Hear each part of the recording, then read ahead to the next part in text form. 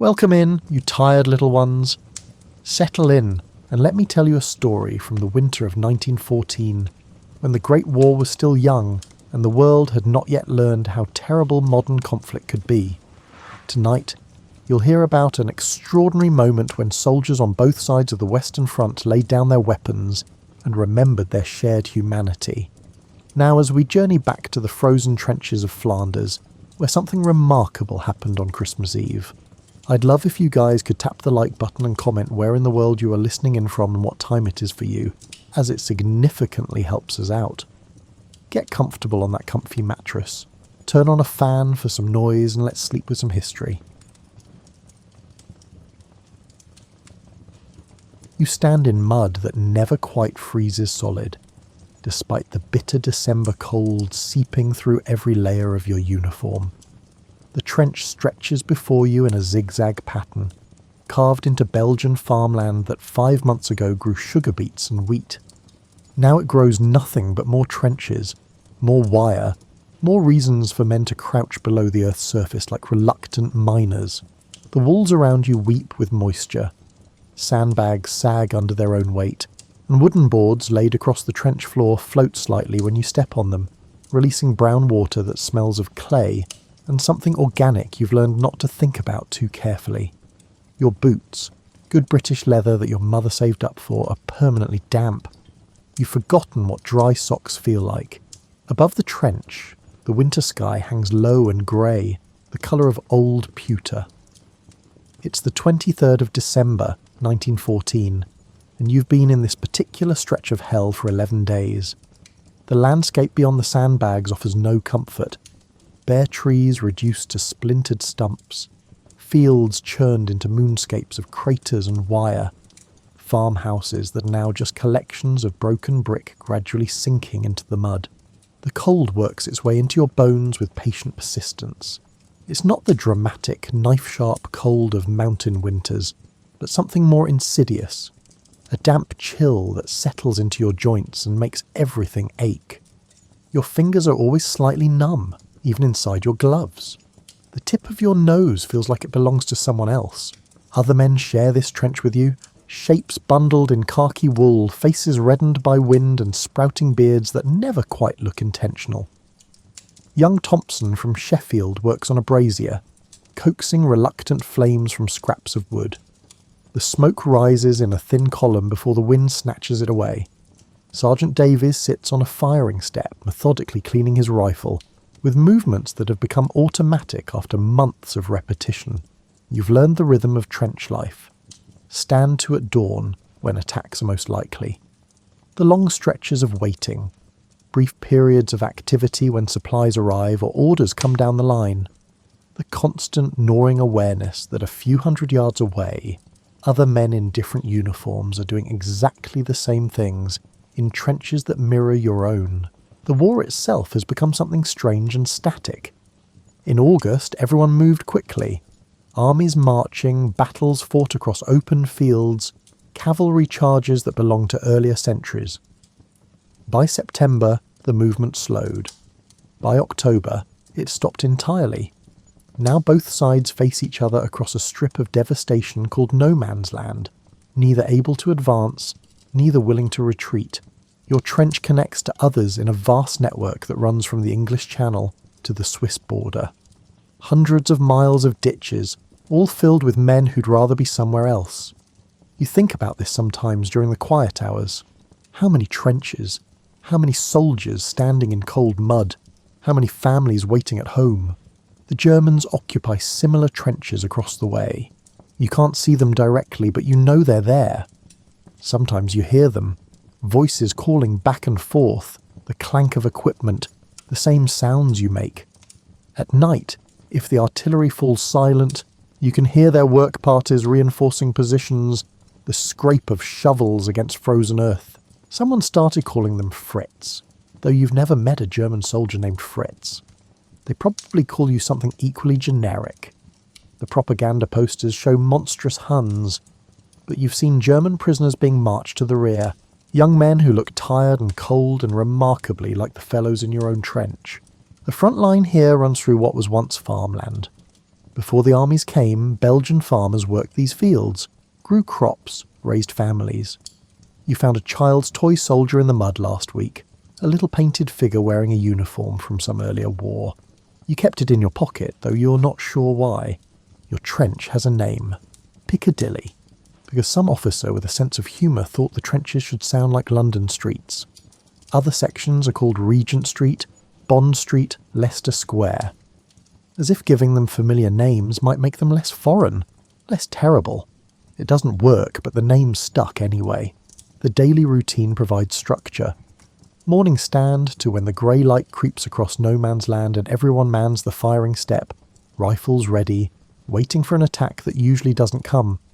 Breakfast afterward, tea that tastes of the iron Dixie it's brewed in, bread that's often stale, sometimes jam. The bread arrives in sandbags, which strikes you as funny in a grim sort of way. Everything arrives in sandbags. During the day, there are tasks. Repairs to the trench walls where rain has collapsed the earth. Filling new sandbags, cleaning weapons, writing letters home, though you've run out of things to say that won't worry your mother. The letters all sound the same after a while. I'm well, the food's adequate, don't worry about me. You don't mention the mud, the cold, the rats, the body you saw last week still hanging on the German wire. The rats deserve their own paragraph. They're everywhere, bold and fat, unafraid of men. They scurry along the trench at night and you've stopped trying to chase them away. They were here before you, and they'll be here after you leave, one way or another. At least they're warm-blooded company. Winter darkness comes early this far north. By 4 in the afternoon, the light starts failing. By 5, you need lanterns for any detailed work. The long nights stretch ahead, cold and damp, filled with the small sounds of men trying to stay comfortable in uncomfortable places. But tonight feels different somehow. Maybe it's because tomorrow is Christmas Eve. Maybe it's the rumour that's been passing up and down the line about packages arriving from home. Maybe it's just the human need to believe that something somewhere might be different from the grinding sameness of trench warfare. You pull your coat tighter and stamp your feet, trying to restore circulation. Somewhere in the distance, artillery rumbles, but far away, someone else's problem. Here, in your section of Piccadilly, the evening settles into something approaching quiet. The first stars appear in the darkening sky, faint at first, then brighter as night deepens. You've always liked stars. They look the same whether you're in a trench in Belgium or standing in your backyard in England. The war hasn't changed them. The packages arrive on the afternoon of Christmas Eve, carried up the communication trenches by men who curse the weight and the mud in equal measure. Word spreads quickly down the line. Mail's here. Parcels from home. You watch as the bundles get distributed, each man's name called out. The careful exchange of soggy cardboard boxes wrapped in string. Some packages have clearly had difficult journeys. Dented, stained, retied multiple times. Others look remarkably intact, as if they've stepped through a portal from the normal world directly into this strange one. Your own package bears your mother's handwriting, and you recognise the paper she saved from last year's holiday, the pattern of holly and bells now strangely out of place in a trench. Your hands shake slightly as you untie the string, not from cold this time, but from something else. This box travelled from your kitchen table to your hands, crossing the distance between peace and war. Inside, a knitted scarf in blue wool, still smelling faintly of home, that particular combination of soap and cooking and the lavender your mother keeps in drawers, a tin of her shortbread, somehow unbroken despite the journey, a letter in her careful script, a small Christmas pudding wrapped in cloth, a packet of real tobacco, the good kind, socks, 3 pairs, thick and warm, a bar of chocolate. You're not embarrassed by the tears that blur your vision. Around you, other men open their own packages with similar expressions. Thompson unwraps something knitted by his sweetheart. A scarf in regimental colours, slightly uneven in the way that proves it was made by hand with love. Davies receives a fruitcake from his sister, hard as brick but precious nonetheless. The packages transform the trench temporarily. For a brief period the war recedes, and you're connected again to kitchens and parlours, and people who remember you as something other than a soldier. The trench fills with the smell of cake and chocolate and tobacco, scents that belong to peacetime. Some men receive packages from strangers. The Tobacco Fund, organised by ladies in London, charitable organisations that send gifts to boys at the front. These contain practical items, cigarettes, socks, small tins of meat. They also contain handwritten notes. From a grateful nation, God bless you, come home safe. The notes are signed by people you'll never meet, but somehow that makes them more touching, not less. The officers receive packages too, though they open them with more restraint, conscious of maintaining dignity. Still, you see Lieutenant Carey's face soften as he unwraps something from his wife. A photograph, you think, though he tucks it away quickly. The Christmas pudding your mother sent is small but rich, studded with raisins and candied peel. You decide to save it for tomorrow, for the actual day. The shortbread, however, you share with the men nearby. It breaks into crumbs easily, and you all eat it slowly, making it last, letting the butter and sugar dissolve on your tongues. Your mum's a good baker, Thompson says, shortbread crumbs in his moustache. She'd be pleased to hear you say so, you reply. The chocolate goes into your pocket for later. You've learned to ration treats, to spread them out over days rather than consuming everything at once. The future is uncertain enough without also running out of chocolate. As evening approaches, the packages are mostly opened, their contents distributed or stored away. The trench settles back into its usual rhythms, but something has shifted. The presence of these objects from home, these tangible connections to another world, has reminded everyone of what exists beyond the wire and mud. This sky clears as darkness falls, unusual for December in Belgium. Stars appear, bright and sharp in the cold air. No clouds means the temperature will drop further tonight, but it also means visibility. You can see all the way across no man's land to where the German trenches are marked by similar lines of sandbags. Then someone notices the trees, small evergreen trees appearing along the German parapet. At first, you're not sure what you're seeing. Are they camouflage? Some new defensive arrangement? But no, they're Christmas trees.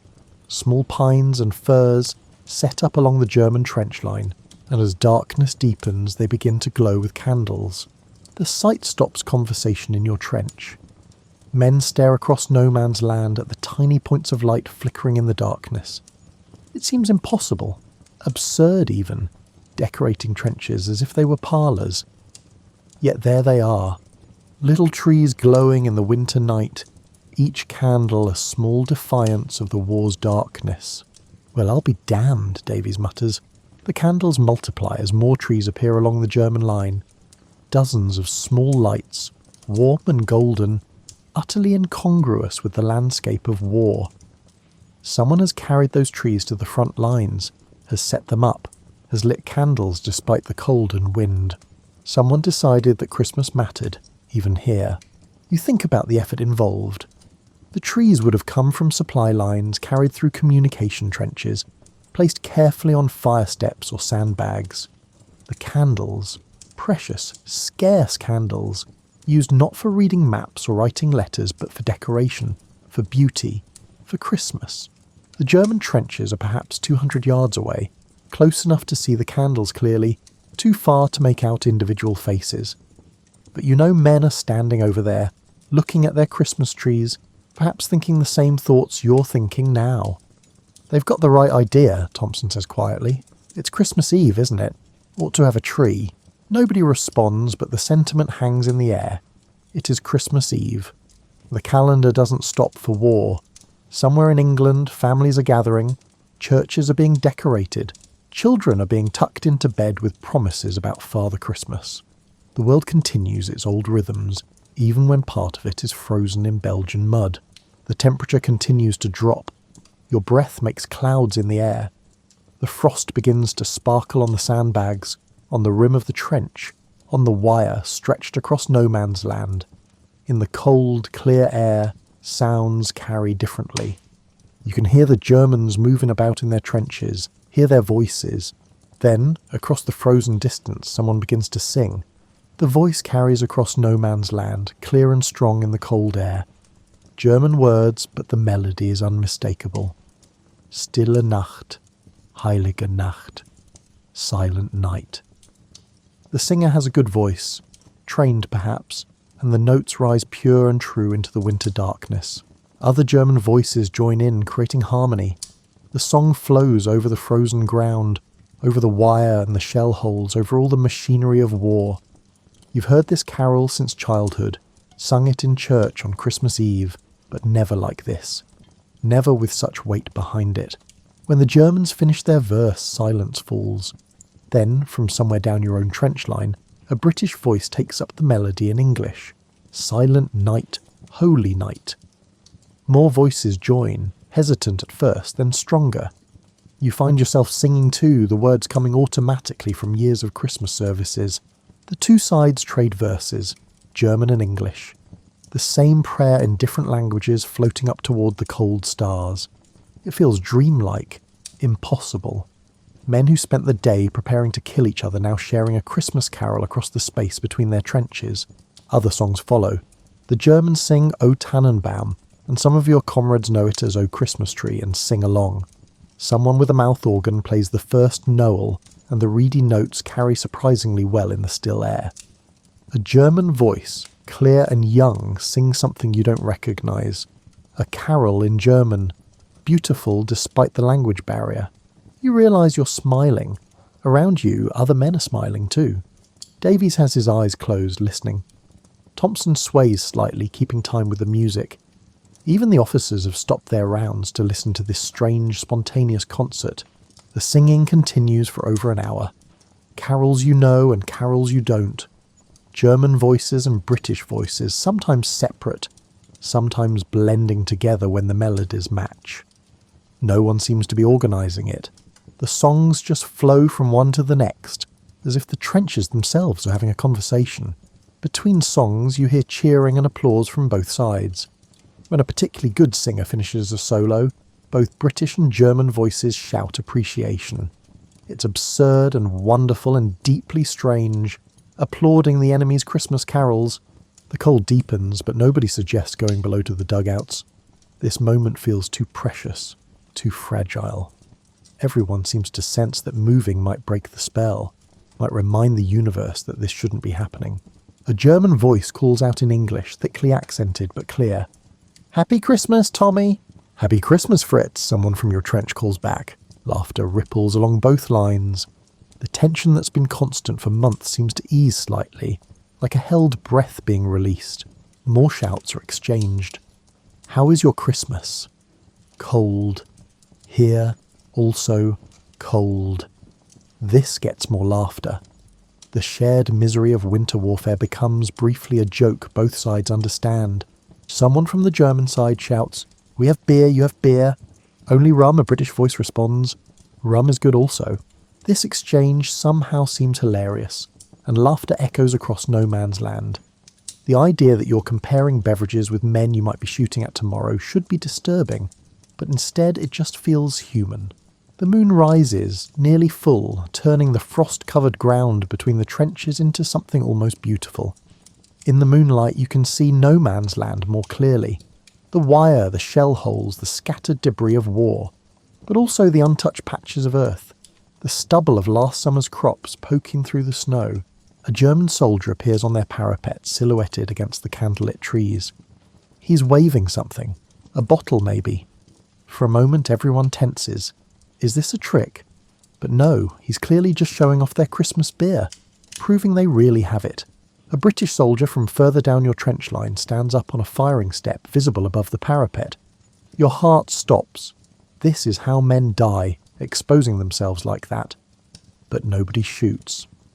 The German soldier waves, the British soldier waves back, then both drop back into their respective trenches, and you realise you've been holding your breath. Lieutenant Carey appears, moving along the trench. He's been to the command post and he carries news. "Stand down from alert," he says quietly. "Normal watch only tonight. Command says the Germans seem to be observing an informal truce." He pauses, then adds, "It's Christmas Eve, try to get some rest." "I too." Rest seems unlikely with all the singing and shouting, but the order to stand down from full alert means something. It means the officers recognise that tonight is different. It means perhaps that they trust the strange peace that's settled over the front line. More carols drift across the frozen ground. You recognise as Deste Fideles, O Come All Ye Faithful, sung in Latin, the old traditional version. The Latin works across language barriers. Both sides can sing it together. The combined voices create something powerful. Hundreds of men singing the same words to the same God under the same stars. Thompson produces a harmonica from somewhere and plays along with the singing. He's not particularly skilled, but the effort is genuine, and the simple notes add to the strange beauty of the moment. A German voice calls out, "Bravo, harmonica," and Thompson laughs, delighted. The singing gradually winds down as the night deepens.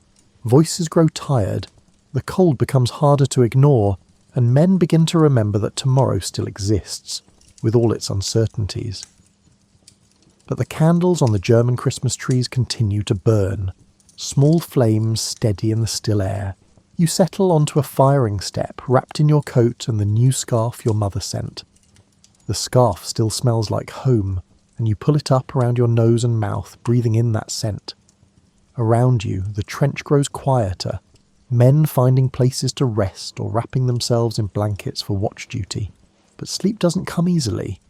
You keep thinking about the singing, about the German voices blending with British ones, about the man who stood up on the German parapet and waved, about how easy it would be to imagine him as a friend rather than an enemy. The stars wheel overhead in their ancient patterns. Somewhere far away, in another world that still exists despite the war, church bells are probably ringing for midnight services. Here, the bells are replaced by silence, a profound, unusual silence, as if the earth itself is holding its breath. Tomorrow's Christmas Day? What that will bring you don't know. But tonight there was music and light and something that felt remarkably like peace. Christmas morning arrives with frost thick on everything, turning the world into a study in white and grey. You wake stiff and cold, your breath making clouds in the dugout's dim interior. Above, you can hear movement. The usual sounds of morning stand to, men taking their positions along the firing step. You climb the dugout steps, your joints protesting, and emerge into surprising sunlight. The sky is cleared completely, bright blue and cloudless, the kind of winter morning that makes everything sharp and clear. Ice crystals sparkle on the sandbags. No man's land looks almost peaceful in the morning light, the horrors of war temporarily softened by frost and sunshine. The German trenches are quiet but visibly occupied. You can see men moving about on their side, going through their own morning routines. The Christmas trees from last night are still there. Candles unlit now, but the evergreen branches still green against the brown earth. Then something extraordinary happens. A figure appears above the German parapet.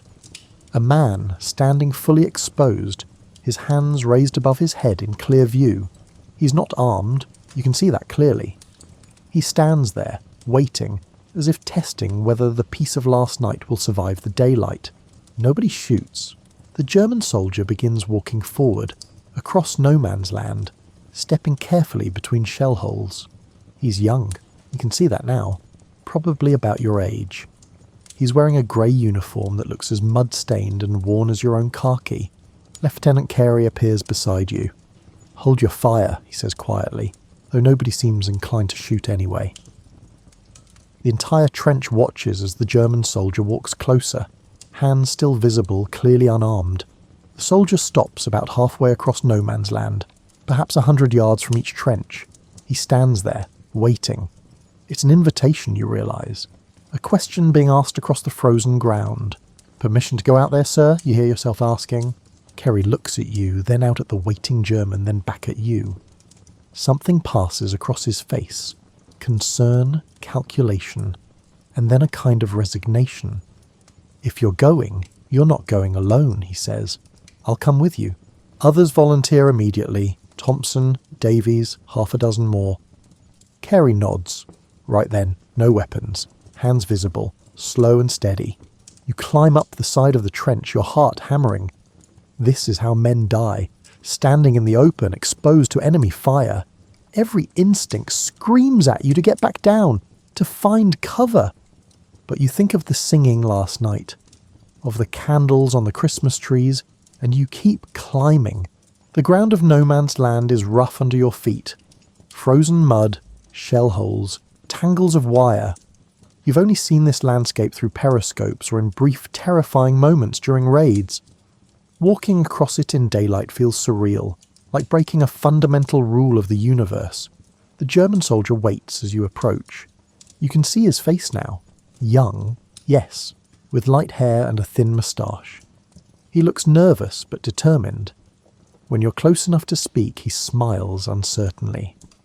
Guten Morgen, he says. Good morning, Merry Christmas. Merry Christmas, you reply. His smile strengthens. He reaches into his coat and produces a small flask. Schnapps, he offers. For Christmas? Lieutenant Carey accepts the flask, takes a small sip and passes it around. The alcohol burns going down but warms you from within. When it comes to your turn, you drink and pass it back to the German soldier, who takes a sip himself before offering it again. More soldiers are emerging from both trenches now, tentatively at first, then with more confidence. Germans and British walking out into no man's land, meeting in the middle like delegates at some bizarre conference. The space between the trenches, which has been a killing ground for months, becomes a meeting place. You find yourself shaking hands with the German soldier who offered the schnapps. His name is Hans, he tells you, from Bavaria. He shows you a photograph of his family, parents, a sister, a sweetheart. You show him the photograph you carry of your mother and father.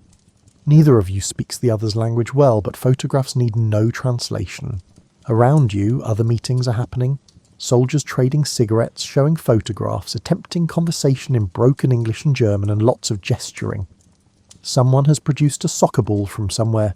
You're not sure which side. And men are kicking it around, playing an impromptu game in the frozen mud.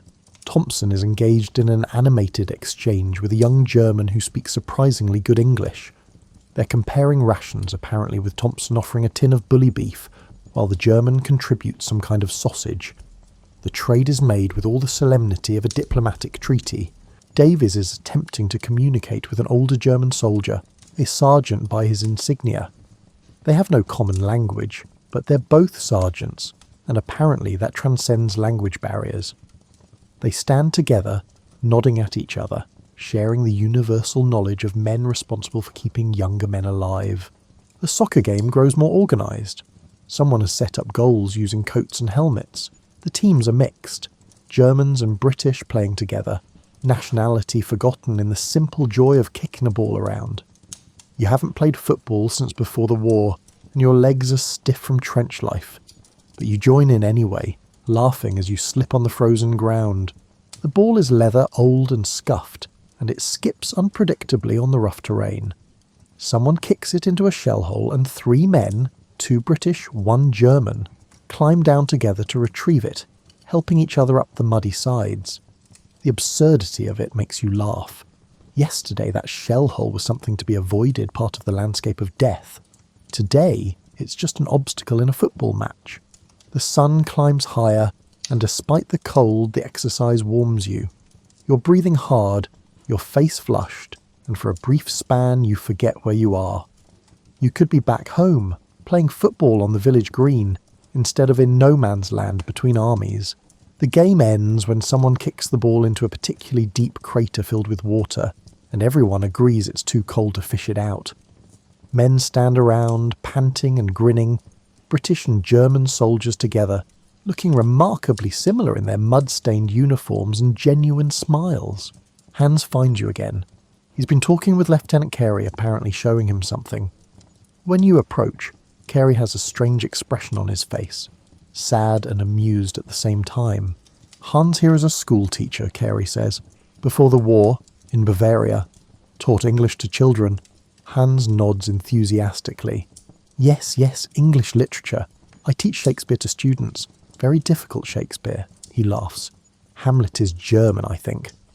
All the worrying, this gets a laugh from the British soldiers within earshot. The idea of a German schoolteacher teaching Shakespeare to Bavarian children, now standing in a frozen Belgian field wearing a soldier's uniform. It highlights the strangeness of everything. I have brothers, Hans says, his English careful but clear. One brother also in the army. Different place. I worry for him. He looks at you. You have brothers? A sister, you reply. She's nursing in London. Hans nods seriously. Nursing is important work. Very brave nurses. You realise he's right. Your sister faces her own dangers, caring for wounded men in overcrowded hospitals. The war has scattered families across Europe, everyone in their own kind of service, their own kind of danger. More items are being traded around you. A German soldier offers cigars, real cigars, better than anything you've seen in months.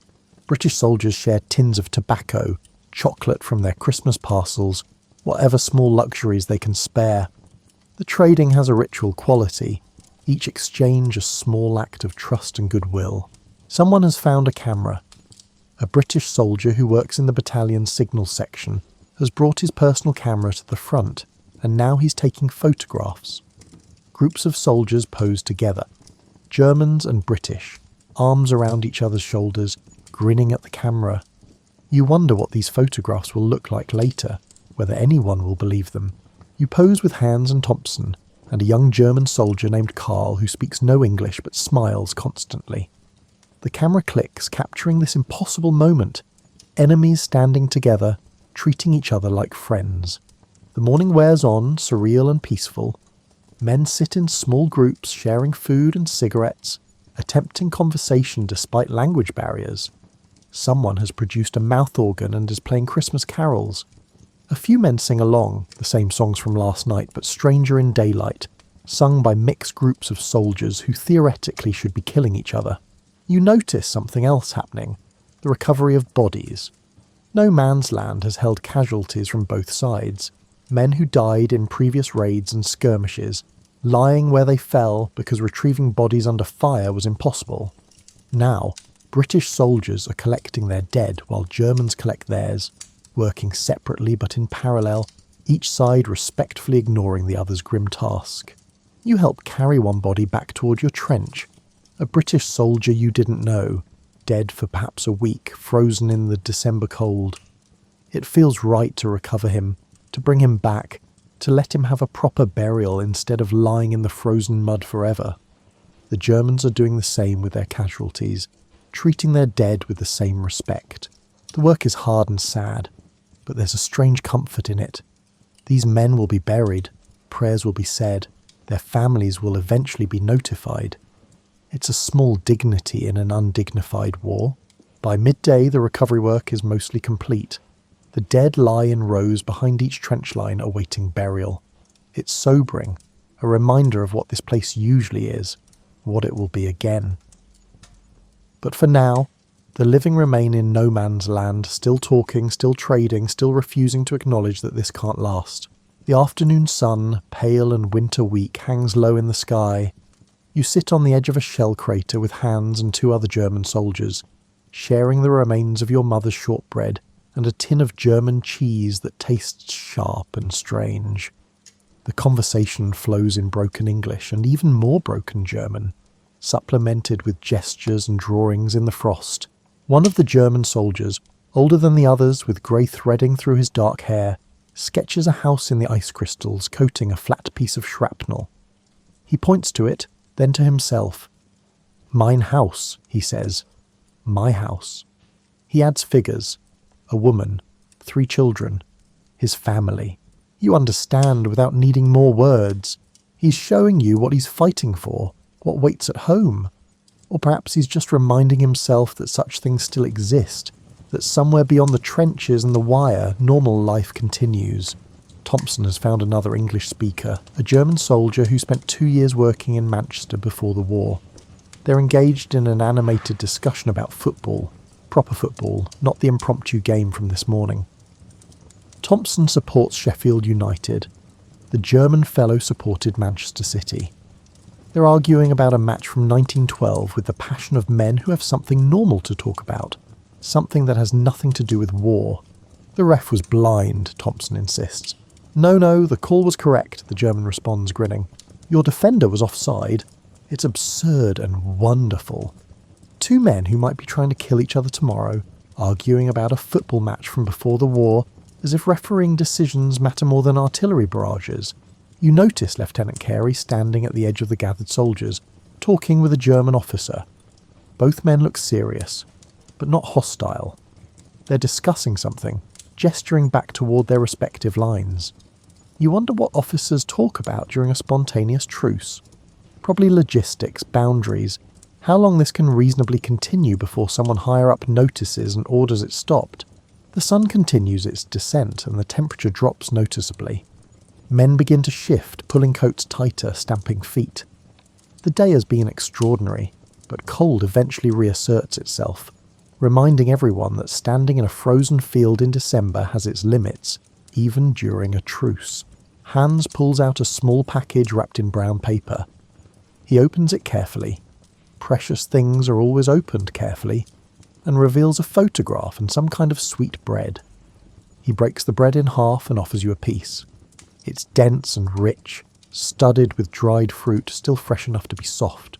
"My mother makes this," he says. "For Christmas, she sends it to me." He smiles. "Like your mother sends you things, yes?" You nod, accepting the bread. It tastes of cinnamon and raisins and something else you can't identify. It tastes like someone's kitchen, like care and attention and normalcy. You pull out the photograph of your own mother and show it to Hans. "She's pretty," he says politely, though your mother would laugh at being called pretty. "She's practical and sturdy and kind, but not what anyone would call pretty." Still, you appreciate Hans's kindness. The photograph Hans showed you is of a young woman with fair hair and a serious expression. "Mina Verlobte," he says. "My. Engaged. The woman I will marry. Your fiancé," you offer. "Yes, fiancé, thank you, I forget the word." He looks at the photograph with obvious affection. "After the war, we marry. She waits for me." You think about all the people waiting. Mothers, fathers, sisters, fiancés, wives. On both sides, people waiting for men to come home.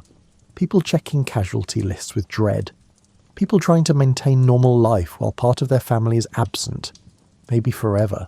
"The war," Hans says quietly, looking across no man's land, "is stupid. You're not sure how to respond to that. It feels like dangerous territory, criticising the war." But Hans isn't wrong. Sitting here, sharing bread with a German soldier who teaches English literature to children, who has a mother who bakes for him, and a fiancé waiting, the war does seem stupid. Stupid and vast and beyond the control of any individual soldier to stop or change. "Stupid," you agree quietly. Hans nods, satisfied that you understand. The light is fading now, the brief winter day drawing to a close. Men are beginning to drift back toward their respective trenches, the day's strange peace winding down. There's a reluctance in the movement, a slowness, as if nobody really wants to go back to being enemies. You stand, your joints stiff from sitting on cold ground. Hans stands too, and you shake hands formally like businessmen concluding a transaction. "Merry Christmas," Hans says. "Merry Christmas," you reply. He hesitates, then adds, "Maybe. Maybe after the war you visit Bavaria. I show you the mountains. Very beautiful, the mountains." The idea of visiting Bavaria after the war seems almost impossible to imagine. The war ending, life returning to something resembling normal, travel for pleasure instead of military orders. But you nod anyway. "I'd like that," you say, and you mean it. You watch Hans walk back toward the German lines, joining other grey-clad figures heading home to their trenches. Thompson appears beside you, his breath making clouds in the cold air. "Strange day," Thompson observes. "Very strange," you agree. You both start walking back toward your own trench, picking your way across the uneven ground. No man's land is emptying out, soldiers returning to their positions as daylight fails. Behind you, the space between the trenches will soon be just that again. No man's land. Empty and dangerous. A place of wire and mud and death. But for now, you can still see footprints everywhere. British boots and German boots all mixed together, evidence of the day's impossible peace. When you reach your trench, climbing down feels like returning to a different world. The familiar damp walls, the smell of earth and sandbags, the narrow confines after the relative openness of no man's land. Other soldiers are climbing in, settling back into positions, resuming the routines of trench life. Sergeant Davies is organising the burial detail for the recovered bodies. They'll be buried properly with prayers and marked graves, the least that can be done. The German dead have been left in no man's land, but close to their own trenches, where their comrades can retrieve them easily. Lieutenant Carey gathers the officers for a brief meeting. You're not privy to what they discuss, but you can guess. What to report to higher command, how to explain the day's events, whether the truce will continue or if tomorrow brings a return to war. You find a spot on a firing step and settle in, wrapping yourself in your coat and scarf. The Christmas pudding from your mother is still in your pack, along with the rest of the chocolate. You decide to eat the pudding now, while Christmas Day still has a few hours left. The pudding is dense and sweet, rich with dried fruit and brandy. You eat it slowly, making it last, letting each bite dissolve on your tongue. It tastes of home, of your mother's kitchen, of Christmas mornings before the war. You save a small piece and offer it to Thompson, who accepts gratefully. "Best pudding I've had in months," Thompson says, which isn't saying much given the usual rations, but you appreciate the compliment anyway. Darkness settles over the trenches. The stars come out again, bright in the clear sky. Across no man's land, you can see the German Christmas trees being lit once more, candles flickering to life in the gathering dark. The sight still seems miraculous, small flames burning in defiance of everything the war represents. Someone starts singing again, a German voice from across the way. Stille Nacht once more, but quieter tonight, more intimate. A few British voices join in softly, the words floating up into the cold air like prayers. You think about Hans, probably sitting in his own trench now, perhaps thinking about you, perhaps looking at the photograph of his fiancée, perhaps wondering if tomorrow will bring more peace, or a return to violence. The singing fades, the night deepens. Men settle into watch rotations, the normal rhythm of trench life reasserting itself. But everything feels different somehow, changed by the day's events in ways you can't quite articulate. You close your eyes, not really expecting to sleep, but the day has been long and emotionally exhausting. Images drift through your mind, Hans showing you his photograph, the soccer game in no man's land, the German sergeant trading tobacco with Davies, the candles on the Christmas trees, all those footprints in the frost. Tomorrow will bring what it brings. But today there was peace. Today there was singing and laughter and shared food and handshakes between enemies. Today, for a little while, the war paused. That's worth something. You're not sure what exactly, but it's worth something. You wake to the sound of rain, soft at first, then harder. The clear weather has broken, and water drips from every surface, turns the trench floor to deeper mud, soaks through every layer of clothing. The 26th of December arrives cold and wet and grey. The mood in the trench has shifted overnight. Men are quieter, more withdrawn. Yesterday's extraordinary peace feels distant now, almost dreamlike. You wonder if it really happened, or if the whole thing was some kind of shared hallucination brought on by cold and loneliness and Christmas longing. But then you see Thompson carefully tucking away a German cigar wrapped in cloth to keep it dry. You see Davies wearing a scarf that looks suspiciously German in its weave. You see the photographs people received, the extra tins of food traded across the lines. It happened. All of it happened. Lieutenant Carey makes his rounds early, his face serious. He stops at each group of men, speaking quietly. When he reaches your section, his message is brief and clear. "Orders from command," he says. "The truce is over. We're to resume normal operations immediately. No more fraternization with the enemy." He pauses, then adds more quietly, "I'm sorry, lads. Yesterday was yesterday. Today is today." Nobody argues. You all knew this was coming. Yesterday was a gift, an anomaly, a brief suspension of the war's reality. But the war itself hasn't gone anywhere. The same trenches, the same wire, the same guns, all still here, all still waiting. The rain continues, steady and cold. You stand watch with water dripping from your helmet, running down your neck, soaking through your gloves. Across no man's land, the German trenches look the same as they did before Christmas. sandbags and wire, and the occasional glimpse of grey uniforms.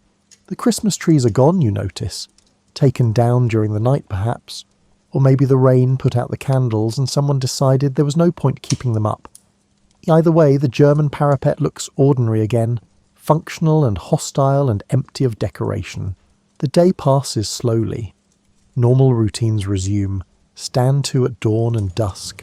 The usual watch rotations, the usual maintenance of equipment and trenches. The rain makes everything harder, turning the clay walls slippery, filling shell holes with water, transforming the duckboards into floating hazards. Around midday, the rain stops, but the clouds remain low and heavy.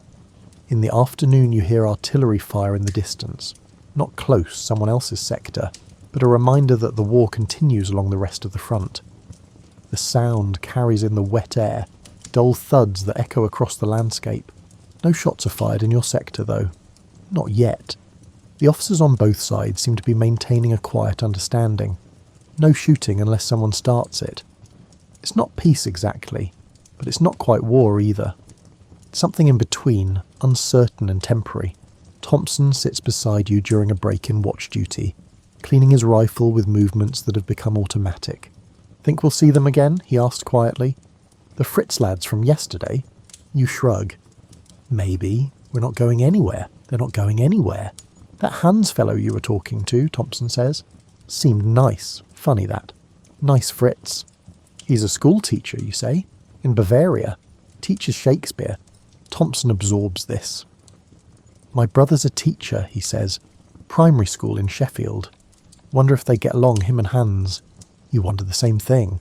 You wonder about a lot of things. Whether Hans made it back to his trench safely yesterday. Whether he's standing watch right now in the rain just like you. Whether he's thinking about the same things you're thinking about. The afternoon wears on. Rations arrive. The usual stew, bread, tea. You eat mechanically, not really tasting anything. The food is warm at least, which matters more than flavour when you're cold and wet. As darkness approaches, men prepare for another night in the trenches. The routine is so familiar now. Checking weapons, arranging equipment, settling into positions for the long, dark hours ahead. You've done this 100 times. You'll probably do it 100 more. But tonight feels different. You can't quite explain why, but something has changed. Maybe it's just the memory of yesterday. The knowledge that the men across the way aren't faceless enemies, but people with names and families and Christmas pudding sent from home. The clouds break briefly as night falls, and you catch a glimpse of stars before the clouds close in again. You think about the stars being the same everywhere. In England, in Bavaria, in no man's land. The same stars looking down on everyone, indifferent to human conflicts and truces and the rain that soaks soldiers on both sides of the wire. Somewhere in the darkness you hear singing again. Just one voice this time, distant and faint, singing something German that you don't recognise. The voice is young and clear, and it carries across no man's land like a message in a bottle, reaching anyone who cares to listen. Nobody sings back. The moment doesn't feel right for it somehow. But you listen, and you think others are listening too, standing in their respective trenches, hearing that lone voice singing in the dark. The singing stops. The night settles into silence broken only by the drip of water and the occasional sound of men moving about in trenches.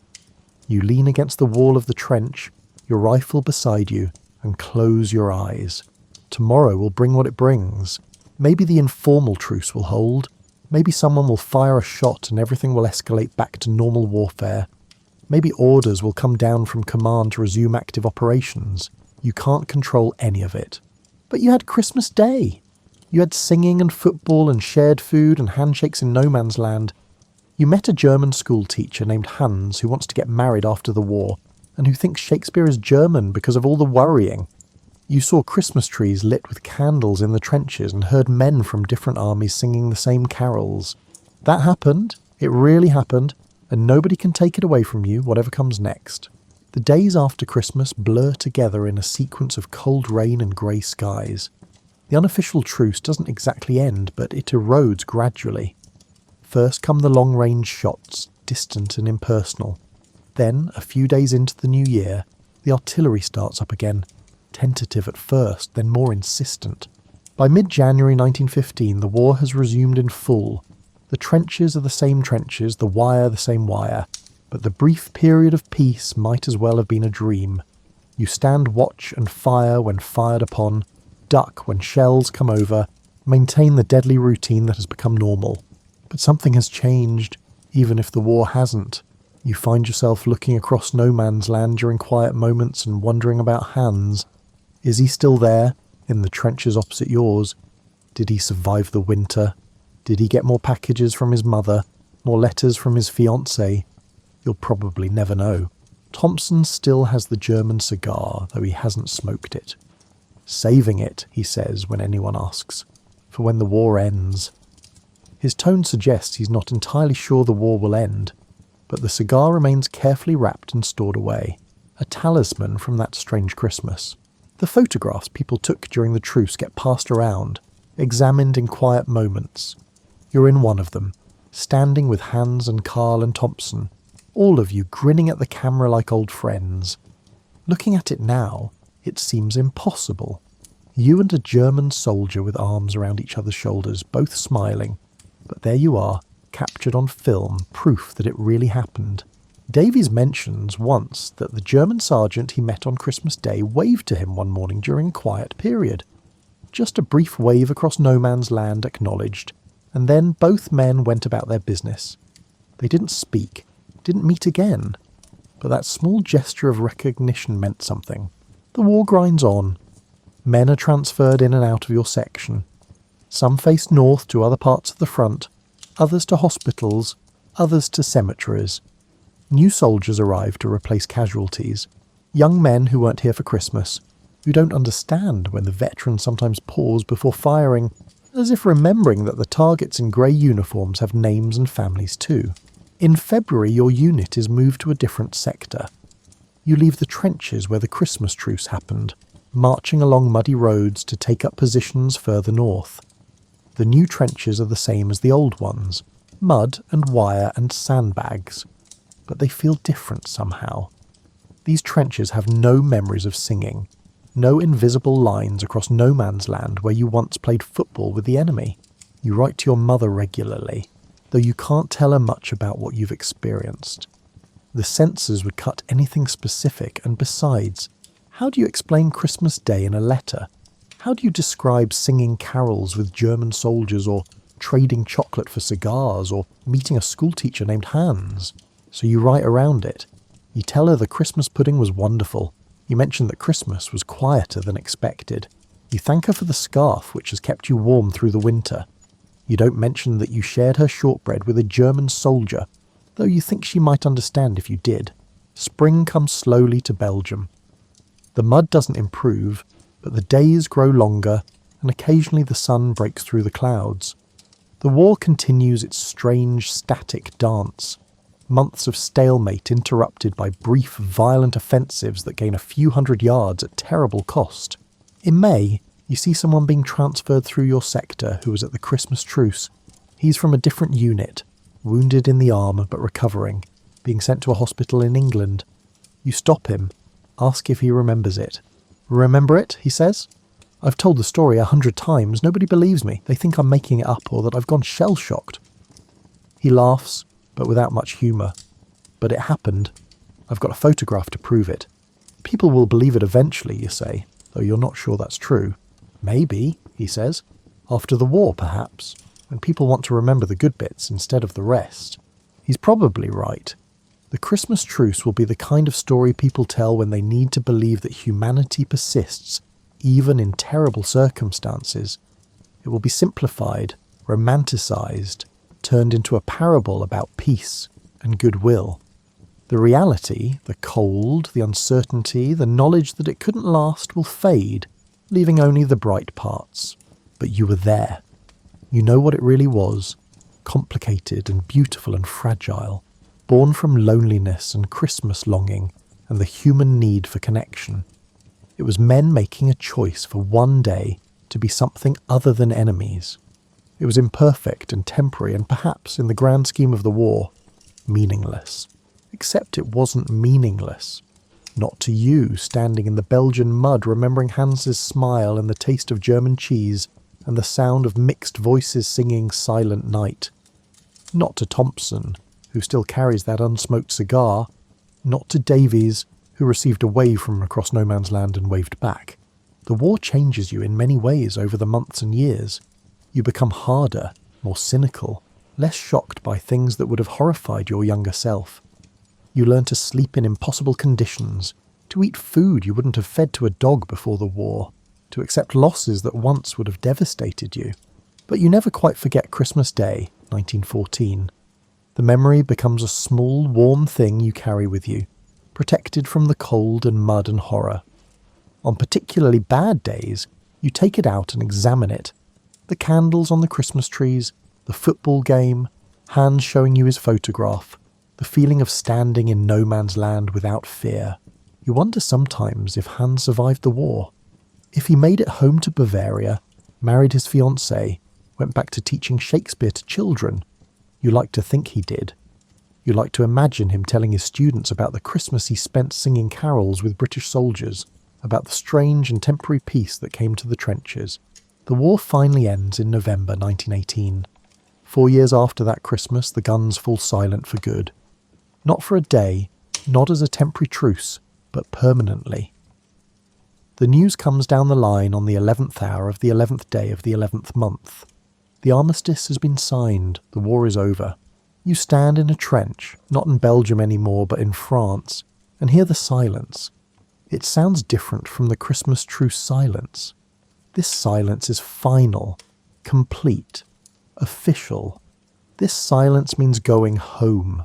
Men around you are cheering, crying, laughing. You feel oddly quiet inside. 4 years is a long time. The world you left in 1914 is gone, replaced by something you don't quite recognise yet. But the war is over, and that has to be enough.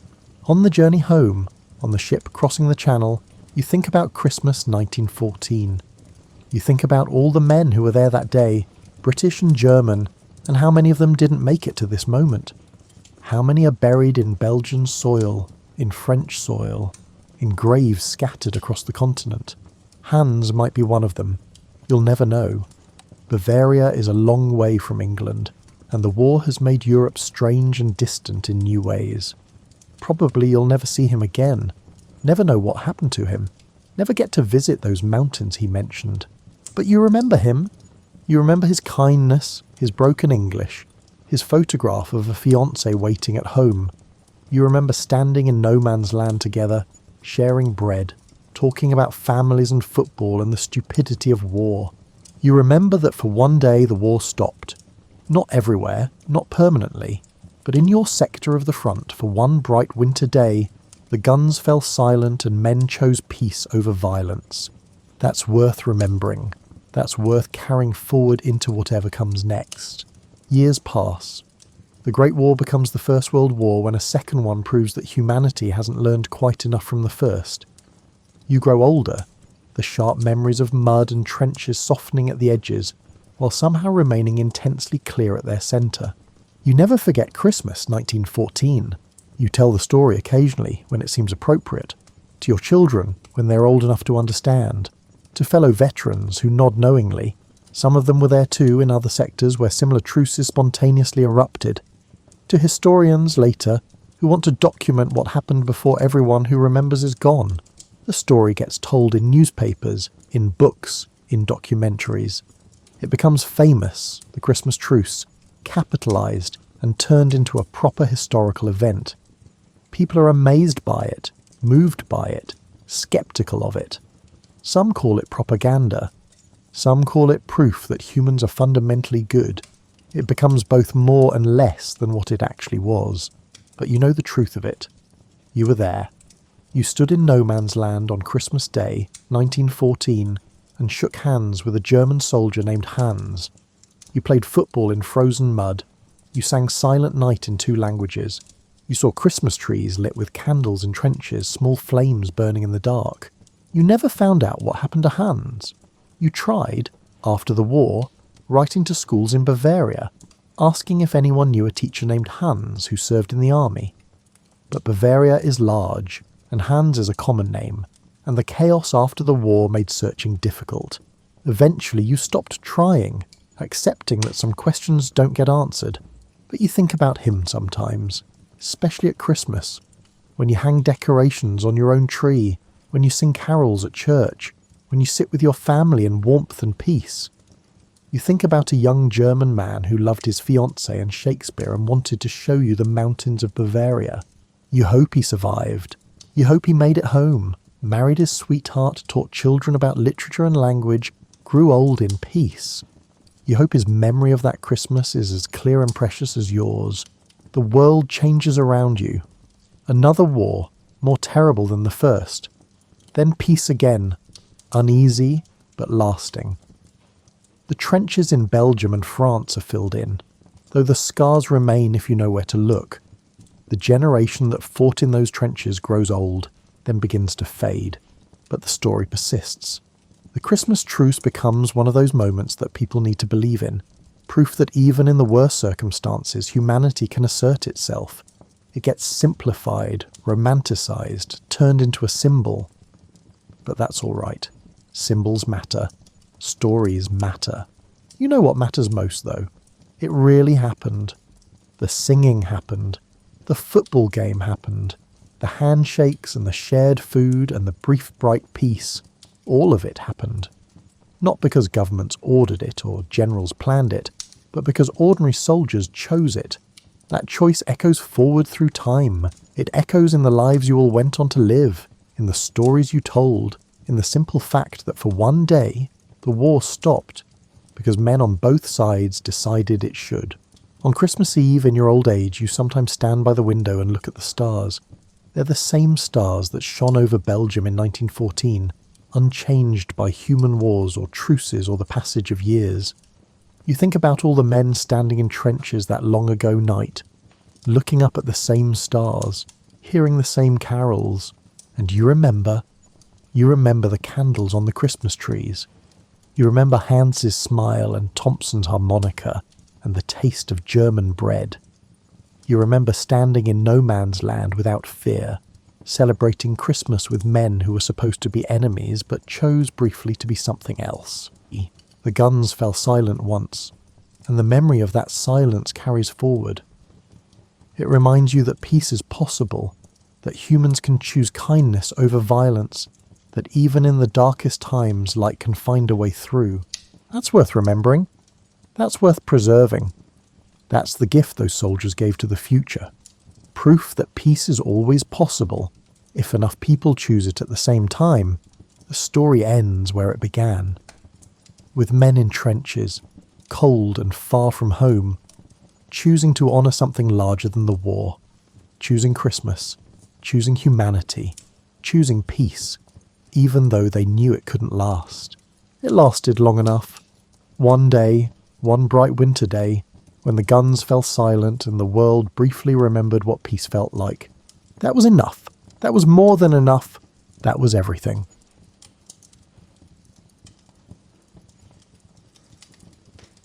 Picture yourself on a wooden ship in the middle of the Atlantic Ocean, in the year 1700. The water looks like a wrinkled blue bedsheet with no edges.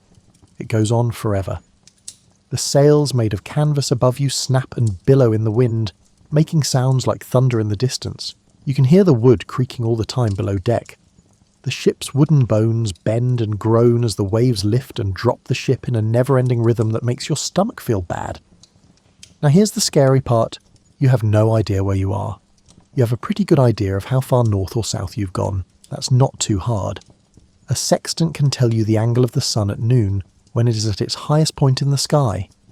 To find your latitude, compare that angle to tables in a book, and do some math that would make your high school geometry teacher proud. For hundreds of years, sailors had been doing this, and it worked great. But what about east and west? That's when things got hard. Scary and very hard to understand. To find out how far east or west you've travelled, your longitude, you need to know what time it is back home. This may seem easy, but it's actually very hard. You can figure out that you're about 60 degrees west of London if you know that it's noon where you are now and that it's 4 in the afternoon back in London. 15 degrees of longitude is equal to 1 hour of time difference. It's really beautiful math. The kind that makes you feel smart just thinking about it. The problem is that clocks from the 1700s were moody and worked great in your living room, but as soon as you put them on a ship, they became useless lumps of metal and gears. The metal parts of the device expanded and contracted when the temperature changed. The moisture in the air caused their delicate parts to rust. The constant rocking motion messed up their pendulums, which were the weights that kept time steady. And what about salt air? Salt air was like poison to machines. It ate away at brass and steel like the ocean waves that slowly wear down a cliff. Sailors in the age of exploration were basically driving across a flat desert with no GPS, compass, or map. They had to guess where they were by looking at the sun and making educated guesses. And as you might expect, this caused disasters that would haunt maritime history. Ships would sail confidently toward what they thought was a safe harbour, only to find themselves grinding onto rocks that shouldn't have been there for another 100 miles. Whole fleets would miss their destinations by hundreds of miles, and sailors would run out of food and water as they desperately searched the horizon for land that was actually far behind them. The ocean was hiding things, and those things were dangerous. On a foggy October night in 1707, a British naval fleet led by Admiral Sir Cloudesley Shovel was sailing home from Gibraltar. This was the worst maritime disaster of the time. The Admiral's navigators told him they were safely to the west of the dangerous rocks off the Isles of Scilly, which are near the southwestern tip of England. They were wrong.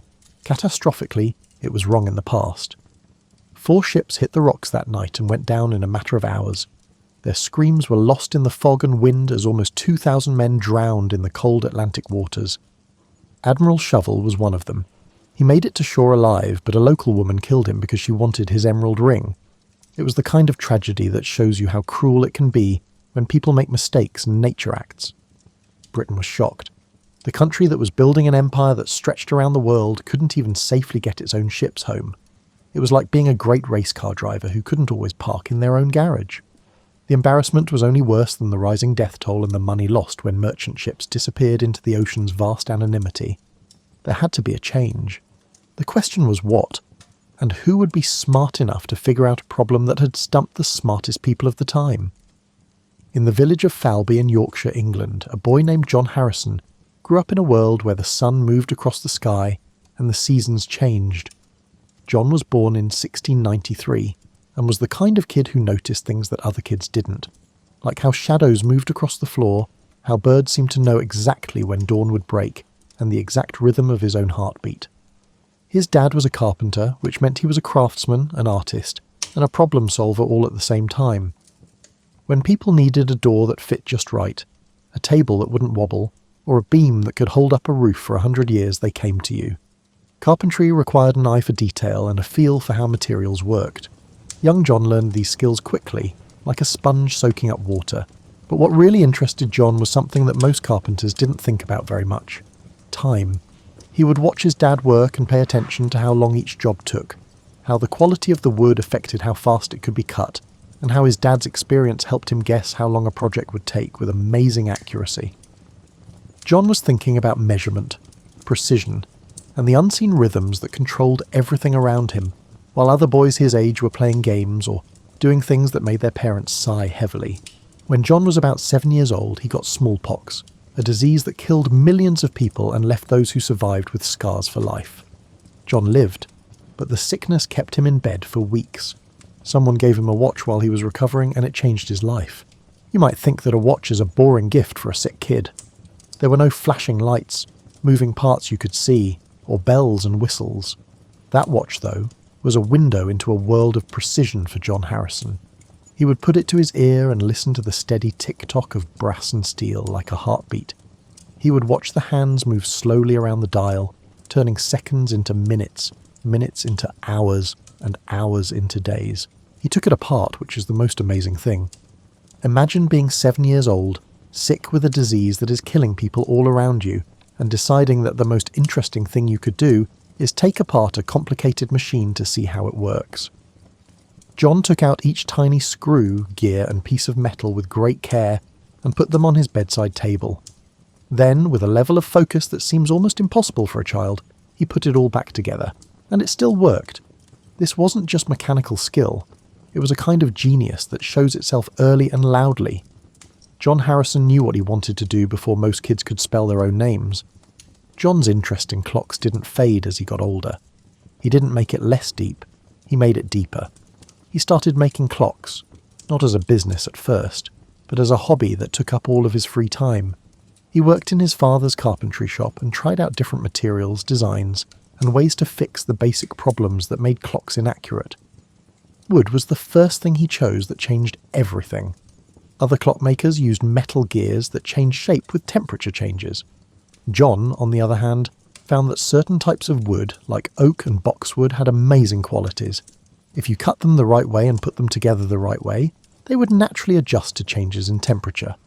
When one part got bigger, the other part got smaller, which kept the clock's accuracy stable. It was the kind of insight that seems clear in retrospect but takes real genius to find. John was learning about physics and engineering on his own, even though these ideas wouldn't be written down for decades. He did this while working in a small workshop in Yorkshire by candlelight.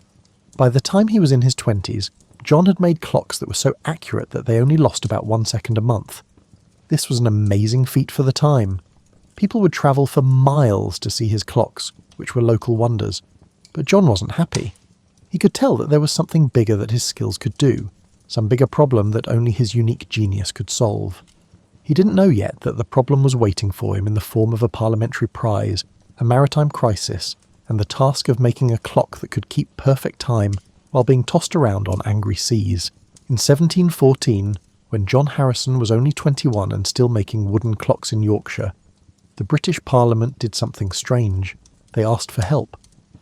The Longitude Act said that anyone who could figure out the longitude problem would get a prize of £20,000, which is about the same as several £1,000,000 today. £20,000. Take a moment to think about that. Parliament was offering enough money to buy a small estate, live comfortably for life, and still have enough left over to pay for your grandchildren's education. At the time, a skilled craftsman could only make £50 a year. People quit their jobs and spent their lives trying to solve problems that seemed impossible because of the prize. But there were some rules for the prize. Your solution had to be able to figure out the longitude to within half a degree after a ship had sailed to the West Indies and back, which could take months. That might not sound very exact until you remember that half a degree of longitude at the equator is about 34 miles. Your method had to tell a ship's captain where he was to within the distance a person could walk in a day after months at sea, through storms and calm, heat and cold. Parliament set up the Board of Longitude to look at the proposed solutions. This group of scientists, naval officers and government officials would decide who should get the prize. Some of the smartest people in Britain were on this board, including astronomers who liked the lunar distance method for finding longitude. The lunar distance method was beautiful in math, and very hard in astronomy. Theoretically, navigators could figure out their longitude by measuring the exact position of the moon against background stars and comparing that to tables made by astronomers. It took clear skies, accurate tools, complicated math, and at least an hour of work for each measurement. Astronomers were happy with the solution, but sailors who were practical wanted to throw their sextants overboard. A lot of the board members, especially the astronomers, thought that the answer to the longitude problem had to come from the stars. After all, navigation has always been about looking at the stars. They thought it was unlikely at best and ridiculous at worst that someone could fix this problem with a mechanical device, which was basically a very fancy clock. John Harrison would have to deal with this bias for most of his life, but he didn't know that yet. John made a choice in 1728, when he was 35. That would shape the rest of his life. He would go to London, show the Board of Longitude his ideas for a sea clock, and win the prize that no one else had been able to get. In the 1700s, it wasn't easy to get from Yorkshire to London. It took days of travel on roads that were barely improved dirt paths, staying in coaching inns where the beds had more previous occupants than you wanted to think about, and spending money that John didn't really have to spare. But he went on the trip, bringing with him drawings and descriptions of a clock that no one had ever seen before. John went to London to find Edmund Halley, the same Halley who has a comet named after him. Halley was the Astronomer Royal and a member of the Board of Longitude. This meant that he could either help or hurt John's goals. John was lucky that Halley was the kind of scientist who valued smart answers no matter where they came from. Halley looked at John's plans and saw that they were truly unique. This wasn't a crazy person with vague ideas and crazy claims. This was a craftsman who had spent a lot of time thinking about how hard it was to keep track of time at sea and come up with specific, useful solutions. Halley introduced John to George Graham, London's best clockmaker. Graham was also smart enough to know when genius came to his shop. Graham spent the whole day with John, listening to his ideas, looking at his drawings, and slowly realising that this country carpenter had ideas that London's best instrument makers had missed. Graham did something amazing by the end of their meeting. He offered to lend John money without charging him interest to help him build his first marine timekeeper. It was a leap of faith in what people could do, and it changed everything. John went back to Yorkshire with enough money to start building a clock that could work at sea. He was about to enter a part of his life that would last for decades, drive him insane and change the world. But first, he had to make the thing. Think about how long it would take to make just one clock. Not as a hobby or a side project, but as your main focus for 5 years of calculating, adjusting, testing, and improving. That's what John Harrison did from 1730 to 1735. He made his first marine timekeeper, which would later be called H1. H1 was not a delicate pocket watch. It was a huge machine that weighed about 75 pounds and was about 2 feet tall. Your first thought when you saw it in a museum today would probably be that it looks like a steampunk sculpture with all the brass gears and strange moving parts. But every part of H1's design had a specific purpose in the fight against the forces that had stopped every other attempt at making a sea clock. John's main problem was figuring out how to make a clock that keeps accurate time even when it is moved, shaken, heated, cooled, and hit by salty air all the time. It was like asking someone to play a violin while riding a roller coaster during an earthquake. The main task is hard enough without all those extra things getting in the way. John's ideas were brilliant because he had spent years thinking about how mechanisms work when they are under stress. John used a balance mechanism with 2 weighted bars connected by springs instead of a pendulum. A pendulum needs gravity to work all the time, but it didn't work on a ship that was tilting. One bar would swing one way, and the other would swing the other way when the ship rolled, which stopped the ship from moving. It was a mechanical genius that was turned into brass and steel. The 2 balances were like dancers moving in perfect opposition, their movements so perfectly timed that the ship's rocking didn't matter. The ship pitched and rolled through the waves, but inside H1's mechanism, time moved forward with calm precision. The temperature was another problem. When you heat metal, it expands, and when you cool it, it shrinks. You may have noticed this when you run hot water over a jar lid to make it easier to open. These tiny changes in size can mess up the timing of a clock so much that it stops working. John used bimetallic strips to fix this. These strips were made of brass and steel, and reacted to changes in temperature in opposite ways, making up for each other. Then there was friction, which is bad for all moving parts. Friction was trying to slow things down and make them less accurate every time gear teeth meshed together or a bearing turned in its housing. Most clockmakers of the time used oil to reduce friction, but oil thickened in the cold, thinned in the heat, and eventually turned into sticky residue that gummed up the works. John's answer was to use lignum vitae, a very hard, heavy wood that has its own natural oils. His bearings were made from this wood that doesn't need oil, so he didn't need any at all. John knew a lot about how materials acted when they were under stress, and every problem had a solution. H1 was more than just a clock. It was a dissertation in mechanical engineering that a man who had never gone to college wrote in brass and steel. H1 was ready for its trial in 1735. The Board of Longitude sent John on the HMS Centurion to Lisbon, Portugal and back. This trip would test whether this complicated machine could really do what John said it could. Think about how John felt as he watched his 5 years of work being carefully loaded onto a Royal Navy warship. The open ocean was about to judge everything he had given up, every hour he had spent in his workshop and every calculation and adjustment he had made. The trip was hard. The Atlantic doesn't care about your precise tools or the work you've done for the rest of your life. The Centurion's deck was covered in waves, and the ship rolled at angles that made even experienced sailors hold onto the railings.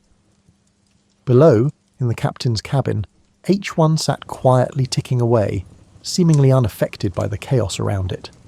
The ship's navigators thought they were getting closer to England from a certain place on the way back. John's clock said they were really about 90 miles east of where the navigators thought they were. John told the captain that they were getting close to England near the dangerous waters around Start Point. He did this with the confidence of someone who trusted his own work more than what most people thought. Roger Wills, the captain, believed what John said enough to change course, and when the fog cleared, start point was right where John's clock said it would be. The navigators had made a mistake that could have easily sunk the ship by almost 100 miles. H1 was correct. You might think that this successful trial would have won John the longitude prize right away. His clock had just shown that it could do exactly what Parliament had promised to pay £20,000 to do. But you would be underestimating how hard it is to convince experts who are doubtful that someone has solved a problem they thought was almost impossible. The Board of Longitude said that H1 had potential, which in bureaucratic language means, this is interesting, but we're not ready to give you all that money yet. They gave John £500 to keep working on it and make a better version. It was both encouragement and a clear message, show me again and do it better. John might have been feeling down. He went back to his shop and started making plans for H2 instead.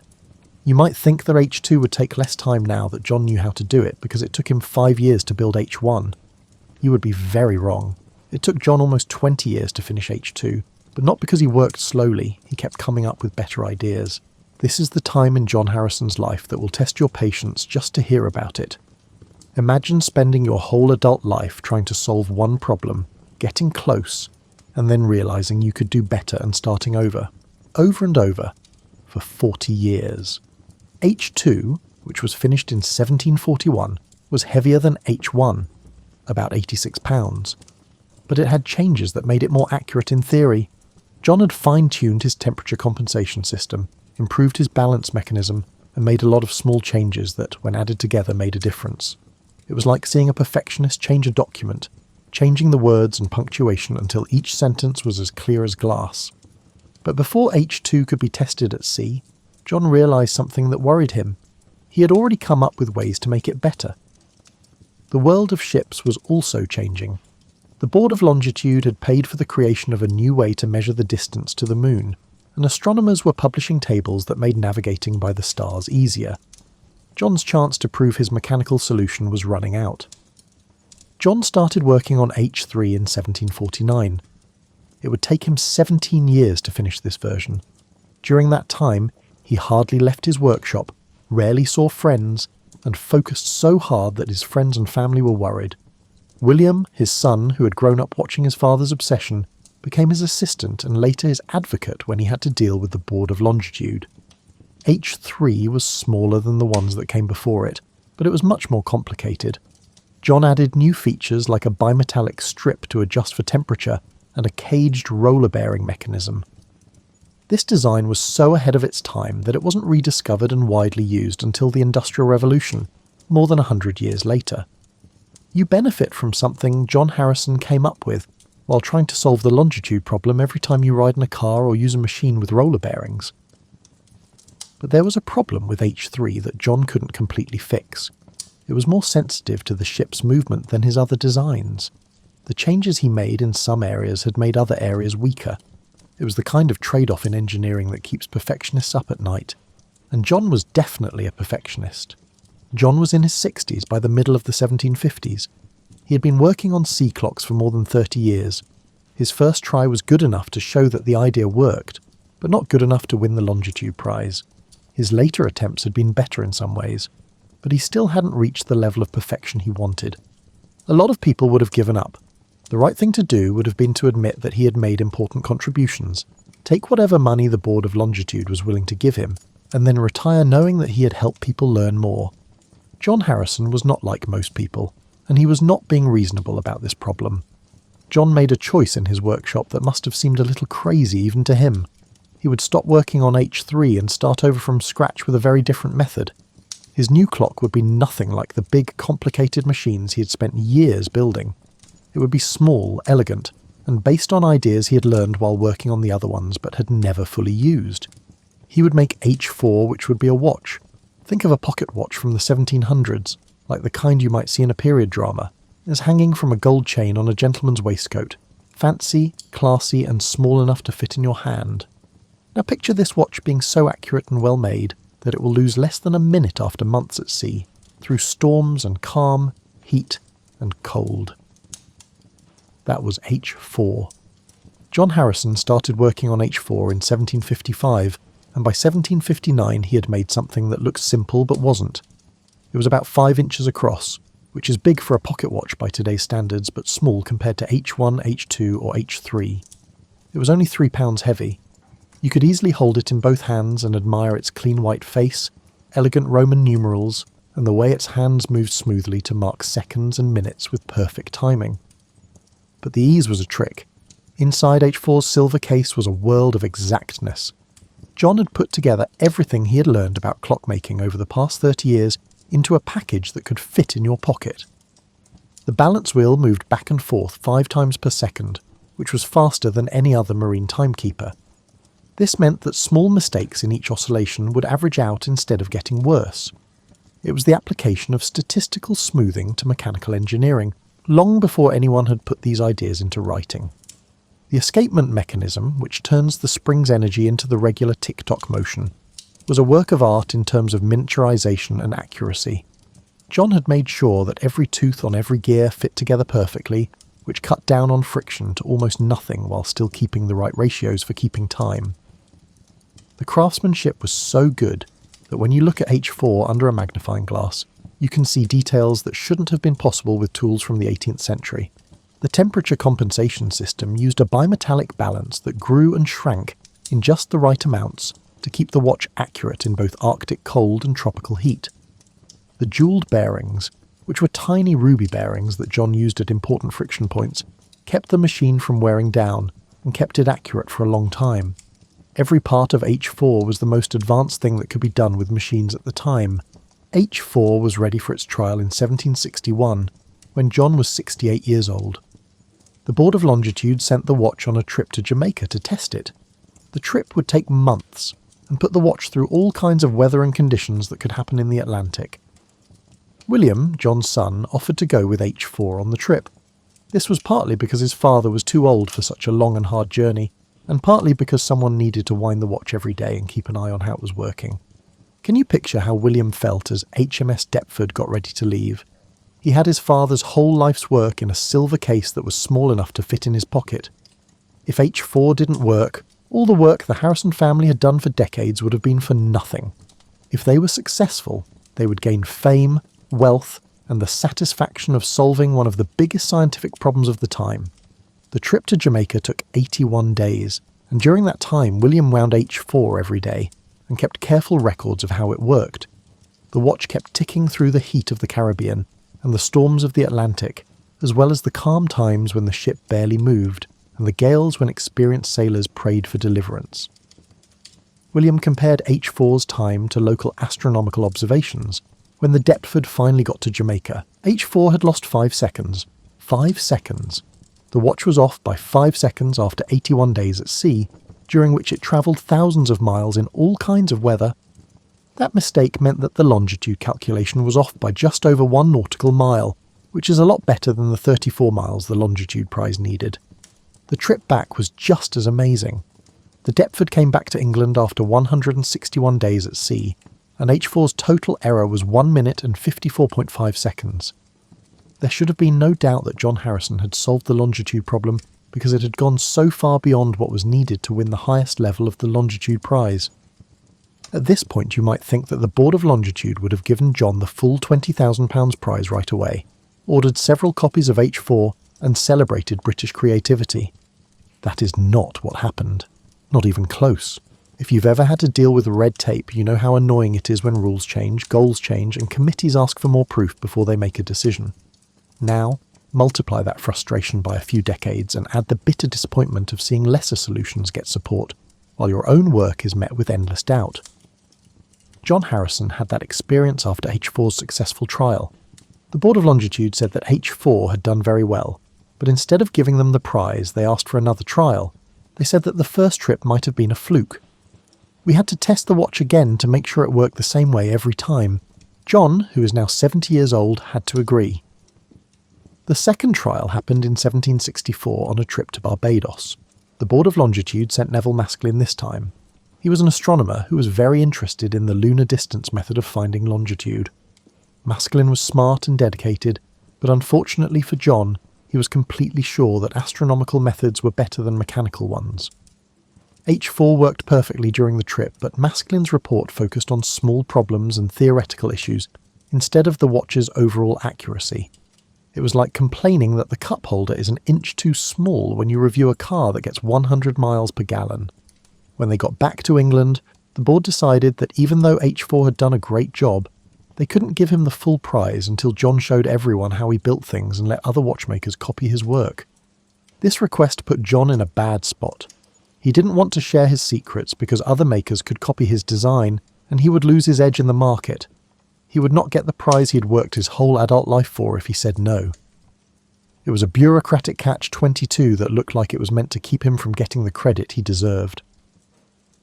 The board finally gave John half of the prize money, £10,000, but only if he explained how he did it and made sure that the duplicate watches were built. It was like winning an Olympic gold medal and being told you could only have it if you taught everyone else how to do it first. If they were happy with how you taught them, you might get the rest of your prize later. Neville Maskelyne had become the Astronomer Royal and a senior member of the Board of Longitude by this point. He kept pushing for the lunar distance method by publishing tables and instructions that made navigating the stars easier. It was good work that helped a lot of sailors, but it also meant that the person judging John's mechanical method had spent years working on a competing solution. The scientific community had a strong bias against mechanical solutions. A lot of astronomers thought that navigation was an astronomical problem at its core, and should be solved with astronomical tools. They were offended that a craftsman, who wasn't even a real scientist or mathematician, could use gears and springs to figure out longitude. For years, John built duplicate watches under the board's watchful eye. He showed other watchmakers how to do it and gave them more and more detailed explanations of his work. William, his son, became his lawyer, publicist, and moral support all at once. He argued John's case before the board, wrote pamphlets explaining how unfair their treatment was, and did all of these things. John was in his late 70s by the early 1770s, and he still hadn't won the full longitude prize. It had turned into a bit of a public scandal. This man had clearly solved the problem that Parliament had asked him to, but he couldn't get the promised reward because of technical issues, bureaucratic delays, and what seemed to be professional jealousy from the astronomical establishment. In 1772, John was desperate and knew he didn't have much time left because he was getting older. He did something strange. He wrote to King George III directly. It was a brave move to go straight to the royal authority instead of going through the Board of Longitude. King George III liked science and was especially interested in tools that were very accurate. The king was said to be very angry when he found out about John's situation. A man had spent 50 years working on an important problem and still hadn't gotten the promised reward. He had H4 brought to his private observatory, where he watched it work for weeks.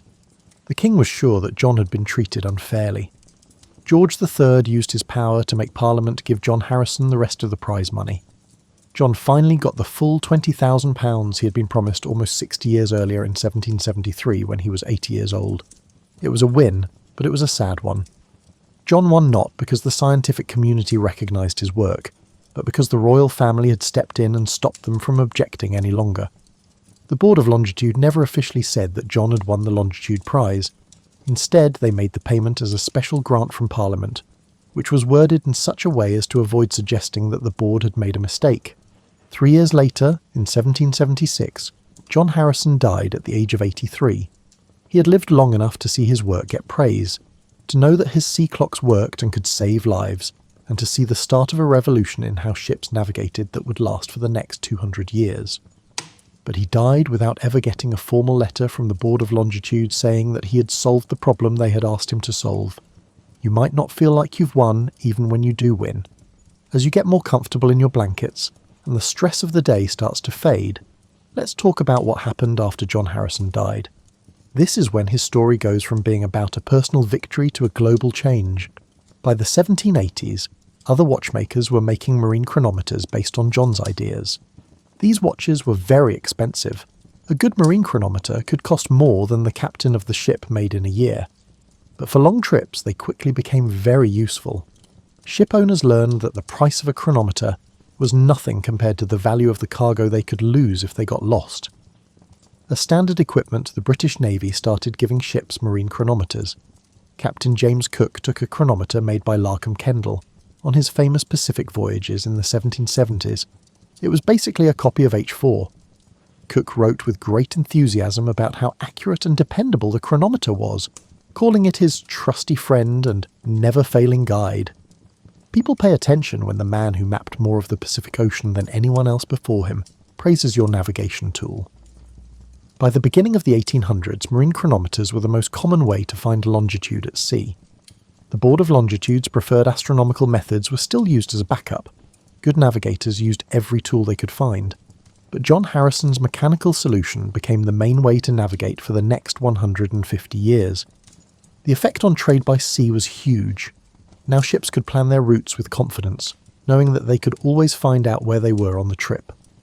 Marine chronometers that came from John Harrison's designs were used by clipper ships that raced tea from China to England, merchant ships that connected Europe with the Americas, and naval expeditions that mapped the world's remaining coastlines. The changes to safety were just as big. There were a lot fewer shipwrecks caused by navigation mistakes.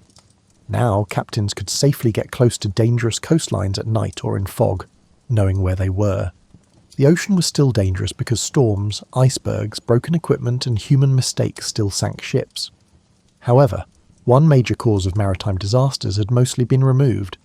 More subtly, being able to keep track of time accurately at sea led to the creation of accurate charts and maps. Now, every harbour entrance, every dangerous shoal, and every coastline could be found with precision and saved for future sailors. The oceans of the world were slowly but surely changing from vast, unknown areas where positions were unclear to mapped areas where locations were known.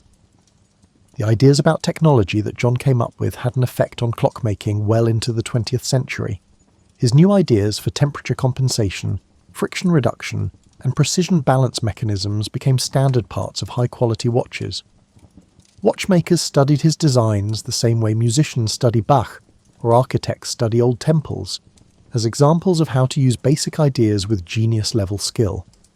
Lieutenant Commander Rupert Gould said that restoring the original Harrison sea clocks, which had fallen into disrepair, was one of the best things that ever happened to him. When I opened H1 and saw John's wooden gears and carefully planned mechanisms, it was like talking to a master craftsman from hundreds of years ago. The clocks were more than just old things. They were also working examples of ideas that were still useful. The Harrison sea clocks made it through World War II in London. They were kept safe in a vault during the Blitz, when German bombs fell on the city every night. They were cleaned, restored, and then put on display at the Royal Observatory in Greenwich, where they still are today. You can see them ticking away just like they did hundreds of years ago if you ever go to London.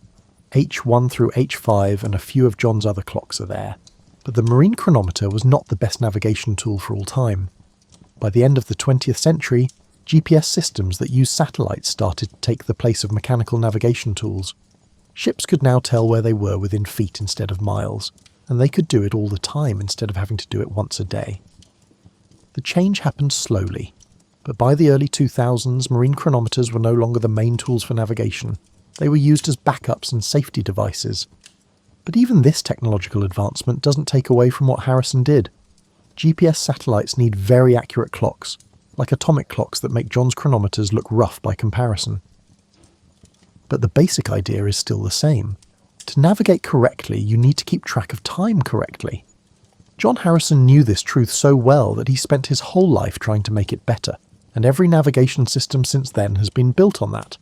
The story of Harrison also changed how we think about scientific recognition, and the link between practical skills and theoretical science. John was not a mathematician, with a degree from a university, or a natural philosopher from the upper class. He was a working-class craftsman who solved a problem by trying different things over and over, using his mechanical intuition and being very stubborn. His success called into question the idea that only traditional academic sources can lead to important scientific breakthroughs. Historians have been both embarrassed and fascinated by the way the Board of Longitude treated Harrison in the last few decades.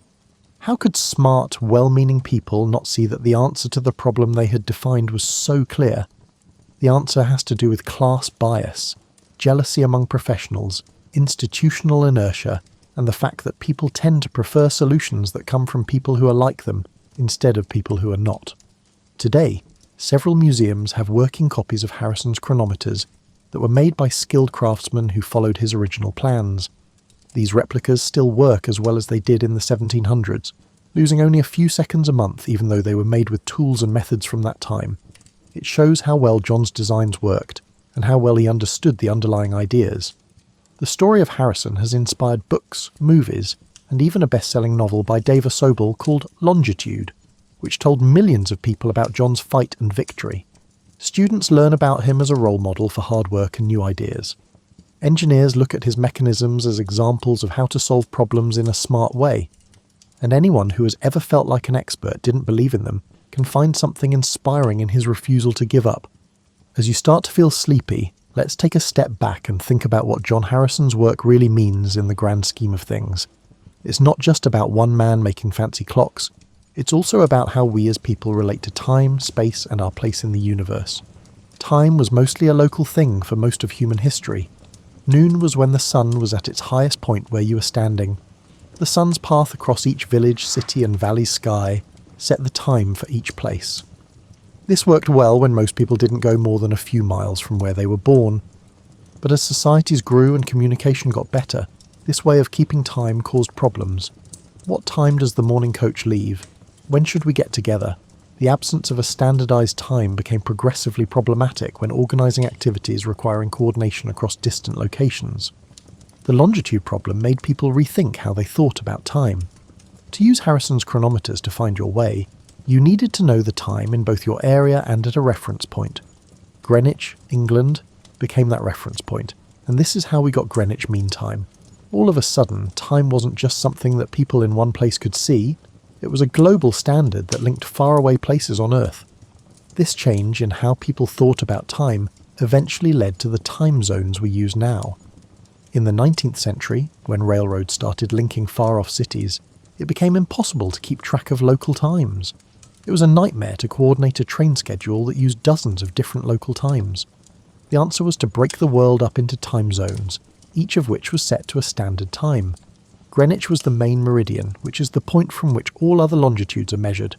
When you look at your watch to see if you're late for a meeting, or to help a friend on the other side of the world figure out what time it is, you're using a way of thinking that came from John Harrison's work on the longitude problem. Standardization of time was necessary for navigation, which is why it became the same all over the world. Harrison's chronometers were also an important step in the history of human precision. Before the Industrial Revolution, most things were made by hand. It fit the frame of the door. The wheel was round enough. People used their eyes and experience to make measurements instead of exact tools. The work of John Harrison required and showed a level of accuracy that was not needed before and was almost impossible to imagine. It was necessary to shape each gear tooth in H4 to within a few millimeters. Every spring had to have the right amount of tension. Each bearing needed to be the right size. This wasn't rough craftsmanship. It was precision engineering before that word even existed. John had to come up with new ways and tools to get the accuracy his designs needed. This focus on accuracy spread from clockmaking to other areas. The Industrial Revolution was based on machines that got better and better at making parts that fit together better and better. The tolerance standards that modern manufacturing takes for granted. Parts machined to thousandths of an inch. Components designed to fit together with minimal gaps. These ideas came about in part because of the precision culture that clockmakers like Harrison started. Harrison's life also shows how strong people can be, which is very moving. He started making sea clocks when he was in his 30s, but it wasn't until he was 80 that he got full credit for them. That's a lot of work on one problem over 50 years. 50 years of math, changes, letdowns, and little wins. Believing that what he was doing mattered for 50 years, even when powerful people told him it didn't. Think about how much you want to achieve that goal. Most of us have trouble staying focused on a project for a few months. When results don't come quickly, when others don't immediately notice our hard work, or when the way forward seems unclear, we get discouraged. John Harrison had to deal with all of these problems for decades, but he never gave up. There were a lot of things that made him keep going. There was pride, for sure, the pride of the craftsman in making something that works perfectly. There was ambition, the chance to win the Longitude Prize and get recognition for it. But there was also something deeper, a belief that the problem could be fixed, that it was possible to keep time accurately at sea, and that he was the one who could do it. It's not common to find someone who has this mix of technical skill, stubbornness, and unshakable self-confidence. A lot of people have one or two of these traits, but having all three for a long time creates the kind of focused intensity that can solve problems that others think are impossible. As your breathing slows and your mind starts to drift off to sleep, let's think about what we can learn from John Harrison's story today, in a world that seems very different from 18th century England, but still has many of the same basic problems. The first lesson is about being an expert and having credibility. There were a lot of smart people on the Board of Longitude, like royal astronomers, mathematicians, and naval officers. They really thought they knew the best way to solve the longitude problem. They weren't mean or dumb. But they were so sure that astronomy had to be the answer that they couldn't fully see the value of a mechanical answer, especially one suggested by someone who wasn't in their field. We see this happen a lot in history. Experts in a field become so attached to certain methods that they refuse to consider other options, especially those suggested by people who aren't experts. This is a reminder that having credentials and an education doesn't mean you're open to new ideas. Sometimes the person who makes the breakthrough doesn't know that what they're trying to do is impossible. Second, there's the lesson about how to be perfect and keep going. John Harrison could have stopped after H1 showed that the basic idea worked. He could have taken his partial payment and fame and lived comfortably in his later years. Instead, he kept asking for better, more polished, and more perfect answers. H4 was his fifth major try at fixing a problem that his first try had mostly fixed. It's good that you're trying to be perfect, but it's also a little worrying. When does the search for improvement make it hard to put a good enough solution into action? Harrison worked on his designs for decades, but sailors kept dying because of navigation mistakes that H1 could have fixed. People who work on hard problems have to deal with the tension between wanting everything to be perfect and being practical. Third, there's the lesson about getting credit and being recognised. John Harrison needed outside proof that he had solved the problem, like the Longitude Prize or official recognition from the board. He got most of what he wanted, but not always in the way he wanted. The board never said he was the winner in an official way. Instead of being recognised by the institution, the prize money came from the royal family. His vindication was both complete and incomplete. Many of us spend our lives looking for recognition for our work, whether it's getting a promotion, getting good reviews, making a lot of money, or just getting praise from people we look up to. Harrison's story shows that validation can come in surprising ways and may not be as satisfying as we thought it would be. The work itself, the joy of solving the problem and making something that works well, might have to be the reward. Fourth, there's the lesson about how things get better. There wasn't one brilliant idea or lucky find that solved the longitude problem. It was fixed over the course of decades of small changes, each one building on the last. Harrison's first clock taught him things that he used to make his second clock, which taught him things that he used to make his third clock. Progress was made up of a lot of small steps forward, not one big jump. This pattern holds true for most major accomplishments. We like to think that breakthroughs happen in dramatic eureka moments, but real progress usually looks more like John Harrison's workshop. Years of careful testing, countless small changes, and slowly building up knowledge and skill. Fifth, there's the lesson about picking your problems. John Harrison could have made a good living as a clockmaker by making regular clocks for regular people. Instead, he decided to take on one of the hardest technical problems of his time. This decision shaped his whole life, leading him to victory but also to years of anger and disappointment. We all pick problems to work on, even if we don't mean to. Some people pick problems that are both solvable and rewarding. Some people choose problems that are hard but important. Some people, like Harrison, pick problems that seem almost impossible but are very important. There isn't one right answer for what kind of problem to solve, but the choice you make will affect the way you live. Last but not least, there's the lesson about time. John Harrison devoted his life to accurately measuring time, recording its passage through springs and gears, and making its flow visible and measurable. But his own sense of time was shaped by decades of hard work, the slow accumulation of skill and knowledge, and a level of patience that most of us can't even begin to imagine. In this age of instant communication and quick change, it's hard to believe that Harrison would spend 50 years on one problem. We're used to getting quick results, quick feedback, and instant satisfaction. Harrison's story reminds us that some goals take a different kind of time. Instead of days or months, they take decades and progress is slow. Recognition may not come until the end, if at all.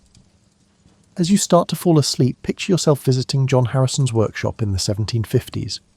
The room would smell like metal filings and oil, wood shavings, and the smell of a place where people work hard. Candles and the little bit of sunlight that came through the small windows would give off light. It was so dim that it barely lit up the incredibly fine work John did, squinting at tiny gears and springs. You would hear the ticking of many clocks, not just one. Each clock marked time in a slightly different way as John tested, changed, and improved his designs. The sounds would mix and get in each other's way, making complicated rhythms that never quite fit together. Tick-tock, tick-tock, a dozen different voices are measuring the same invisible river that flows by all the time. And there would be John himself, probably in his 60s or 70s by the time Ch4 was being built. His eyesight wasn't what it used to be, but his hands were still steady, his mind was still sharp, and his determination was still strong. He would have tools he made himself for jobs that no one else had ever done before, like specialised files, custom-made measuring tools, jigs and fixtures to hold small parts while he worked on them. If you asked him why he kept going after 30 or 40 years without full recognition, he probably wouldn't have a dramatic answer. He might just say that the problem could be fixed, that he knew how to fix it, and that the world needed the fix. It might have been that easy for John Harrison. His story is ultimately about what people can do. What can happen when intelligence, skill, and determination come together and stay together for a lifetime. It's about believing in your own work. Imagine yourself on a cool evening in 400 BCE, strolling through the winding, narrow streets of ancient Athens. The sky is painted in rose and gold hues that would make any Instagram filter envious, as the sun has just slipped behind the hills. You're going to learn that Greek homes were much more advanced than you may think. They weren't simple huts where people huddled like Antarctic penguins to stay warm. Although their method differed greatly from our contemporary solutions, Greek homes were built with sleep comfort as their top priority. Greek architects used a healthy dose of centuries' worth of practical knowledge to create homes that were essentially climate-controlled systems made of stone, wood, and clay tiles rather than fighting the climate. Built around a central courtyard known as an atrium, the typical Greek home functioned as a clever climate control system and the centre of family life. Imagine a tiny outdoor space that is encircled by living areas and covered walkways, forming a microclimate that retains warmth in the winter and stays cooler in the summer. This was environmental engineering masquerading as architecture, not merely a matter of taste. These houses had thick walls made of sun-dried mud bricks, which were remarkably insulating. Consider them to be ancient thermal mass that releases heat gradually during the cool nights and absorbs it slowly during the warm days. These walls, which in some locations could be as thick as 2 feet, served as a barrier between the sleeping quarters inside and the occasionally severe Mediterranean weather outside. The importance of orientation for comfort is something that many contemporary architects have forgotten, but Greek builders understood. In order to benefit from winter sun and offer protection from summer heat, houses were thoughtfully placed. In order to avoid the harsh afternoon sun that could turn a bedroom into an oven, the main sleeping areas were usually positioned on the side of the house that would receive the morning light. There were windows, but they weren't for picturesque views. They were strategically placed and small. These were thoughtfully designed apertures that permitted ventilation while reducing heat loss, rather than the expansive picture windows we are accustomed to. Wooden shutters, oiled cloth, or even thin sheets of translucent stone that let in light but keep out drafts could be used to cover these windows on chilly evenings. The floors in sleeping quarters were frequently composed of packed earth and smooth plaster, which may seem archaic until you consider that earth floors offer superior thermal mass and maintain a constant temperature. Thick rugs and animal hides could be used to cover these floors in the winter, providing surprisingly good insulation against the chilly floor. Another astute consideration was room height. Greek bedrooms naturally encouraged relaxation because of their comparatively low ceilings, which meant less air volume to heat and a cozier, more intimate atmosphere. When your heating system is primarily based on body heat and oil lamps, high ceilings may look impressive, but they do a terrible job of keeping you warm. The art of the alcove, which are tiny enclosed sleeping areas that resemble bedrooms inside bedrooms, was also perfected by the Greeks. These alcoves were frequently incorporated into the thickest section of the house's walls, resulting in 3 sides of natural insulation. Sleeping in an alcove was similar to sleeping in a comfortable cave that was created by someone who genuinely cared about your well-being. Many homes had what we might refer to as a winter room and a summer room, which allowed families to move around the house according to the time of year. The summer room would be bigger, better ventilated, and made to remain cool even on the hottest days, while the winter room would be smaller, better protected, and oriented to receive the most sunlight. For the warmest summer nights, Greek homes also had covered outdoor sleeping spaces. These areas offered shelter from dew and the sporadic summer rains, along with the cooling benefits of nighttime breezes. It was similar to having a permanent camping setup without having to fumble with tent poles at night. Sleep was also taken into consideration when designing Greek homes' entrances. The quiet sleeping quarters farther inside the house were separated from the dusty, noisy street by a sequence of rooms and courtyards. This meant that local dogs, early morning traders and late-night partygoers were far less likely to disrupt your restful sleep. Most significantly, Greek home design understood that psychological comfort was just as important for restful sleep as physical comfort. The design fostered a feeling of seclusion and safety that promoted mental and physical relaxation. Usually located away from public spaces and intended to feel like havens, sleeping quarters were the most secure section of the house. Let's move on to discussing what the Greeks actually slept on after discussing the architectural shell that shielded them. Greek bedding was surprisingly sophisticated, combining natural materials in ways that contemporary sleep scientists would likely approve of. This contrasts with the idea of ancient people tossing and turning on rough straw pallets. The Klein, a bed frame that served as both furniture and art, was the cornerstone of Greek sleeping comfort. These were well-made pieces that frequently had curved headrests, ornamental legs, and built-in storage spaces rather than the straightforward rectangular platforms we might have expected. A well-made Klein was made to last for many generations and was frequently handed down from parents to children as a family heirloom.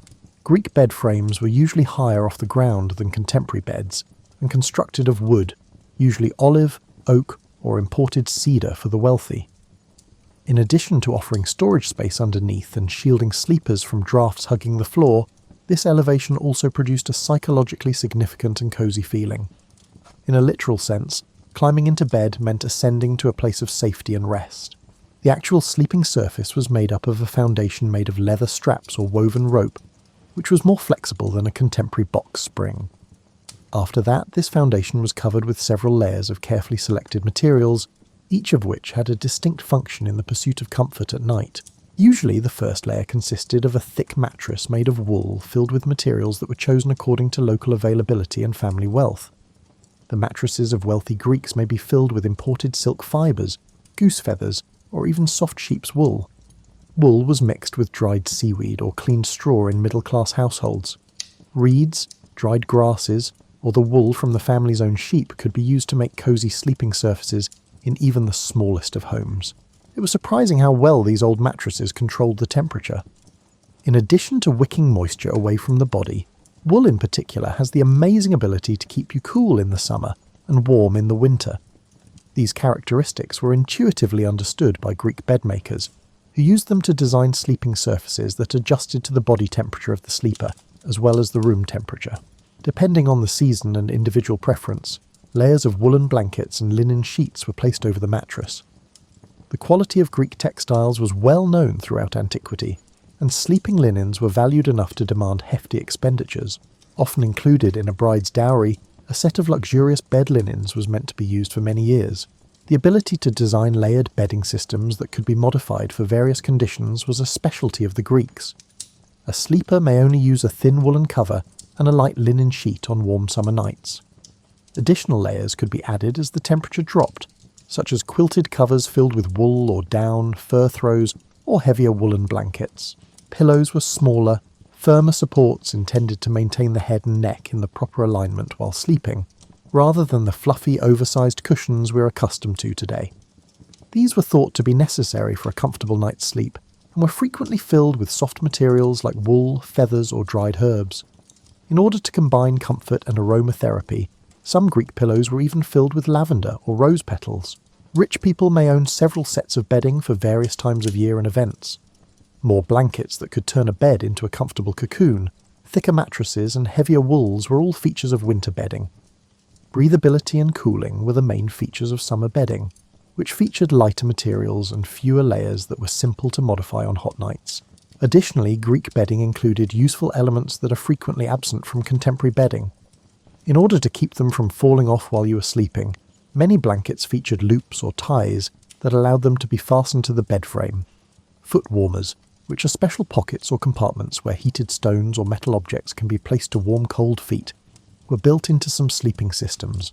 Greek bedding was influenced by colour and design for psychological as well as aesthetic reasons. Lovely bedding contributed to the setting that encouraged rest and restful sleep.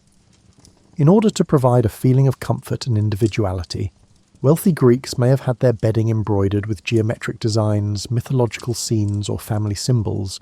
The Greeks were also aware of the significance of maintaining bedding for both health and comfort. To keep freshness and keep insects away, sleeping areas were fumigated with herbs, blankets were cleaned and recarded, and mattresses were frequently aired and refilled. Clean, well-maintained bedding just slept better and lasted longer, so this attention to cleanliness was about more than just hygiene. Another Greek invention that enhanced comfort while safeguarding priceless textiles was the seasonal storage of bedding. In order to prevent insect damage, heavy winter bedding was meticulously cleaned and stored during the summer, frequently with fragrant herbs. This meant that families could bring out clean, fresh bedding that was ready to provide the most warmth and comfort when the cold weather returned. Because bedding could be made at home and purchased locally, even small Greek homes frequently had surprisingly cosy sleeping arrangements. A family could make cozy beds with locally sourced wool, homegrown herbs, and textiles woven on domestic looms, even if they could not afford imported silk or fine furs. Without electric blankets or central heating, you may be wondering how the Greeks stayed warm during those frigid Mediterranean winters. The solution combines clever heating techniques, architectural gimmicks, and a thorough comprehension of the flow of heat through structures, knowledge that would be very helpful to many contemporary homeowners. The brazier, a transportable metal container made to safely store burning wood or charcoal indoors, served as the main heating source in the majority of Greek homes. These were carefully designed heating devices that provided warmth while lowering the risk of fires or carbon monoxide poisoning, not rudimentary fire pots that filled rooms with smoke. Consider them the ancestors of space heaters, but with centuries of refinement. From tiny personal warmers that could warm a single sleeping alcove to massive family models that could warm an entire room, Greek braziers came in a variety of shapes and sizes. The best braziers were constructed of iron or bronze and had perforations on the sides that safely contained the burning fuel while allowing heat to radiate effectively. Some even featured movable vents that let users regulate the airflow and heat output. These heating systems' fuel was carefully selected for its safety and heat output. Because it burned hotter, produced less smoke, and was easier to manage, charcoal was favoured over wood. In addition to providing warmth, burning aromatic woods like cedar or sandalwood allowed wealthy families to fill the air with pleasant scents that encouraged rest and sleep. Greek homes frequently had extremely advanced built-in heating systems for their era. Hypocausts, or underfloor heating systems, were found in some homes. These systems heated rooms from below by circulating hot air from a furnace through spaces beneath the floor. Cities in northern Greece, where winters were harsher, were especially fond of this system. The Greeks devised a number of clever heating techniques that concentrated heat where it was most needed, particularly for sleeping quarters.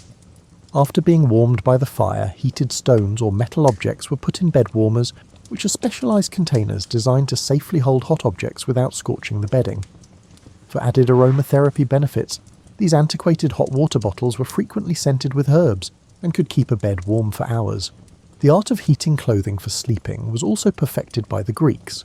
Sleeping clothes were made to regulate body temperature in addition to being modest.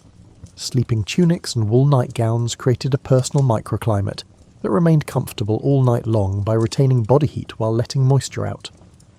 To help stop heat loss from the head, some sleeping garments even had hoods or caps. By placing braziers strategically and using bed curtains or canopies to create smaller, easier-to-heat spaces surrounding the sleeping area, room heating was frequently concentrated in sleeping areas.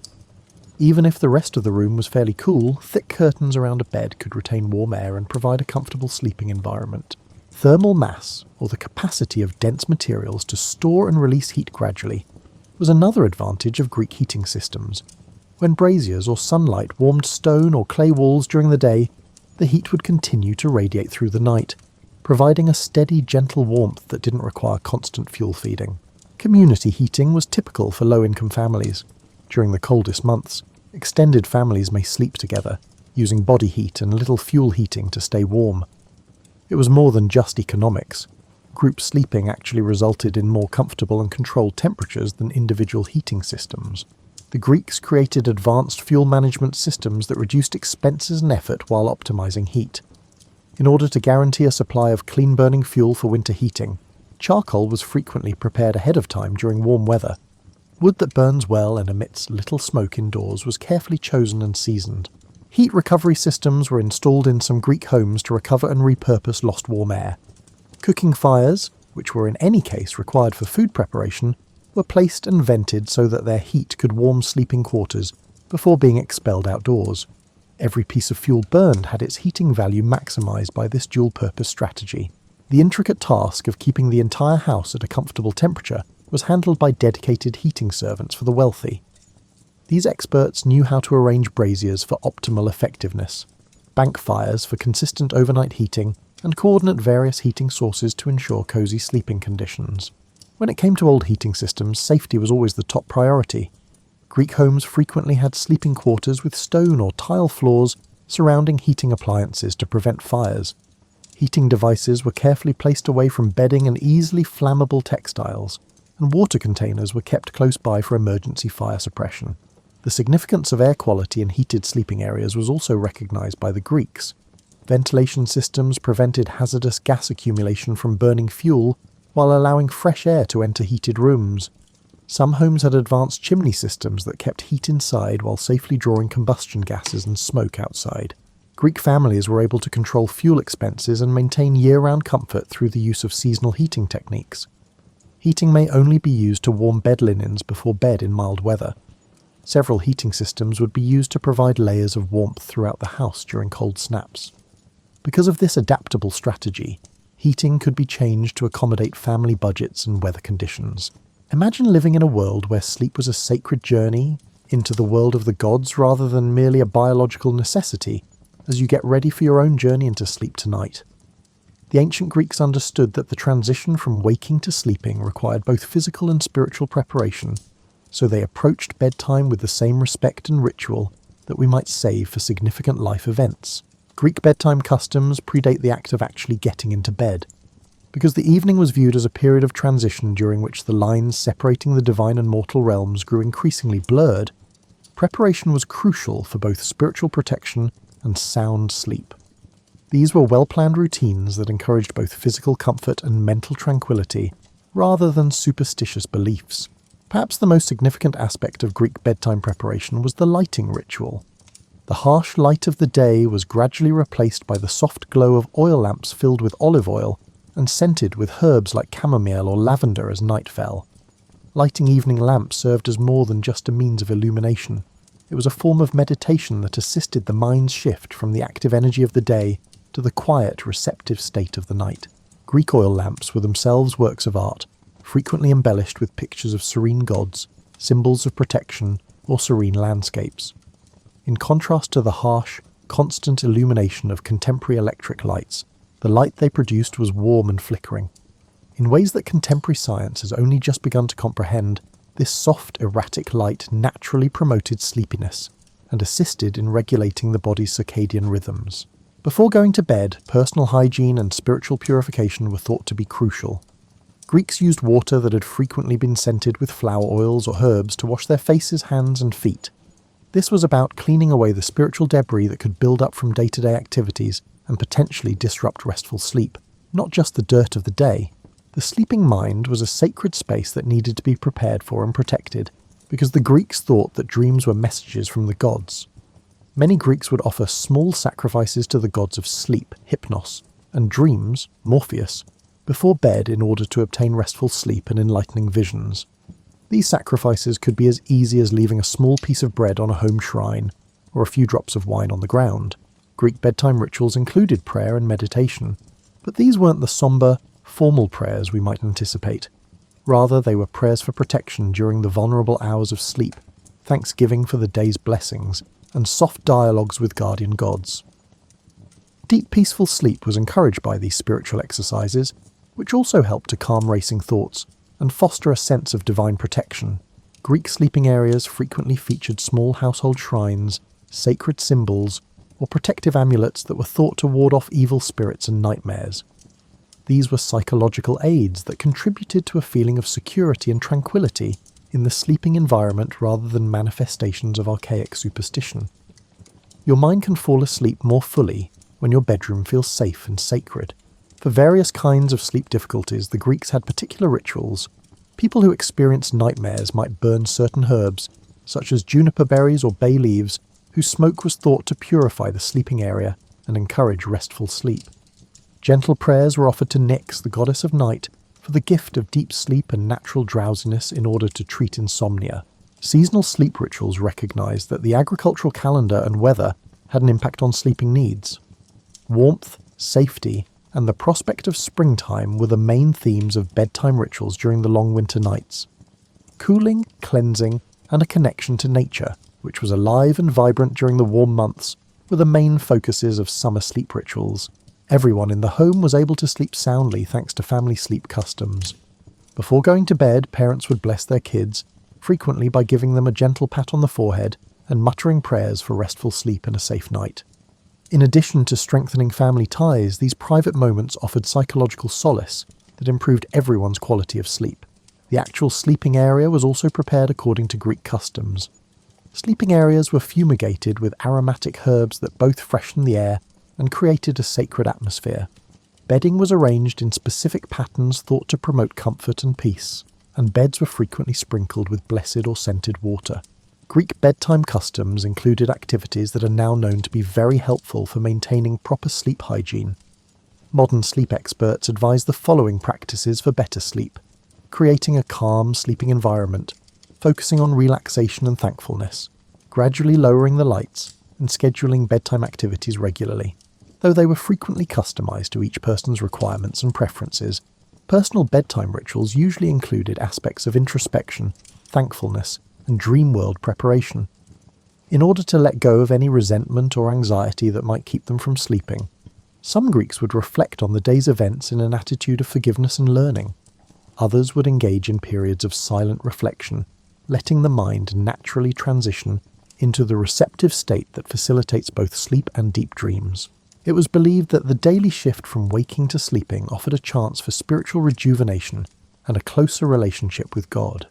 Sleep was a journey into a world where extraordinary experiences were possible, and normal rules didn't apply, in addition to being a time for the body to rest. Preparing for bed became a practice of both practical wisdom and spiritual devotion as a result of this realization. Greek sleep customs also involved communal aspects, particularly during holidays or stressful periods. Families may pray together in the evening, communities may engage in customs meant to encourage restful sleep for all, and neighbourhoods may perform protective rituals during trying times. These customs strengthened social ties and improved the well-being of the individual and the group. Consider yourself an athlete, philosopher, or merchant from ancient Greece who must travel far from the convenience of your well-planned sleeping quarters at home. How did you get a good night's sleep when visiting new places that might not meet your specific comfort standards? Greek solutions to the problem of sleep during travel were both clever and useful, resulting in systems that may seem surprisingly familiar to travellers today. The Greeks established a vast system of hospitality that allowed people to sleep comfortably even in far-flung places. According to the idea of xenia, or sacred hospitality, giving travellers decent places to sleep was not only smart business, but also a religious duty that Zeus himself oversaw. Even modest households took pride in providing the best sleeping arrangements they could because of this divine mandate for hospitality. Pandakaion, or professional inns, developed into sophisticated establishments that focused on giving tourists a comfortable place to stay. These weren't the gritty taverns you might see in historical dramas. Rather, they were well-run establishments that recognized that guests who slept well were likely to return and refer others to the inn. The top Greek inns had thoughtfully designed sleeping quarters, high-quality linens, heating systems, and even simple conveniences that catered to the needs of their guests. Greek inns generally provided varying degrees of lodging according to the social standing and financial constraints of their guests, but even the most basic rooms were made with the comfort of their sleep in mind. Individual sleeping alcoves or divided spaces that offered privacy and lessened noise from other visitors were a feature of common sleeping areas. These common areas frequently featured heating braziers and restrooms, enabling visitors to keep up their personal hygiene practices.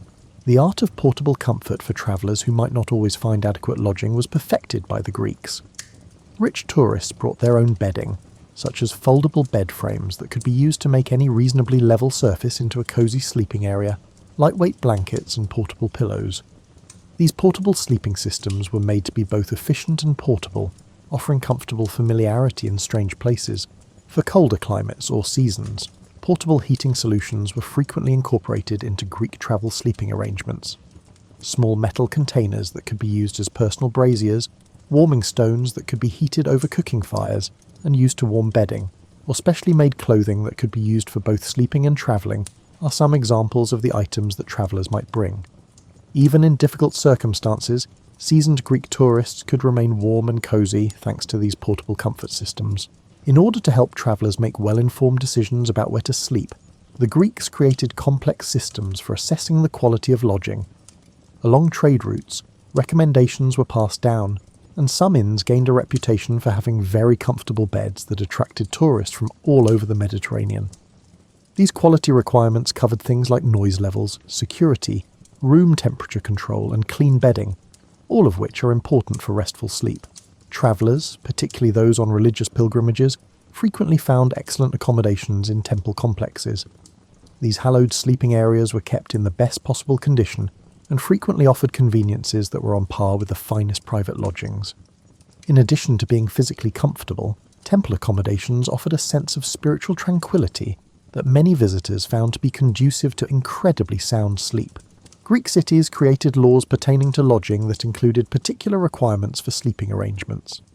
Clean bedding, sufficient heating in cold weather, and reasonably quiet and secure sleeping quarters were all requirements for innkeepers. When staying in reputable lodging establishments, travellers could rely on at least minimal comfort thanks to these early hospitality standards. Travellers frequently stayed in private homes, particularly those who had business contacts or letters of introduction. Greek hospitality traditions meant that hosts took great pride in giving their guests comfortable sleeping arrangements, frequently using the finest bedding and sleeping areas from their own families. In terms of comfort and individual attention, these private accommodations frequently outperformed commercial lodging. The Greeks developed sleeping solutions for travellers that addressed particular issues that various kinds of travellers might encounter. In order to safeguard their valuable cargo while they slept, merchants needed safe sleeping arrangements. Scholars and philosophers required peaceful areas where they could study and reflect. Accommodations that promoted physical recuperation and optimal performance were necessary for athletes. Practical advice on adjusting to various climates and elevations that could impact sleep quality was part of the Greek travel sleeping culture. Travellers with experience knew how to modify their sleeping arrangements for the heat of the desert, the cold of the mountains, or the humidity of the coast. Because of this environmental consciousness, travelling didn't have to mean compromising the quality of one's sleep. Before reaching their destination, travellers were able to find appropriate lodging thanks to the communication systems that the Greeks developed. Information about inn quality, seasonal availability, and any special accommodations that might be required was disseminated through trade networks. The uncertainty and discomfort of looking for lodging when exhausted from travel were eliminated thanks to this advanced planning, which allowed travellers to frequently set up cosy sleeping arrangements before they arrived. Greek travel accommodations frequently included features that allowed them to continue their own sleep schedules while they were away from home. Inns may offer quiet areas for meditation before bed, oil lamps for evening rituals, or access to laundry facilities so that guests can continue their traditional hygiene habits. Travellers' sleep-promoting routines, which they had established at home, were protected from disruption by this attention to ritual continuity. Greek lodging systems were designed with seasonal travel in mind, offering distinct lodging options for summer and winter travel. While winter accommodations prioritised warmth and weather protection, summer accommodations may prioritise cooling and ventilation. In order to maximise comfort throughout the year, some inns provided distinct rooms for each season. In order to accommodate everything from small merchant parties to large military expeditions, the Greeks also created sleeping arrangements for group travel. These systems included logistical strategies that made sure everyone could sleep comfortably, Even when travelling with a large group of people, portable sleeping equipment, and organisational techniques for managing group sleeping spaces. Think about how the ancient Greeks viewed sleep as you get more comfortable in your contemporary bed with memory foam and temperature control. For them, sleep was more than just a daily annoyance that interfered with more vital tasks or a biological requirement. Rather, it was believed that sleep was a profound part of human life that provided insights into life, death, consciousness, and our relationship to the divine. Greek philosophers pondered the nature of sleep and its significance for human well-being for a long time. According to Aristotle, sleep is crucial for mental clarity and emotional equilibrium, in addition to physical well-being. He noted that those who didn't get enough sleep became agitated, distracted, and incapable of making wise decisions, observations that contemporary sleep research has amply supported. The Greeks realized that the quality of sleep had an impact on all facets of daily life, including mental clarity, emotional stability, and physical health. Because of this knowledge, they began to view the environment and preparation for sleep as important issues deserving of considerable care and funding. A Greek who got enough sleep was seen as more moral, more sane, and more able to make contributions to society. The various forms of sleep and their differing advantages for human health were acknowledged in Greek culture. Deep, dreamless sleep was prized for its healing properties and capacity to revitalize the body and mind. Sleeping with dreams was valued because it could yield answers to difficult problems, creative inspiration, and divine messages. Even quick naps were acknowledged as useful strategies for preserving mental acuity during demanding days. The Greeks came up with complex theories regarding the connection between sleep environment, sleep position, and the quality of sleep and dreams. They thought that certain sounds and smells could affect the quality of sleep, that sleeping in particular positions could encourage different kinds of dreams, and that the bed's orientation in relation to celestial bodies could have an impact on the spiritual state of the sleeper. Greek perceptions of time and daily routines were closely linked to their views on sleep. They created their daily schedules to accommodate these rhythms rather than work against them, because they understood that human energy and alertness naturally varied throughout the day. This meant that sleep was not limited to the evening, but also included deliberate rest intervals to sustain optimal performance. Sleep was seen by the Greeks as a kind of everyday death and rebirth that offered chances for personal growth and spiritual rejuvenation. It was believed that every night's sleep was a voyage into the underworld that might offer spiritual insight, wisdom, and healing. This realization elevated sleep to a sacred activity and made getting ready for sleep a spiritual practice. The ability to sleep well was praised in Greek culture as a sign of discernment, self-control, and good living. Individuals with sound sleep habits were valued for their intelligence and self-control, while those with sleep issues were frequently perceived as also in need of direction in other facets of life. Getting enough sleep was seen as a social obligation, as well as a personal accomplishment. The Greeks understood that people's sleep requirements differed from person to person and evolved over the course of a lifetime. Adults required quality sleep for optimal performance, children required more sleep for healthy growth and development, and elderly people required distinct sleep schedules to account for the normal aging process. For its time, this personalized knowledge of sleep requirements was highly sophisticated. Sleep disorders were viewed in Greek medicine as grave medical conditions that needed to be treated thoroughly and by a professional. Doctors realized that chronic sleep issues might be a sign of underlying emotional or physical imbalances that needed to be treated for general health. A well-established specialty, sleep medicine integrated psychological and spiritual interventions with physical treatments. The various sleep states and their implications for health and well-being were thoroughly categorized by the Greeks. It was acknowledged that different intermediate states such as dream sleep, deep sleep, and light sleep each had distinct purposes and needed different kinds of assistance. Modern sleep science was thousands of years behind this sophisticated understanding of sleep stages. Greek perspectives on dreams were especially advanced, acknowledging that they could be used for anything from divine communication to psychological processing. People who had particularly vivid or significant dreams might seek the advice of experts to understand their meaning, as dream interpretation was a respected skill that required training and wisdom. The Greeks held that moral and ethical behavior during the day had an impact on the quality of sleep. It was believed that people who led moral lives slept better and had more fulfilling dreams, whereas people who acted badly might have trouble sleeping and have nightmares. People were encouraged to live in ways that supported both social harmony and individual rest. because of the link between ethics and sleep quality.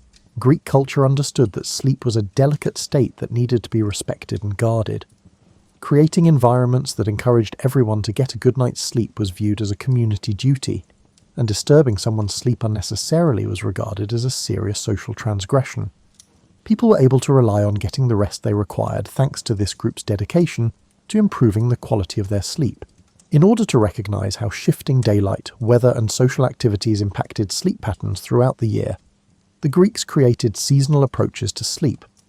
People knew that winter and summer sleep were different, and instead of fighting against these natural variations, they modified their sleeping schedules, rituals, and arrangements to accommodate them. In order to promote general health and character development, Greek educational systems taught students how to get enough sleep. Young people discovered that getting enough sleep was essential to growing up to be responsible adults who could make valuable contributions to society.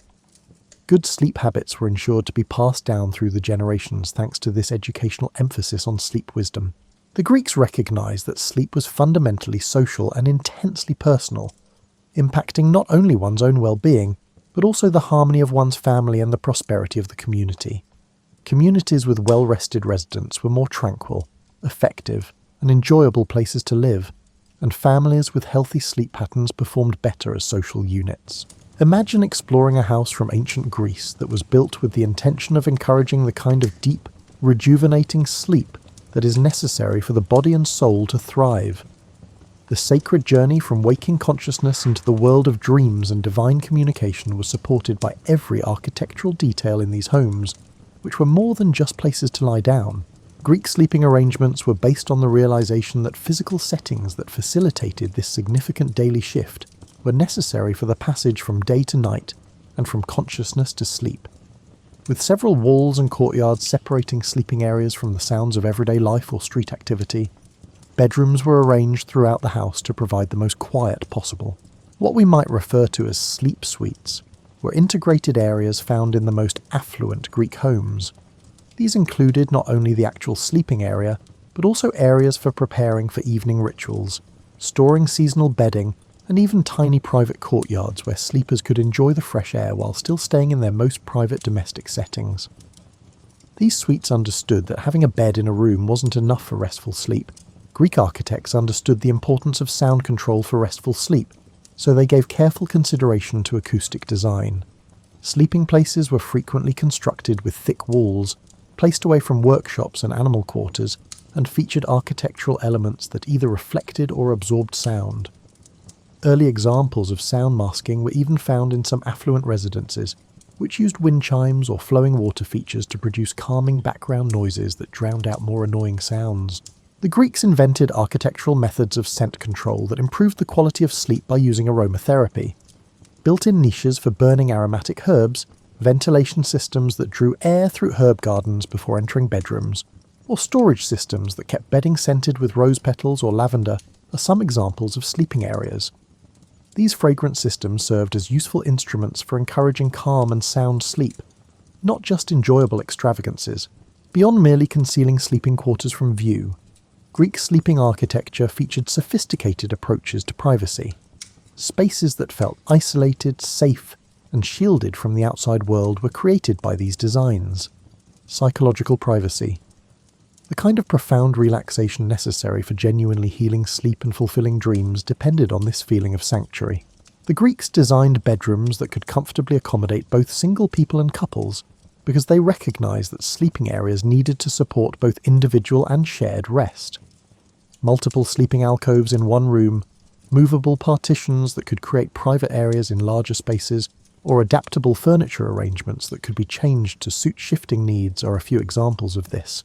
Greek architects created cutting-edge methods of climate control that allowed sleeping spaces to remain cozy all year round, without constantly using fuel.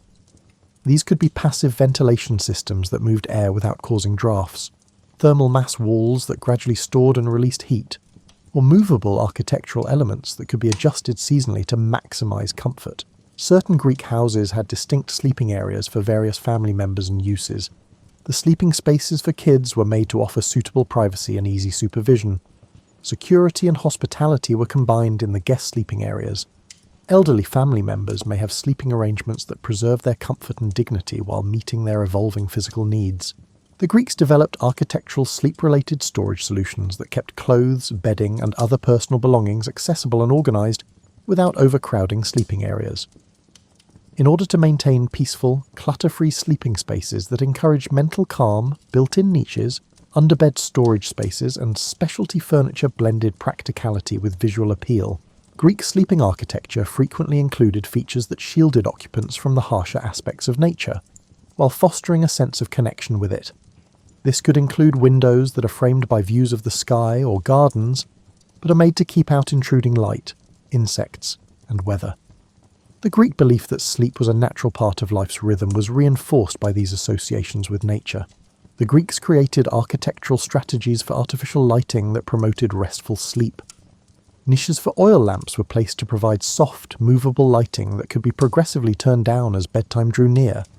Certain sleeping spaces had various lighting settings that permitted various pre-bedtime activities, such as reading, talking, or peaceful reflection.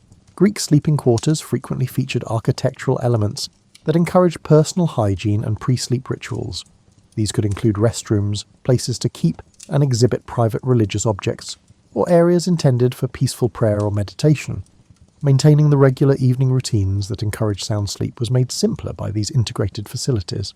Beyond basic heating systems, the Greeks developed architectural solutions for temperature control. Sleeping spaces could have adjustable wall openings that could be adjusted to regulate airflow according to seasonal requirements, thermal chimneys that drew hot air away during the summer, or cold air wells that offered natural cooling. Greek architects created sleeping areas that could progressively change from bright daylight to soft evening illumination to total darkness because they recognized that the daily cycle of light and darkness had an impact on the quality of sleep. This could include a variety of window sizes, movable shutters, or architectural elements that support natural circadian rhythms by directing and filtering light.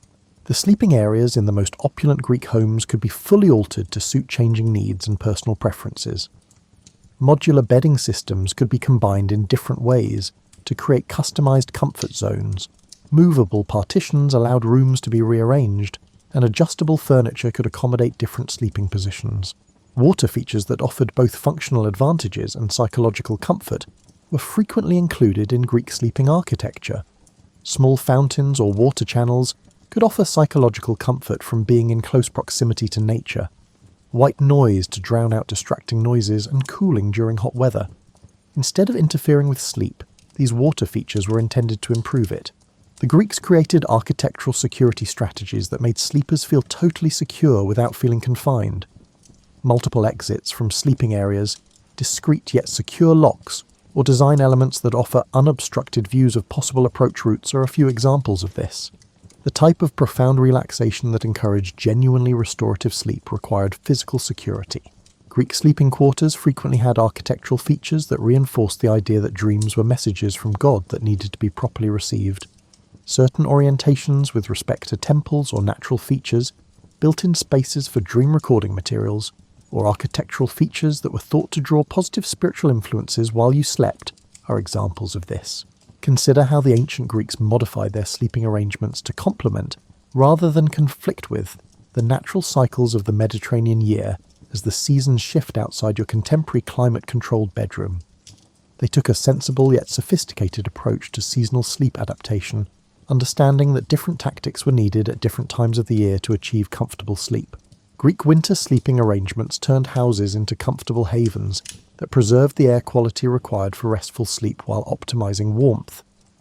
Families would frequently combine their sleeping arrangements during the coldest months, switching from summer bedrooms to smaller, easier-to-heat winter sleeping areas that improved temperature control and used less fuel. Adaptable to changing temperatures throughout the night, winter bedding systems were masterworks of layered warmth. The Greeks would make their beds with heavy linen sheets that could be added or removed as needed, fur throws, and several wool blankets. Because they could be swiftly pulled up in the event that the temperature dropped during the night, the heaviest blankets were frequently stored at the foot of the bed. In order to prepare for winter sleep, the Greeks would heat their bedding before using it, use warming pans or heated stones, or even briefly expose blankets and mattresses to brazier heat. In addition to providing physical comfort, This pre-warming ritual was a warm evening custom that facilitated family members' transition from a busy day to a peaceful night. The purpose of winter sleeping clothes was to keep people warm without limiting their mobility or making them overheat. Many families had special winter nightwear that was both warmer and more comfortable than their summer sleeping clothes, and Greeks wore layered sleeping garments made of soft wool that could be adjusted during the night. In order to cope with the psychological effects of long dark nights and cold weather, the Greeks created sleep customs tailored to the winter season. During the months when people spent more time indoors, these could include long evening talks by the fire before bed, special winter foods that encouraged coziness and relaxation, or family bonding activities that took place in groups. The Greek understanding that the body's needs changed as daylight hours increased and temperatures became more moderate was reflected in the springtime sleeping arrangements. It was thought that spring was the best season to clean and reorganize sleeping areas, to air out bedding that had been stored during the winter, and to gradually switch from bulky winter sleeping arrangements to lighter spring comfort systems. In order to welcome the rebirth of nature, Greek spring sleep customs involved the ceremonial cleaning and blessing of sleeping areas. In celebration of the return of growth and life to the natural world, bedrooms were meticulously cleaned, bedding was cleaned and allowed to air out, and sleeping areas were frequently adorned with fresh flowers or herbs. Spring sleep schedules adapted bedtimes and morning routines to accommodate, rather than conflict with, people's innately higher levels of energy as daylight hours increased. The Greeks realized that modifying daily routines to align with seasonal energy patterns was more effective than fighting natural sleep rhythms. Ancient Greek summer sleeping necessitated completely different techniques aimed at staying cool while preserving security and comfort. Greek homes often had outdoor or semi-outdoor sleeping areas that benefited from cool night breezes, as well as specialized summer sleeping areas that maximized airflow while minimizing heat retention. Greek summer bedding was simple but thoughtfully selected for its ability to keep cool. Even on the hottest nights, comfortable sleeping conditions were made possible by light linen sheets, easily removable thin wool blankets, and bedding that had been stored with cooling herbs like eucalyptus or mint. The timing of summer sleep was changed to accommodate Mediterranean climate's inherent cooling cycles. Greeks may sleep later to enjoy cooler evening temperatures, take afternoon naps during the hottest part of the day, and rise earlier to enjoy the cool morning hours before the heat of the day becomes unbearable. Despite the hot weather, cooling rituals that reduced body temperature and encouraged relaxation were part of the Greek summer sleep preparation. The use of fans and other cooling equipment to create comfortable sleeping conditions, light evening meals that didn't increase internal heat, or cool baths before bed could all be part of this. The Greeks understood that autumn was a time to prepare for winter, while still taking advantage of the pleasant weather and bountiful harvests of late summer, and this was reflected in their sleeping arrangements. The best time to make winter bedding, stock up on heating fuel and gradually change sleeping arrangements from summer to winter was in the fall. Gratitude rituals that honoured the year's harvest and primed the mind for the contemplative winter months were common in Greek autumn sleep customs. These exercises facilitated the mental shift from summer's active, externally focused energy to winter's need for inward-focused, restful energy. The Greeks created intricate systems for keeping sleeping gear and seasonal bedding in good shape, while making the most of the storage space that was available. Winter bedding was aired and stored in the summer to avoid heat and humidity damage, while summer bedding was meticulously cleaned and preserved with fragrant herbs in the winter. Understanding how shifting daylight patterns impacted not only sleep timing, but also sleep quality and dream content was part of the Greek seasonal sleep wisdom. They changed their expectations and sleeping arrangements in response to the fact that people naturally slept differently on long summer nights than on long winter nights. The Greeks were also aware that seasonal variations in sleep had an impact on family and community dynamics, in addition to individual rest. Seasonal sleeping arrangements created yearly cycles that supported both intimacy and independence by bringing families closer together in the winter and allowing for more individual privacy in the summer. Another advanced component of Greek sleep wisdom was seasonal nutrition, which suggested different foods to support restful sleep at different seasons of the year. While summer sleep foods emphasized cool, easily digestible options that didn't interfere with rest during warm weather, winter sleep foods might emphasize warming spices and hearty ingredients. Imagine living in a society where social obligations and community relationships played a bigger role in your sleep than just being a personal, private experience. Ancient Greek society established institutions and practices that promoted restful sleep for individuals while fortifying the social ties that bound communities together, because they recognized that getting enough sleep was both a personal need and a shared obligation. Greek architecture and social arrangements were based on the knowledge that family sleep patterns had an impact on everyone's health, which encouraged everyone in the family to get enough sleep. The sleeping arrangements for parents, kids, servants, and other family members were planned to minimize disruptions and maximize comfort and security. The Greek idea of philoxenia, or love of strangers, included particular duties to give visitors, travelers, and guests a comfortable place to sleep. These were considered to be sacred obligations that the gods themselves upheld, not merely polite social behavior. Reputations were frequently based on the caliber of sleep that visitors received in specific homes, and families took pride in their ability to provide exceptional sleeping hospitality. Greek communities established unofficial but efficient procedures for controlling activities and noise that could interfere with sleep. There were unspoken norms in neighbourhoods regarding what kinds of nighttime activities were appropriate, how late social gatherings could go on, and when noisy activities should stop. Everyone was able to rely on the silence required for restful sleep thanks to these community norms. Because the Greeks understood that sleep issues could impact entire communities, they developed collective approaches to sleep health that address social and environmental factors that affect the quality of sleep. Communities could cooperate to manage lighting that disrupted natural sleep cycles, control sources of noise pollution, or address security issues that prevented residents from getting a good night's sleep. Greek social customs included particular procedures for resolving disputes and issues pertaining to sleep. There were established social mechanisms in place to handle situations where someone's actions were interfering with others' sleep in a way that would preserve peace in the community. These systems understood that if sleep disputes were not managed carefully, they could develop into major social issues. The Greeks created parallel systems that gave everyone, from affluent citizens to working slaves, suitable rest opportunities because they recognized that different social classes had different sleep requirements and limitations. The idea that everyone should have enough sleep for their health and productivity was widely acknowledged, even though the specific arrangements varied greatly. Greek civic and religious celebrations included measures to deal with the sleep disturbance that big crowds invariably caused.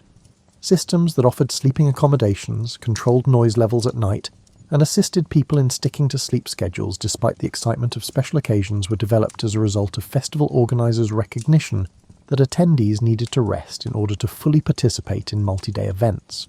The Greeks created complex methods for communal sleeping that could be used for family get-togethers, religious pilgrimages, and military operations. These systems included social norms that preserved comfort and privacy even in crowded situations, equipment that was portable and easy to set up, and systematic approaches to managing shared sleeping areas.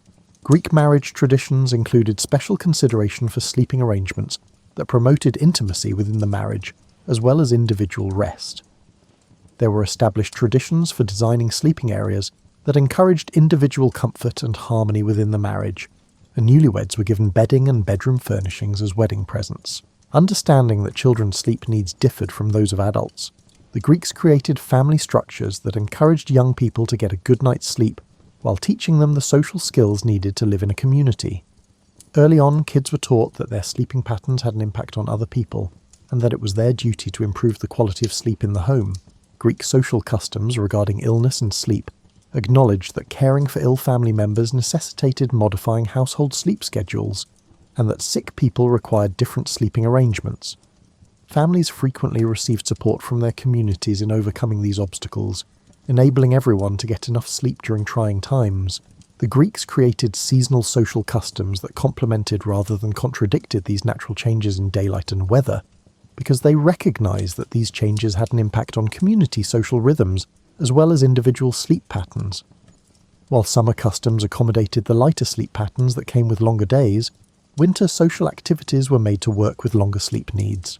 Professional experts who were knowledgeable about sleep medicine and could offer guidance and treatment to those who were having trouble sleeping were frequently found in Greek communities. These professionals provided holistic approaches to sleep health that met the needs of the individual as well as the community by fusing their knowledge of medicine with an awareness of the social and environmental elements that influence sleep. Understanding that children, adults, and elders all had unique needs that needed to be met, the the Greeks created systems for addressing the sleep needs of various age groups within communities. Regardless of each resident's unique situation, community areas and activities were created to promote healthy sleep habits. Recognizing that community survival frequently depended on ensuring that important individuals could get enough sleep even during trying times, Greek social customs included particular approaches to managing sleep during emergencies or crises. During conflicts, natural disasters, or other disruptions, these crisis sleep systems supported community functioning. It's worth considering how much of the ancient Greeks' knowledge about sleep is still applicable and useful in our day and age as you get ready to go to sleep tonight, surrounded by contemporary conveniences that they could never have imagined. Some aspects of human well-being are genuinely timeless, as evidenced by the Greeks' methods of rest and sleep, which have been largely confirmed by modern science. Many of the results of modern sleep research were predicted by the Greeks' understanding of the relationship between sleep environment and sleep quality. Their focus on air quality, noise reduction, lighting, and temperature regulation demonstrated an innate awareness of the environmental elements that either support or obstruct sound sleep. Many of the environmental changes that Greeks made to their homes and bedtime rituals are still advised by contemporary sleep experts. Current research demonstrates that regular evening routines help regulate circadian rhythms and promote better sleep quality, confirming the Greek emphasis on bedtime rituals and sleep preparation. Their gradual change from bright daylight to soft evening lighting to darkness is in line with current advice on how to control light exposure to promote healthy sleep cycles. Modern knowledge of sleep medicine and chronobiology was foreshadowed by the Greeks' understanding that sleep needs differ from person to person and evolve over the course of a person's life. Their adaptable ideas about the environment, timing, and length of sleep demonstrated a deep comprehension of human sleep patterns that contemporary science has only lately come to fully understand. Modern research on the relationships between sleep quality, mental health, and overall life satisfaction was foreshadowed by the Greeks' integration of sleep with spiritual and psychological well-being.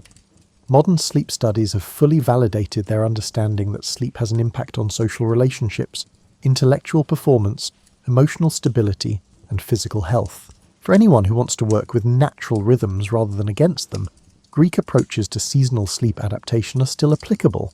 They serve as models for how contemporary people might modify their sleep patterns to promote well-being all year round by modifying their bedding, sleep schedule, and sleeping environment according to the seasons. For modern societies dealing with pervasive sleep issues, the Greek emphasis on sleep as a communal issue rather than merely an individual one provides insightful information. Their realization that peaceful social settings and community collaboration are necessary for restful sleep points to methods of improving sleep health that go beyond changing personal habits. Many aspects of contemporary sleep systems were foreshadowed by Greek innovations in bedding and sleep furniture. Their use of layered bedding, adjustable sleeping surfaces, and materials that control moisture and temperature demonstrated a knowledge of sleep comfort that contemporary manufacturers invest millions of dollars in studying and creating. Current studies on sleep's role in memory consolidation, emotional processing, and creative problem-solving have confirmed the Greek understanding that dreams and sleep states serve significant psychological and spiritual purposes. Their thoughtful consideration of dreams and sleep experiences demonstrated a profound appreciation for the significance of sleep that goes well beyond mere physical relaxation. Modern travelers who struggle with jet lag, strange surroundings, and disturbed sleep patterns can learn from the Greeks' approaches to travel, sleeping, and sleeping away from home. Their portable comfort systems, flexibility tactics, and focus on preserving accustomed sleep patterns offer helpful advice for today's travel sleep issues. Modern integrative approaches to sleep disorders were foreshadowed by the Greek understanding that sleep medicine necessitates comprehensive approaches addressing physical, psychological, environmental, and social factors. Their understanding that sleep issues frequently mirror larger imbalances in life provides insightful viewpoints for modern sleep medicine. Modern home design and bedroom layout are influenced by Greek architectural approaches to sleeping areas. Their focus on privacy, climate control, acoustic design, and the psychological aspects of sleeping areas provides advice for designing modern bedrooms that genuinely promote sound sleep. Modern families can learn the value of healthy sleep habits from the Greeks, who incorporated sleep wisdom into education and child rearing.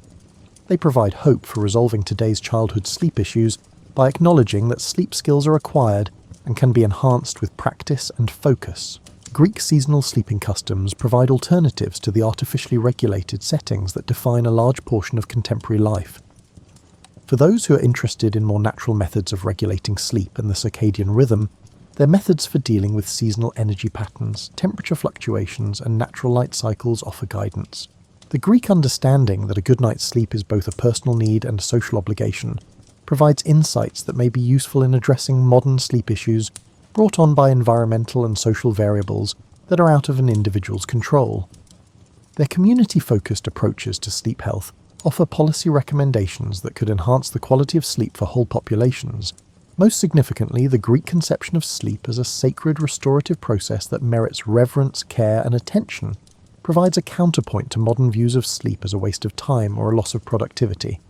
Their reverent view of sleep as a daily chance for rest and rejuvenation offers a useful counterpoint to contemporary sleep deprivation and anxiety. Try some Greek-inspired sleep techniques as you get into bed tonight, establishing slow changes from bright to dim lighting, sticking to regular bedtime routines, monitoring the temperature and noise levels of your sleeping space, or just approaching sleep with the same reverence and expectation that the Greeks brought to their nightly foray into the world of dreams. The ancient Greeks recognized something that our contemporary society occasionally overlooks.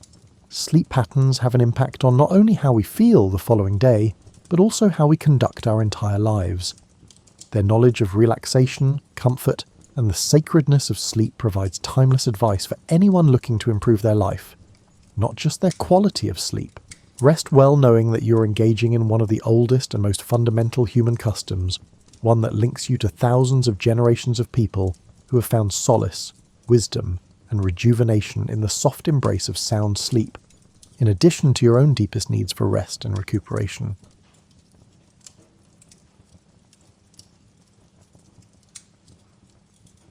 Picture this. You're sitting in your favourite armchair, maybe with a cup of tea getting cold on the side table, and someone asks you to name the richest person who ever lived. You might consider Bezos or Musk, particularly on a positive day, when Tesla's stock isn't experiencing significant fluctuations. But you'd be wrong.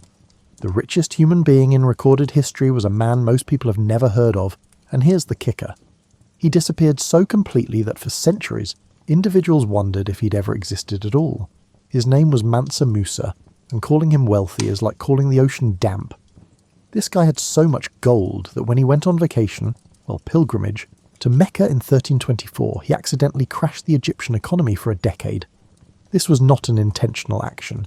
He was just being generous, tossing around gold like you might toss breadcrumbs to ducks at the park. The only difference was that his breadcrumbs were actual gold bars and the ducks were entire cities.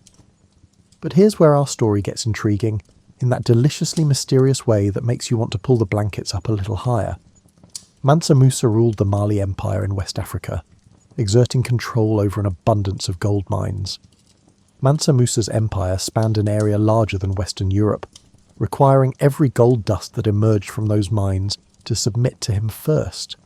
Imagine having a monopoly on the thing everyone wanted most in the medieval world. It's like owning all the coffee shops and Wi-Fi passwords simultaneously.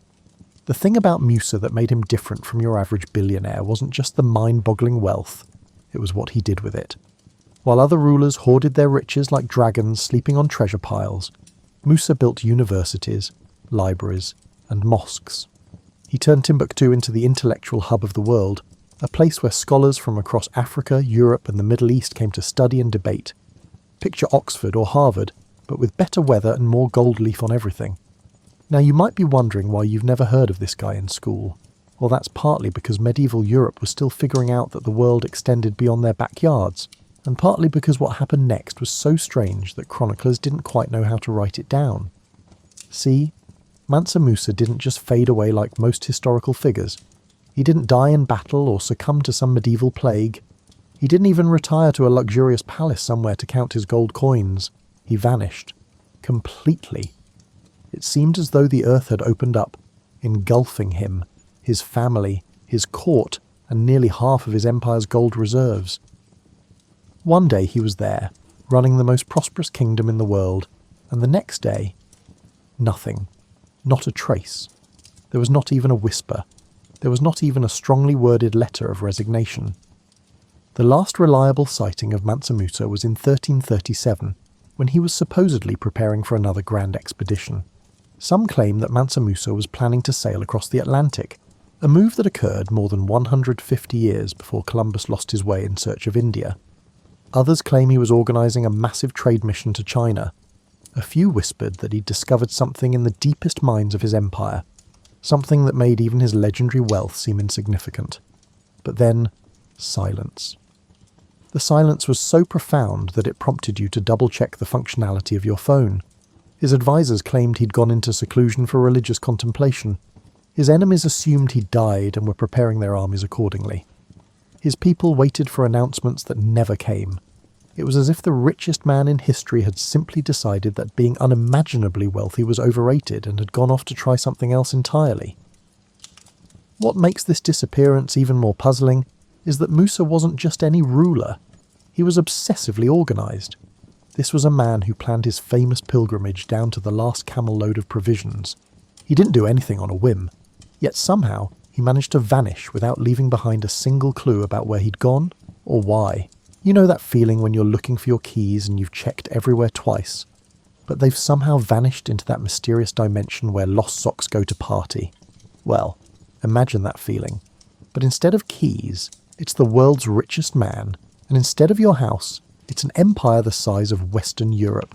That's precisely what happened to the Mali Empire in 1337. The Mali Empire wasn't just wealthy, it was stupid wealthy.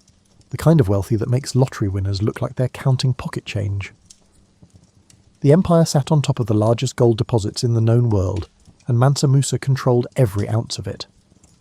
But gold wasn't even his only trick. He also controlled the salt mines, and if you think salt isn't exciting, you've never lived in a world without refrigeration. Salt was literally worth its weight in gold, which was convenient since Musa had plenty of both. Picture the empire as a massive spiderweb, with Musa sitting at the centre and every strand representing a trade route. Caravans loaded with gold, salt, ivory and slaves moved along these routes like blood through arteries. The empire's capital cities, Niani, Timbuktu and Jenne, were medieval Las Vegas, but instead of losing money, everyone was making it hand over fist. Merchants from as far away as Venice and Cairo would make the dangerous journey across the Sahara just to get a piece of the action. But here's where things get as twisty as a pretzel factory. The Mali Empire had a peculiar system of succession that would make even the most complicated family reunion look straightforward. The crown didn't automatically pass from father to son.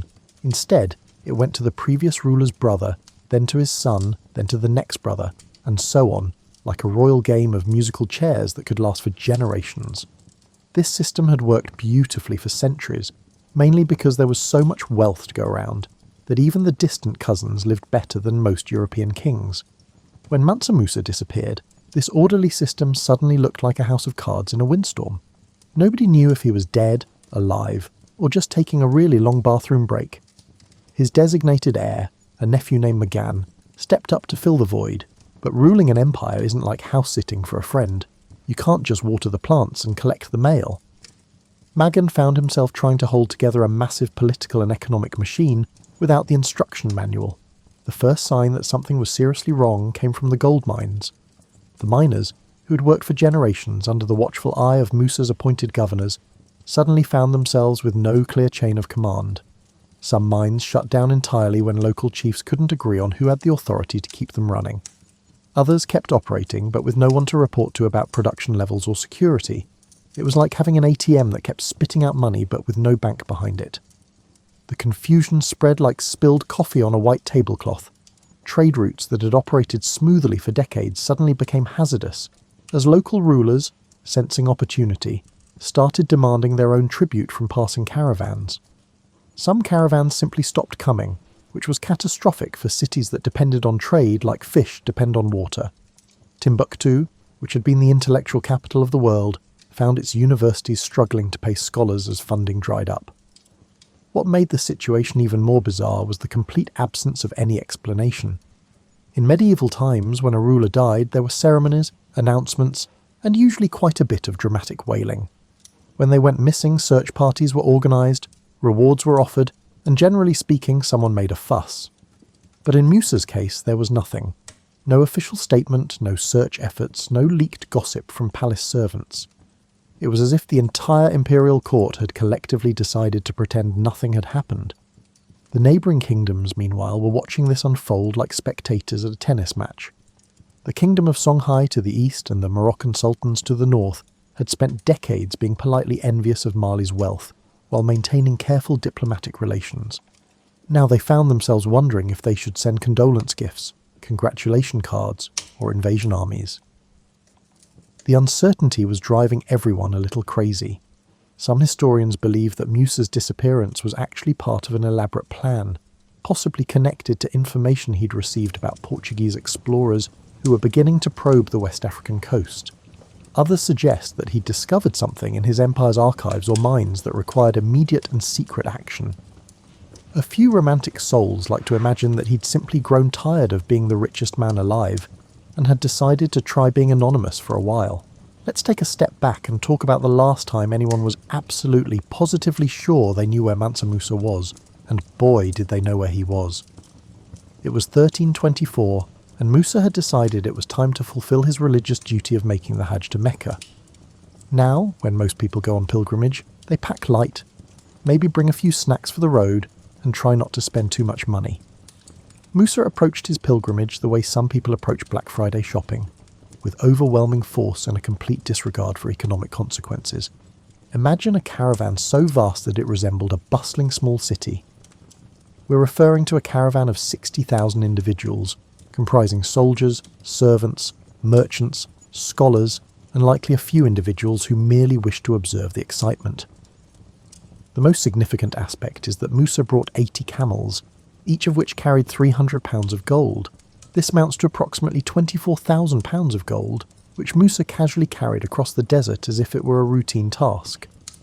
To put the situation in perspective, that's more gold than most countries had in their entire national treasuries. The caravan moved across North Africa like a slow-motion parade of abundance. Every city they passed through became, temporarily, the richest place on earth. Musa didn't just travel, he celebrated. He threw parties that would make modern billionaires' birthday bashes look like modest potluck dinners. He employed local musicians, occupied entire marketplaces, and lavishly distributed gold as if it were a fashion statement.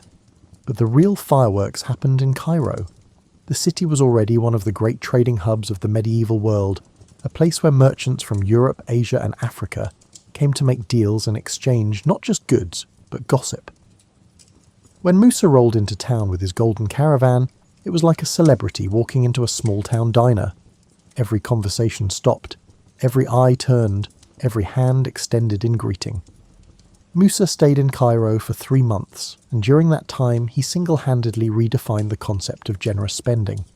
He bought everything that caught his eye, tipped servants with chunks of gold, and made donations to local mosques that left the religious leaders speechless.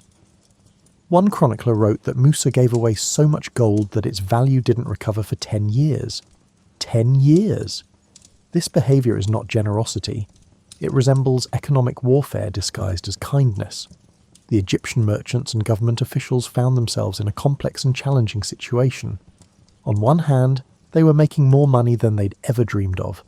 On the other hand, they were watching their entire monetary system collapse in real time. When gold becomes as common as sand, suddenly your life savings don't seem quite as substantial. Some clever merchants started trading their gold for silver and other goods, essentially playing the medieval equivalent of currency speculation. However, this is where the story becomes particularly intriguing, as it prompts one to consider whether medieval people were inherently more skilled at drama than we are today. Musa's display of wealth wasn't just about showing off. It was a carefully calculated diplomatic move. He was announcing to the world that Mali wasn't just some distant kingdom that happened to have gold mines. It was a major power that could afford to destabilise entire economies casually, just by being generous. The news of Musa's pilgrimage swiftly disseminated throughout the medieval world, akin to a lively conversation at a family gathering. European mapmakers, who had previously labelled most of Africa as "here be dragons" or just left it blank, suddenly started drawing detailed pictures of a king holding a massive gold nugget. The famous Catalan Atlas of 1375 shows Musa sitting on his throne, crown on his head, gold orb in his hand with the caption describing him as the richest king in the world. But perhaps the most telling detail about Musa's pilgrimage was what happened on the way back. By the time he reached Cairo again, the gold market still hadn't recovered from his previous visit. The irony wasn't lost on anyone. The man who had crashed the gold market now found himself in the unusual position of having to borrow money. Yes, the richest man in the world took out a loan. He needed Egyptian gold to fund the remainder of his journey home, promising to pay it back with interest once he reached his own gold mines. This little detail tells us something important about Musa's character. He wasn't just wealthy, he was practical. He understood that wealth was a tool, not a trophy. He was willing to go into debt temporarily to maintain his expedition's momentum, confident that he could easily repay the loan once he returned to his empire. It's the kind of financial flexibility that comes from owning most of the world's gold supply.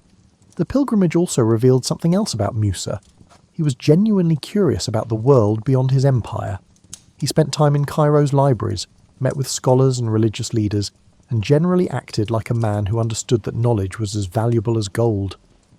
Some historians believe that it was during this pilgrimage that he first heard rumours about lands across the Western Ocean, rumours that would later play a crucial role in his mysterious disappearance. You know how some people have a lucky penny or maybe a special coffee mug that just makes their day better? Well, Mansa Musa had entire mountains that did that for him, except instead of luck or caffeine, they provided literally tons of gold. The Bambouk and Bure goldfields weren't just mines, they were the economic foundation of the medieval world, and Musa controlled them like a medieval oil sheikh with a really shiny product.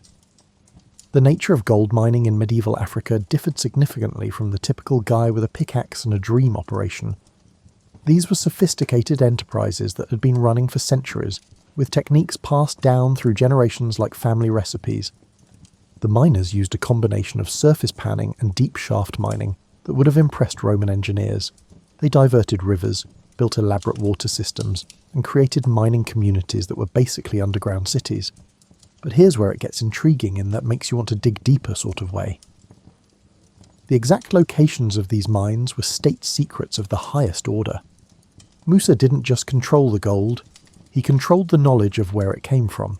Foreign merchants could buy all the gold they wanted in the markets of Timbuktu or Jenne, but they were never allowed near the actual mines. It was like having the world's most exclusive club, except instead of a velvet rope, there were armed guards and a policy of permanent membership denial for outsiders. The secrecy wasn't just about protecting the gold, it was about protecting the entire economic system. If word got out about the exact location and scale of the mines, every ambitious king from Morocco to Egypt would have started planning invasion routes. So Musa created layers of security that would make modern intelligence agencies jealous. The gold was mined in one location, processed in another, and transported through a network of routes that changed regularly. The miners themselves were bound by oaths that were more serious than modern non-disclosure agreements. They weren't just employees, they were part of a secret society that understood their work was the foundation of an entire civilization. Many of them lived their entire lives within the mining communities, rarely venturing into the outside world. They developed their own customs, their dialects, and their ways of talking about their work that outsiders couldn't understand. What made the situation even more remarkable was the scale of production. Conservative estimates suggest that during Musa's reign, the Mali Empire produced more gold than the rest of the world combined. We're talking about thousands of pounds of gold per year, flowing out of the earth like water from a spring. This wasn't just mining, it was geological magic on an industrial scale, but gold wasn't the only secret hiding in Mali's mines. The same geological formations that produced gold also contained other valuable minerals: silver, copper, and most importantly, salt. The salt mines of Tahaza were almost as valuable as the gold mines, and they were even more carefully guarded. In a world without refrigeration, salt was a crucial commodity, and managing its supply was akin to managing the entire food chain. The relationship between Musa and his miners was complex, almost like a marriage between practical necessity and mutual respect. He provided protection, infrastructure, and fair compensation, while they provided the foundation of his empire's wealth. It was not exactly feudalism, nor was it modern capitalism. It was something uniquely African, a system that balanced individual skill with collective responsibility. Some historians believe that Musa's disappearance was directly connected to something discovered in the mines. Maybe it was a new deposit so vast that it required complete secrecy to exploit safely. Maybe it was the discovery of other materials, precious stones, rare metals, or even written records from previous civilizations. The mines had been worked for centuries before Musa's time, and it's entirely possible that they contained archaeological treasures along with geological ones. There's also the intriguing possibility that Musa discovered the mines were running out. Medieval mining techniques, while sophisticated, were limited by the technology of the time. If geological surveys had suggested that the gold deposits were finite, Musa might have realised that his empire's foundation was less permanent than everyone assumed. That kind of information would have required immediate and secret action to protect Mali's future. The transportation of gold from the mines to the markets was itself a masterpiece of logistics. Caravans moved in carefully planned sequences, with decoy routes, false destinations and security measures that would have impressed modern armoured car companies. The gold was disguised, divided among multiple caravans, and transported along routes that changed with the seasons and the political climate.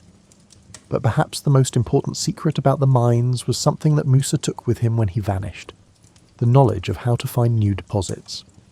Medieval African prospectors had techniques for reading the landscape, understanding geological formations, and predicting where gold might be found that were far more advanced than anything Europeans possessed. When Musa disappeared, he took not just his knowledge, but the entire institutional memory of the empire's geological expertise. Here's where our story takes a turn that's stranger than anything Hollywood could dream up. Sitting in his palace in Niani, surrounded by more gold than most people can imagine, Mansa Musa became obsessed with something that should have been completely irrelevant to the world's richest man: the Western Ocean. Not the Mediterranean, which was basically medieval civilization's highway, but the Atlantic, which most people considered the edge of the world where dragons lived and ships went to die. Now, you might be thinking, why would someone who controlled half of Africa's wealth care about a bunch of water? Well, it turns out that Musa wasn't just wealthy, he was curious, and in medieval times, curiosity about the unknown was often the first step toward doing something completely insane. According to several Arab historians, Musa had become convinced that there were lands beyond the Western Ocean, lands that might contain riches that would make even his legendary wealth seem modest. The story goes that Musa's predecessor, a ruler named Abu Bakari II, had become so obsessed with exploring the Atlantic that he'd abdicated his throne to lead a naval expedition himself.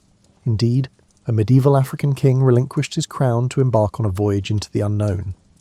Abu Bakari had assembled a fleet of 2,000 ships, loaded them with supplies, and sailed west in 1311. Only one ship returned, and its captain reported that the others had been swallowed by the ocean. Most reasonable people would have taken the incident as a sign that maybe the Atlantic wasn't worth the trouble. But Musa wasn't most people. Musa was a man who saw a business opportunity in a collapsed gold market. The disappearance of Abu Bakari's fleet didn't discourage him. It challenged him. He began planning an expedition that would make his predecessor's attempt look like a pleasure cruise. Multiple sources provide evidence of Musa's ambitions in the Atlantic, revealing a man who was thinking beyond the conventional boundaries of his time. He commissioned the construction of ships that were larger and more advanced than anything Africa had ever seen. These were not merely trading vessels, but exploration vessels, built to transport months' worth of supplies and outfitted with navigational equipment that would have been fitting for a European ship a century later. But here's where it gets even more interesting, in that makes you want to check your history book sort of way. Historians hold the belief that Musa's ship successfully traversed the Atlantic long before Columbus lost his way in search of India. There are tantalizing hints, linguistic similarities between West African languages and certain Native American dialects, archaeological evidence of African presence in pre-Columbian America, and most intriguingly, references in Mayan and Aztec texts to dark-skinned visitors from across the Eastern Sea.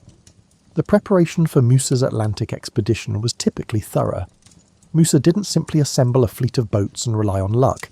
He spent years studying ocean currents, wind patterns and navigation techniques. He consulted Arab sailors who had experience with long-distance ocean travel, and he even brought in experts from as far away as China and India. His voyage was going to be a scientific expedition, not a medieval equivalent of a road trip. The ships themselves were marvels of medieval engineering. Based on descriptions from Arab chroniclers, they were massive vessels, some over 200 feet long, with multiple decks sophisticated steering systems, and storage capacity for months of supplies. They were built using techniques that combined traditional African shipbuilding with innovations borrowed from Arab and possibly even Chinese maritime technology. But perhaps the most telling detail about Musa's Atlantic preparations was the secrecy surrounding them. Musa kept the Atlantic expedition quiet, unlike his famous pilgrimage that aimed to impress the world with Mali's wealth. Ships were built in remote locations, supplies were gathered discreetly, and crew members were sworn to secrecy. This mission wasn't about showing off. This was about achieving something that would change the world. Many historians conclude that Musa didn't vanish at all. He sailed, especially given the timing of his disappearance, just as these preparations were reaching completion. The theory goes that Musa, perhaps inspired by his predecessor's failure and armed with better ships and more knowledge, decided to lead the expedition himself. It would explain why he disappeared so completely, why there were no remains or obvious successors, and why the preparations for the Atlantic voyage stopped so abruptly. If Musa did sail west, it raises fascinating questions about what he might have found. The Atlantic currents that flow from West Africa toward the Americas would have carried his ships directly to the Caribbean or the coast of South America. Given the sophistication of his preparation and the resources at his disposal, it's entirely possible that he not only survived the journey, but also established contact with Native American civilizations. The idea of Mansa Musa, the richest man in medieval history, encountering the Inca or Maya empires decades before European contact, is the kind of historical what-if that makes you wonder how different the world might have been. The meeting of two incredibly wealthy and sophisticated civilizations occurred not through conquest, but through exploration and trade. It's a tantalizing possibility that history has largely forgotten.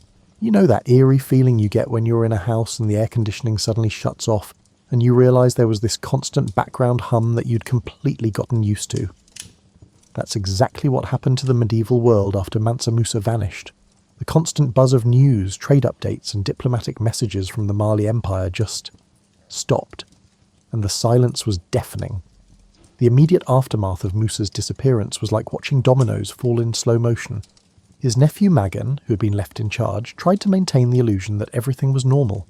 Royal proclamations continued to be issued, trade agreements were honoured, and the machinery of government kept running.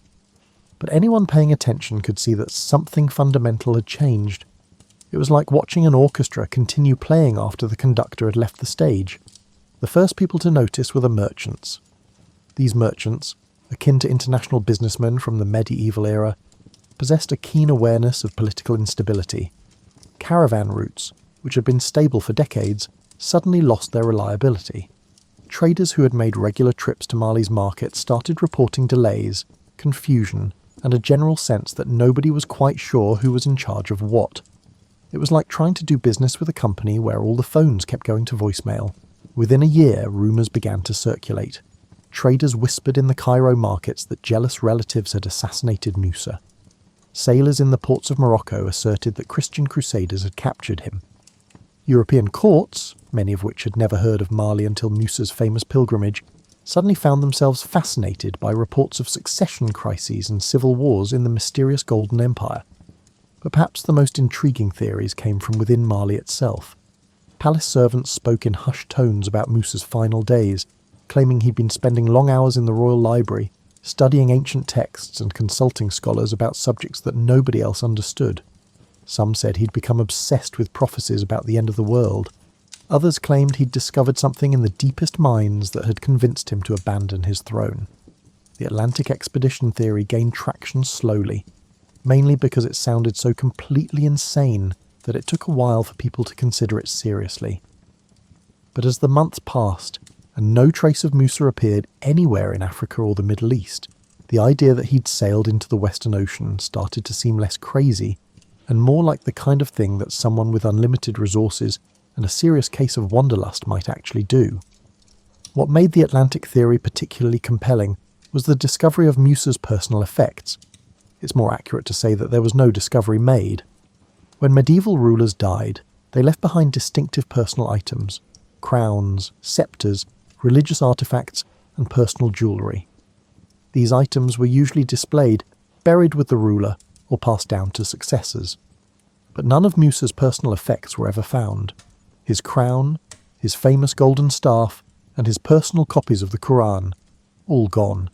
It was as if he'd packed for a very long trip. The economic impact of Musa's disappearance rippled outward like waves from a stone dropped in still water. The gold market, which had been stable for decades under his careful management, began to fluctuate wildly.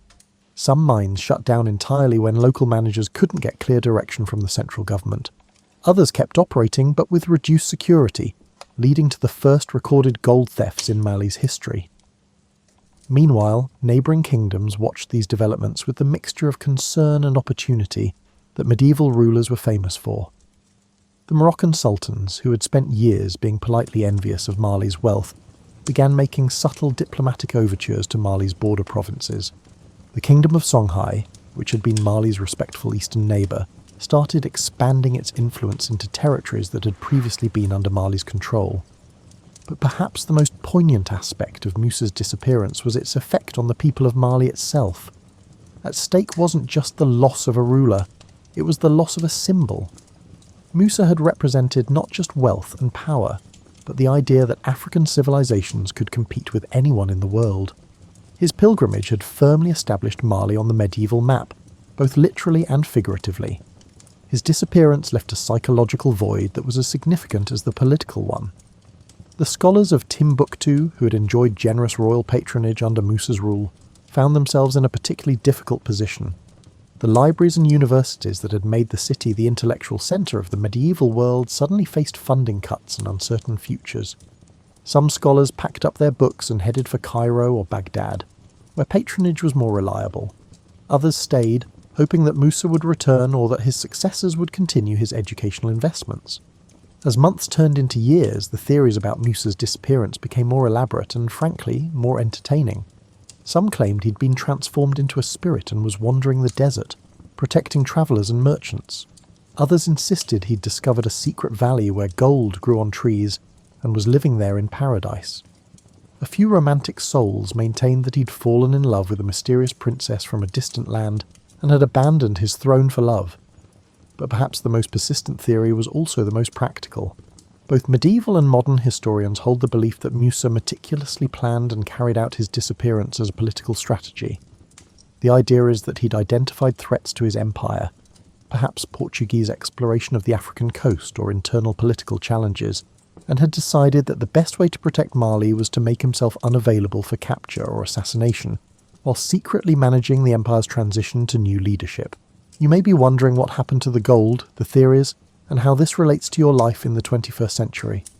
Well, pour yourself another cup of tea, because the ending of this story is both more and less satisfying than you might expect, in that wonderfully human way that real history defies our need for neat conclusions.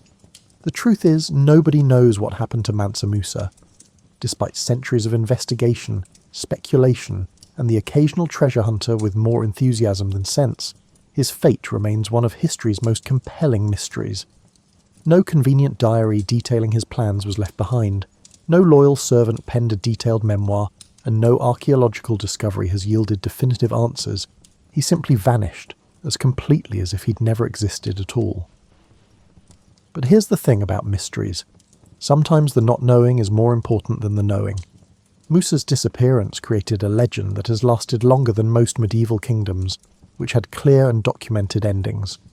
While other rulers are remembered for their deaths, their defeats, or their boring administrative achievements, Musa is remembered for his ultimate mystery.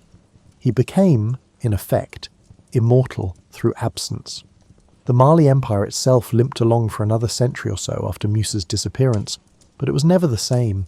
Observing the Mali Empire after the departure of its lead singer is akin to witnessing a band attempt to carry on, despite the absence of the unique element that contributed to its magic. The gold mines continued to produce wealth, the trade routes remained profitable, and the cities maintained their importance, but the empire gradually fragmented into smaller kingdoms that were easier to manage but less impressive to contemplate. What's fascinating is how Musa's story was forgotten and then rediscovered. For centuries after Mali's decline, European historians dismissed stories about the Golden African King as myths, presumably because they couldn't imagine that medieval Africa had produced someone wealthier than any European ruler. It wasn't until the 20th century that serious historical research confirmed that, yes, there really had been a man who controlled most of the world's gold supply and who had casually crashed the Egyptian economy just by being generous. Today, Mansa Musa is finally getting his due recognition. He regularly appears on lists of the wealthiest people in history, adjusted for inflation and purchasing power. Modern estimates put his wealth at somewhere between $400 billion and $600 billion in today's money, making him roughly 4 times wealthier than the current richest person alive. This is impressive considering he has been deceased for 7 centuries, but Musa's real legacy isn't just about money, it's about imagination. He embodies the innovative mindset of the medieval world, advocating for the use of wealth and power for exploration, education, and genuine curiosity about the world. His pilgrimage was not solely motivated by religious duty, but also by the desire to map his kingdom and establish diplomatic relations with the global community. His possible Atlantic expedition wasn't just about conquest, it was about discovery. In our modern world, where we're constantly told that the age of exploration is over and that everything has been discovered, Musa's story serves as a reminder that human curiosity and ambition can take us to places we never imagined. He looked at an ocean that everyone else considered impassable and saw an opportunity. He looked at wealth that everyone else would have hoarded and saw a tool for building something greater. The mystery of his disappearance also speaks to something deeply human about our relationship with success and achievement. Here was a man who had everything, literally everything, and he chose to walk away from it. Whether he sailed into the Atlantic, retreated to a secret location, or simply decided that being the richest man in the world was overrated, he made a choice that prioritized mystery over certainty and adventure over security. Maybe that's why Musa's story resonates so strongly today. In a world where we're constantly tracking, monitoring and documenting everything, there's something appealing about someone who managed to disappear so completely. He reminds us that even in our hyper-connected age, there are still mysteries, unknowns, and places where the human spirit can go that surveillance cameras and GPS tracking can't. So the next time you're feeling overwhelmed by the demands of modern life, remember Mansa Musa. Remember that the richest man in history chose mystery over certainty, adventure over security, and the unknown over the comfortable. He reminds us that sometimes the most important journeys are the ones that take us beyond the map, beyond the known, beyond the places where we think we're supposed to be. And if you ever find yourself wondering what happened to all that gold, well, maybe it's still out there somewhere, waiting for someone curious enough to go looking for it. After all, the world is still full of mysteries, and some of the best stories are the ones that never really end. Remember, sometimes the most valuable treasures are the ones that remain hidden, waiting for the right person to discover them. Just like Mansa Musa himself, some things are worth more when they remain wonderfully, mysteriously unknown.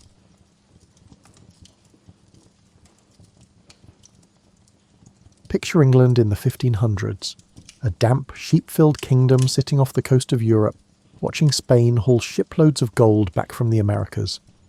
While Spain was becoming incredibly wealthy from its New World adventures, the English were still trying to figure out basic matters, such as not executing so many of their monarchs. But sometimes underdogs are just getting warmed up. Elizabeth I, a woman sat on the throne, capable of engaging diplomatically in the morning and authorising a pirate raid by tea time. She looked at Spain's treasure fleet sailing past and thought the English deserved a share of that wealth. Enter the Sea Dogs, which sounds innocent, but was actually England's cheeky name for their officially unofficial pirates. These were men such as Francis Drake, who had the audacity to sail around the entire world just to prove it could be done, stopping along the way to liberate Spanish treasure. When Drake came home with a ship so loaded with stolen Spanish gold that it nearly sank, Elizabeth didn't arrest him. She knighted him. The Spanish, understandably, were getting tired of this behaviour. So in 1588 they decided to send a little reminder called the Spanish Armada, 130 ships packed with soldiers, heading straight for England's shores. You might expect this to be where England gets its comeuppance. David versus Goliath, except Goliath has cannons and centuries of naval experience. But here's where geography becomes destiny, and where England's terrible weather finally worked in their favour. Picture the Spanish admiral who had spent months planning this invasion, his ships loaded with troops, feeling confident. Then he hits the English Channel and discovers that English weather isn't just unpleasant, it's actively hostile. The wind starts howling, the seas turn nasty, and suddenly those massive proud warships are being tossed around violently. The English, meanwhile, had smaller, more nimble ships that danced around the Spanish fleet. They dart in, fire their cannons, and zip away before the Spanish could respond. It was naval guerrilla warfare, and the Spanish weren't ready for it. But the real hero of this story wasn't English bravery or cunning, it was the weather. A massive storm scattered the Spanish fleet, sending ships crashing into rocks, running aground, and generally having the worst day in naval history. The Spanish called it El Viento Protestante, the Protestant wind. Even God, it seemed, had picked sides. When the dust settled, Spain's seemingly invincible navy was in tatters, and little England had proven that sometimes, being small and scrappy beats being big and powerful, your underweight friend somehow winning an arm wrestling contest against the gym's bodybuilder, improbable, but undeniably impressive. This victory not only protected England from invasion, but also signalled the arrival of a new player in the global arena. The Spanish Empire, which had seemed as permanent as the sunrise, suddenly looked vulnerable. And England, that soggy little island that nobody had taken seriously, started getting some intriguing ideas about what it might accomplish on the world stage. The age of Spanish dominance was beginning to crack, and through those cracks English ambition was starting to grow. Persistent, unstoppable, and surprisingly resilient. The foundation was being laid for what would become the largest empire in human history. After beating the Spanish Armada, England had confidence but still relatively little money compared to its European neighbours. They needed a business plan, and unfortunately, the business plans of the 1600s often involved what we'd politely call morally questionable practices. Enter the merchant companies, organisations with grand names such as the Company of Merchant Adventurers. These weren't your typical corner shops. They were massive trading corporations with royal charters that basically said, go forth and make money, and don't ask too many questions about how. The East India Company was the crown jewel of these operations, and calling it just a trading company understates its true nature. Founded in 1600, it started as a simple idea: sail to Asia, buy spices and silk, and sell them back home for enormous profits. It became the world's first global corporation, except with more cannons and fewer HR departments.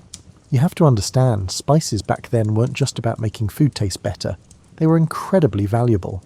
Pepper was literally worth its weight in silver, and nutmeg was so precious that wars were fought over tiny islands that grew it. The Dutch had monopolised much of the spice trade, charging whatever they wanted, and the English decided they should get in on that business. But the East India Company wasn't content to just trade. They started hiring their own armies, making their own treaties, and essentially running their own foreign policy. A modern corporation deciding to start conquering countries, that's basically what happened, except with sailing ships and elaborate uniforms. The company's expansion into India perfectly demonstrates how ambition can snowball beyond anyone's original intentions. They'd started by just wanting to set up trading posts along the coast, little fortified compounds where they could store goods and conduct business. But India in the 1600s was a complex patchwork of competing kingdoms, and the Mughal Empire, which had been holding everything together, was starting to weaken. Into this power vacuum stepped the East India Company. They'd make alliances with local rulers, provide military support, and gradually become indispensable. Before anyone quite realised what was happening, the company wasn't just trading in India, it was running large chunks of it. The Battle of Plassey in 1757 was one of those moments that seemed minor at the time but changed everything. Robert Clive, a company official who'd started as a clerk and worked his way up to general, defeated the Nawab of Bengal with a much smaller force. This unexpected victory paved the way for unprecedented power. But victory came with consequences nobody had thought through. Suddenly, the East India Company was responsible for governing millions of people across vast territories. They'd gone from being merchants to being rulers, and they were completely unprepared for this transformation. The wealth flowing back to Britain was staggering. Bengal alone was generating revenues that dwarfed many European kingdoms' entire budgets. The taxes that had previously benefited local rulers were now contributing significantly to British coffers, and the company's shareholders were experiencing unprecedented wealth. Naturally, the foundation of this wealth rested on systems that were fundamentally extractive and frequently cruel. The company exploited their territories, prioritising profit margins over the well-being of the people under their control. Famines became more common and more deadly when local resources were diverted to company profits rather than local needs.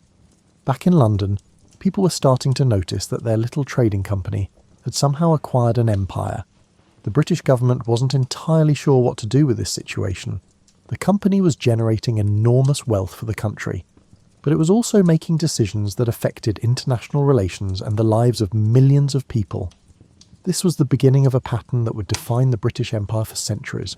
Private ambition leading to public responsibility, commercial ventures growing into political control, and a small island nation finding itself responsible for governing vast populations across the globe, often without any clear plan for how to do it ethically or effectively. The stage was set for an empire that would span continents and reshape the world, built not through grand strategy, but through the accumulated decisions of merchants, soldiers and administrators, who often had no idea what they were creating. By the 1700s, Britain had stumbled into something resembling a strategy. Though calling it a strategy might be generous, it was more organised opportunism with excellent naval support.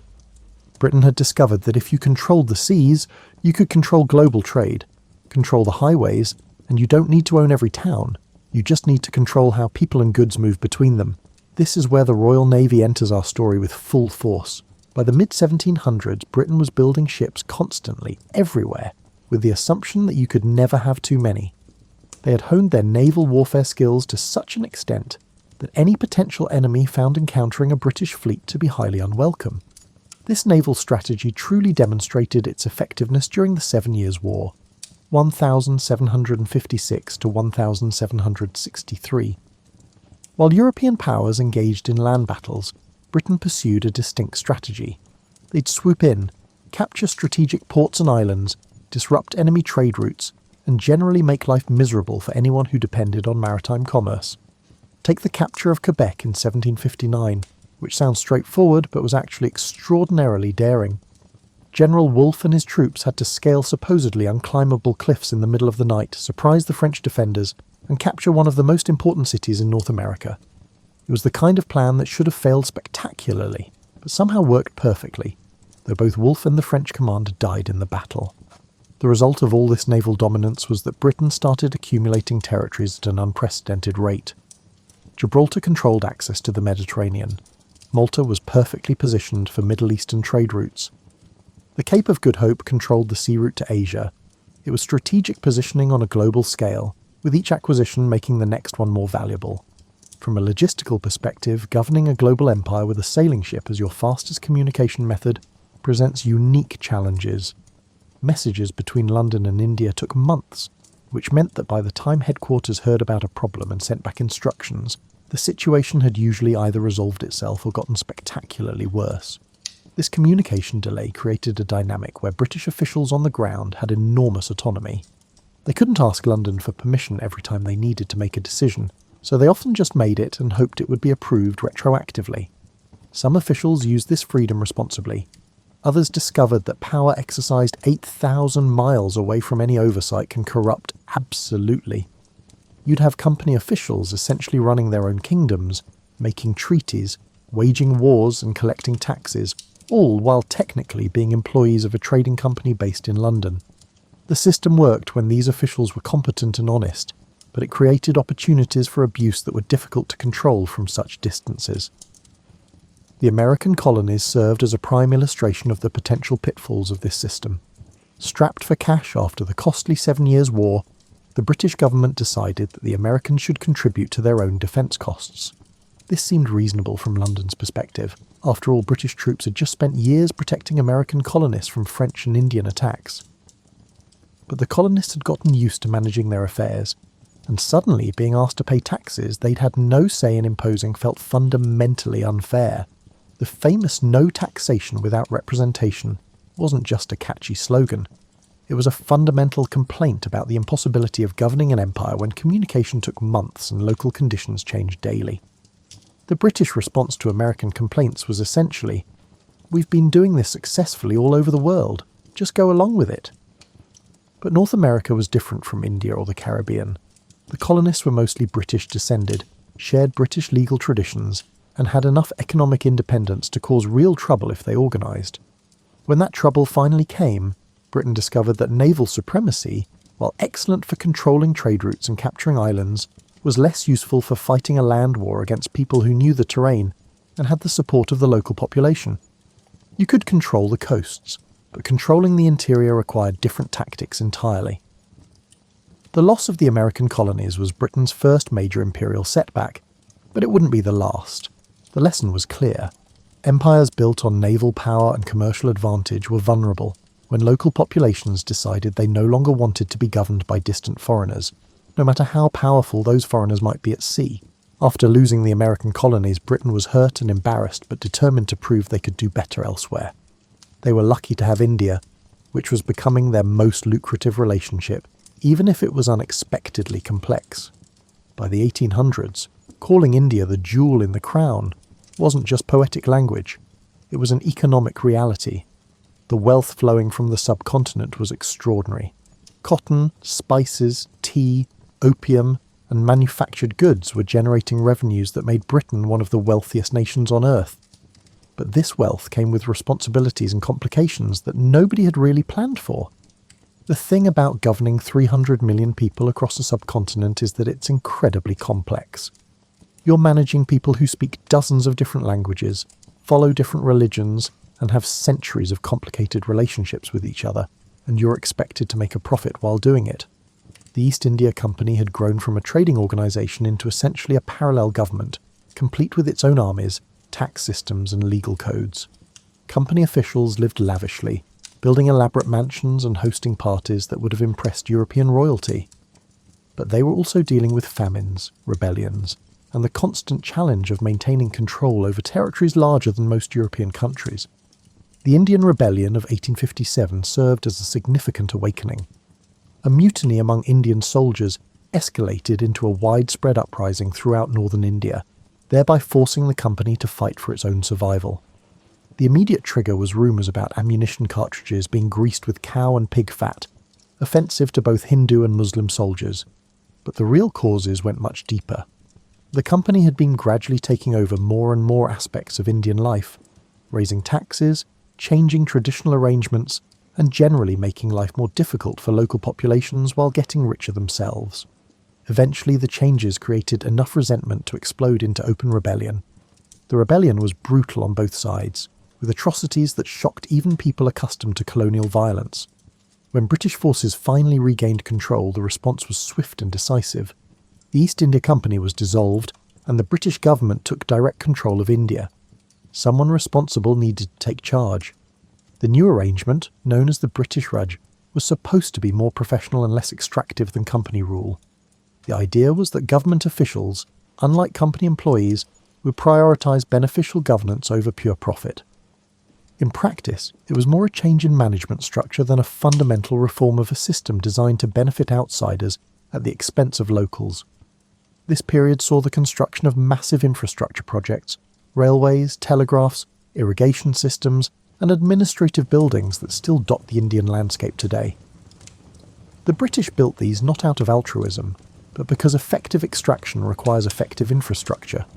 Better roads and railways made everything work more efficiently, but the primary beneficiary was still Britain.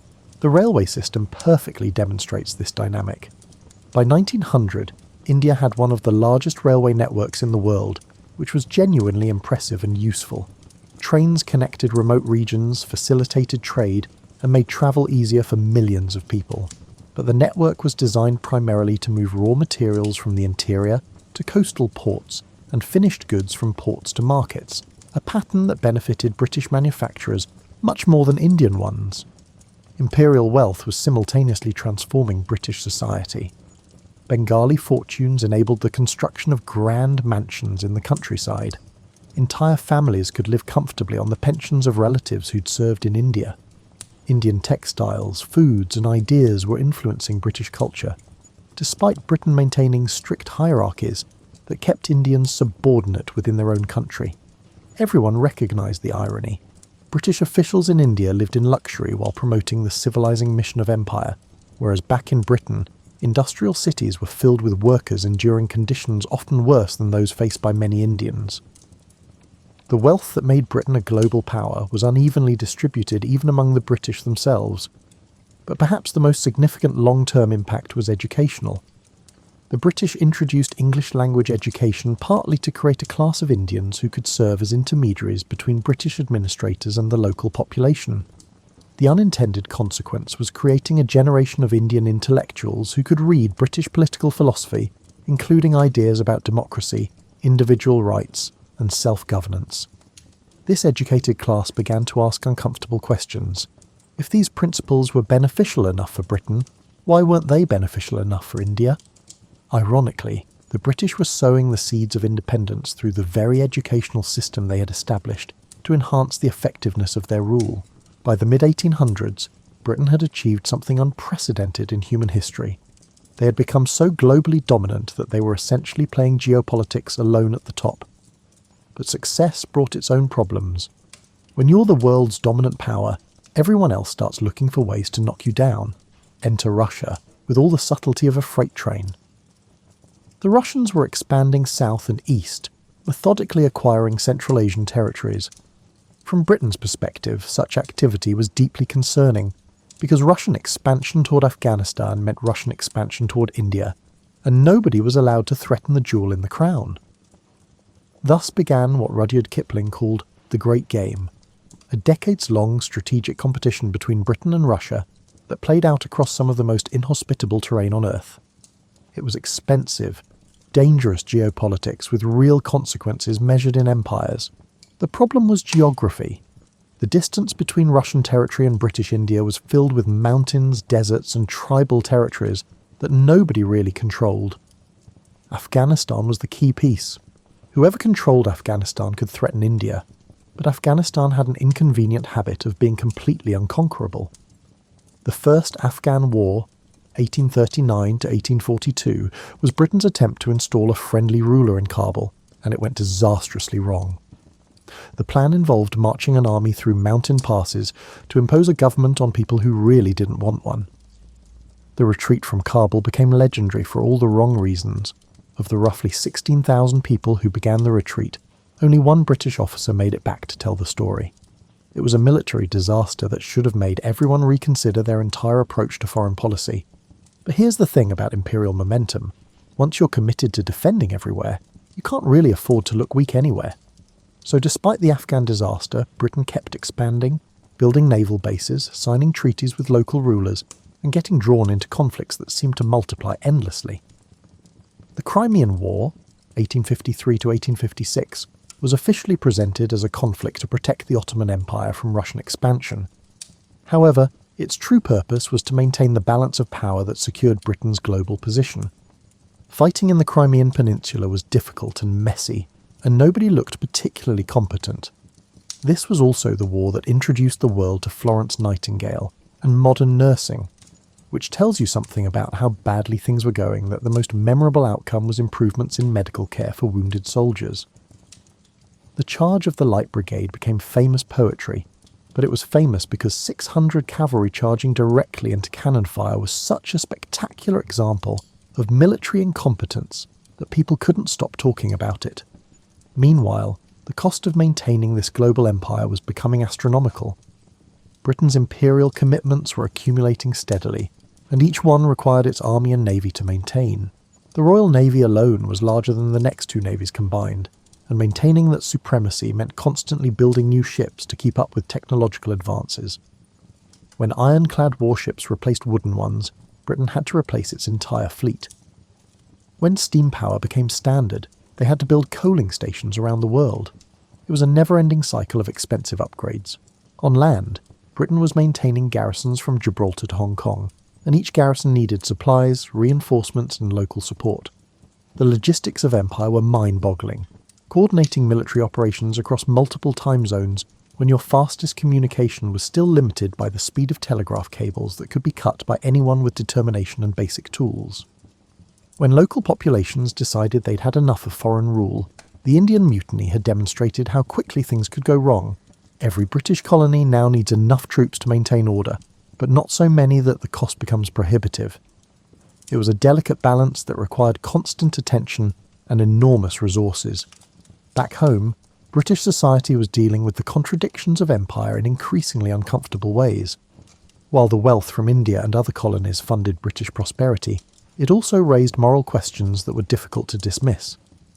How do you reconcile believing in liberty and justice with ruling over hundreds of millions of people who had no say in their governance?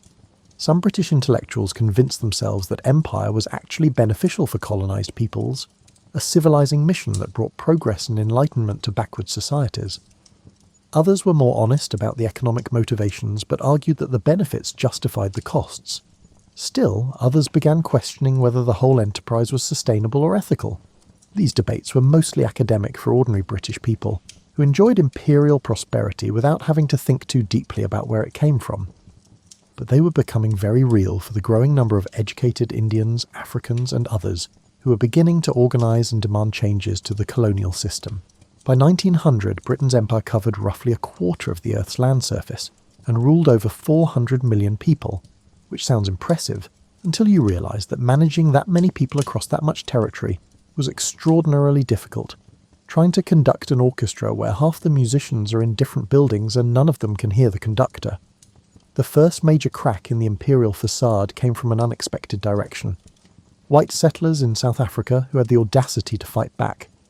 The Boer War, 1899 to 1902, was supposed to be a quick demonstration of British power, but it turned into a grinding conflict that revealed some uncomfortable truths about imperial warfare. Fighting Dutch farmers who knew the terrain and had good rifles turned out to be much harder than anyone had anticipated. The British response was to invent concentration camps, not the Nazi death camps, but the original version, where civilian populations were confined to control guerrilla warfare. It worked from a military standpoint, but the international criticism was severe, and the cost was enormous. Britain spent more money fighting a few thousand Boer farmers than they'd spent on most previous colonial wars combined. More troubling was what the war revealed about British society itself. Physical examinations of army recruits showed that a shocking percentage of young British men were unfit for military service, malnourished, diseased, and physically underdeveloped. The empire was so busy extracting wealth from other countries that it had neglected the health of its own population. World War I was supposed to demonstrate the empire's strength and unity, and in some ways it did. Troops from India, Canada, Australia, New Zealand and South Africa fought alongside British forces, and the combined imperial effort was genuinely impressive. But the war also accelerated changes that would ultimately undermine imperial authority. The thing about asking people to die for your cause is that it gives them certain moral authority to question it afterward. Indian soldiers who fought in Europe and Mesopotamia returned home with new perspectives on British power and new expectations about political rights. It's difficult to tell someone they're not ready for self-governance after they've spent 4 years fighting Germans in the trenches. The economic cost of World War I was staggering. Britain went from being the world's largest creditor to being deeply in debt, particularly to the United States. Running a global empire is expensive under the best circumstances, but trying to do it while simultaneously fighting the most destructive war in human history was financially devastating. The interwar period saw Britain trying to maintain imperial prestige on a reduced budget, which worked about as well as you'd expect. Although the Government of India Act of 1919 promised Indians greater self-governance, its actual reforms were so limited that they failed to satisfy almost anyone. Meanwhile, a lawyer named Gandhi was developing new methods of resistance that were specifically designed to make British rule look illegitimate and brutal. Gandhi's genius was understanding that the moral foundation of empire was already shaky. Most British people wanted to believe they were governing other countries for those countries' benefit, not just for British profit. By organising peaceful resistance that provoked violent responses, Gandhi made it impossible to maintain that comfortable fiction. When British authorities beat peaceful protesters with clubs or opened fire on unarmed crowds, the civilising mission started looking more like organised theft. In many ways, World War II was Britain's greatest achievement. Standing alone against Nazi Germany in 1940 required genuine courage and determination. But fighting that war required mobilising every possible resource, including the empires, and it became increasingly difficult to justify denying political rights to people whose contributions were essential to British survival. The Bengal famine of 1943, which killed between 2 and 3 million people, was a particularly dark moment. While Britain was fighting for freedom and democracy in Europe, imperial policies were contributing to mass starvation in India. It's challenging to maintain that you're fighting for universal human rights, while simultaneously presiding over preventable famine in your most important colony. By 1945, Britain had won the war, but lost the economic foundation of the empire. The country was exhausted, broke, and dependent on American aid. The Royal Navy, which had been the backbone of imperial power for centuries, was increasingly obsolete in an age of air power and nuclear weapons. Maintaining global military supremacy was no longer affordable and, frankly, no longer possible. The people running Britain weren't stupid. They could see that the old system was unsustainable. The question wasn't whether to end the empire, but how to do it in a way that preserved British influence and prevented complete chaos in former colonies. Some British politicians hoped they could transition to a new kind of relationship, informal influence instead of formal control, economic partnerships instead of colonial extraction. The idea was to maintain the benefits of empire without the costs and moral complications of direct rule. It was an attractive theory, but it assumed that newly independent countries would want to maintain close ties with their former colonial masters, which turned out to be questionable. The end of the British Empire wasn't sudden. It was more a very long, very complicated process involving dozens of countries, hundreds of treaties, and countless opportunities for things to go spectacularly wrong. Britain had spent centuries acquiring territories. Giving them back would prove to be almost as challenging as taking them in the first place. India's independence in 1947 was both the inevitable beginning of the end, and a case study in how decolonisation could go horribly wrong despite everyone's best intentions. Partition, the division of British India into India and Pakistan, was supposed to solve the problem of religious tensions between Hindus and Muslims. Instead, it created one of the largest forced migrations in human history, with millions of people fleeing their homes and somewhere between 200,000 and 2 million people dying in communal violence. The British government's role in partition was problematic.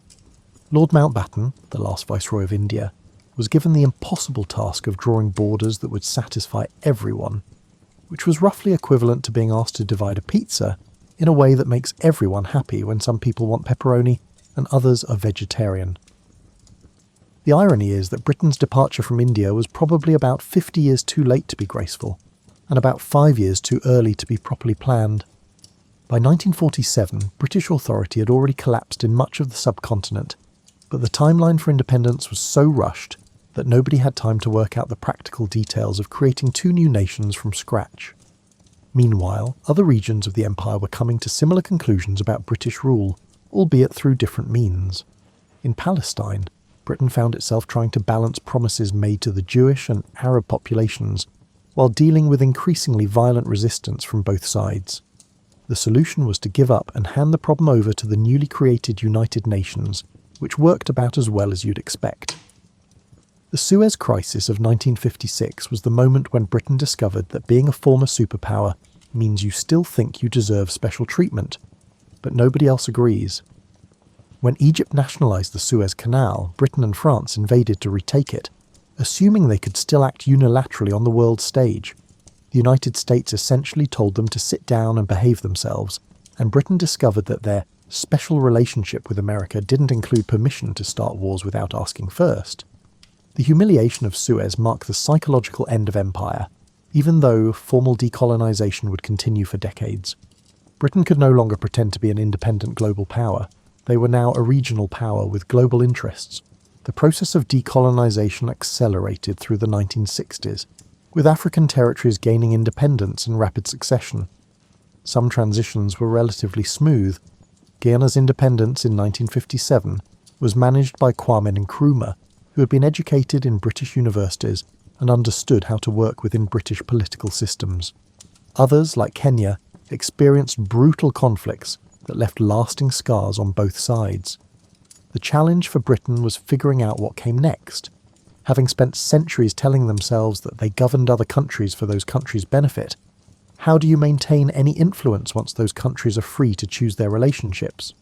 The answer was the Commonwealth, a voluntary association of former colonies that would maintain cultural and economic ties with Britain. The Commonwealth was an attempt to preserve relationships after the formal empire ended. Some countries, such as Canada and Australia, were pleased to maintain close ties. Others, such as Ireland, wanted nothing to do with Britain beyond basic diplomatic relations. Still others had more complex relationships that varied depending on who was in charge and what Britain had done lately. By the 1970s, the transformation was largely complete. Britain had gone from ruling a quarter of the world to being a medium-sized European country with some overseas territories and a lot of historical baggage. The economic benefits of empire had been replaced by the costs of managing decline, dealing with immigration from former colonies, maintaining expensive military commitments that no longer served clear purposes, and figuring out Britain's role in a world where they were no longer automatically important. We are still working out how the legacy of empire continues to shape both Britain and its former colonies. In Britain, imperial history remains a source of both pride and discomfort, pride in the achievements and global influence, and discomfort with the methods and consequences. In former colonies, the impacts vary enormously, but they include everything from legal systems and languages to borders and ethnic tensions that can be traced directly to colonial policies.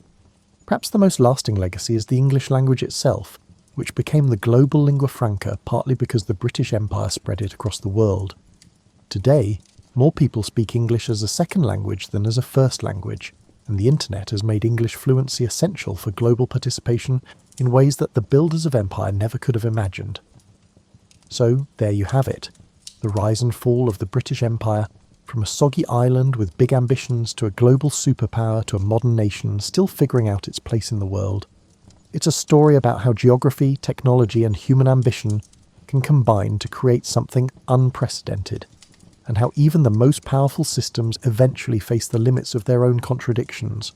Sweet dreams, and remember, empires may come and go, but the really good stories about them tend to stick around.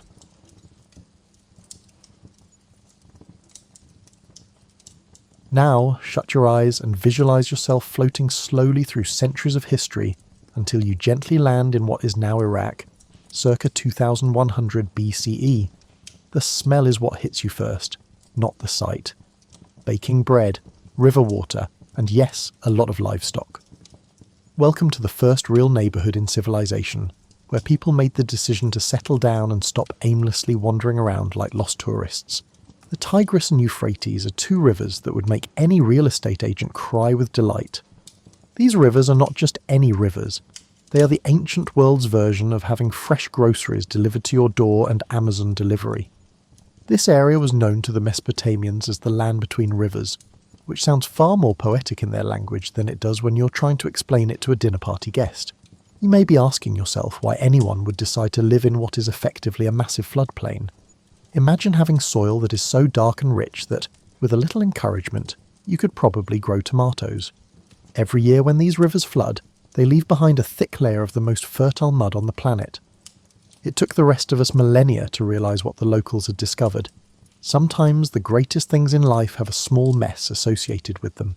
You wouldn't recognise the cities that are rising all around you from contemporary urban planning. This place lacks tidy suburban grids and straight lines. Rather, visualise organic growth, akin to a coral reef composed of human ambition and mud bricks. Narrow streets wind between houses like old hiking trails, and houses cluster together as if they are having a never-ending neighbourhood conversation. Another thing that strikes you as being very antiquated is the lack of electrical hums, the quiet of engines, and the absence of any traffic that resembles rush hour. Rather, there's the soft splatter of irrigation channels, the steady thud of grain being ground, and the sporadic snarling of a donkey that's obviously upset about something. Modern people spend a lot of money to experience this type of tranquility at wellness retreats. However, this quiet does not imply inactivity. The first large-scale urban living experiment in history is what you're seeing. In essence, these individuals are inventing as they go along, resolving issues that have never been encountered by any human. How do you manage thousands of people in one location? How do you ensure that everyone eats? When your neighbour's goat keeps eating your barley, how do you keep things from going completely out of control? As you will see, the answer combines a remarkable amount of ingenuity, practicality, and what can only be called the first bureaucracy in history. Yes, paperwork was a part of paradise. As you become more accustomed to this ancient world, you start to notice something that would cause any contemporary city planner to either run screaming back to their zoning maps or cry with envy. These Mesopotamians have produced a system of ordered chaos that somehow manages to keep everyone fed, housed, and comparatively content, even though it shouldn't work.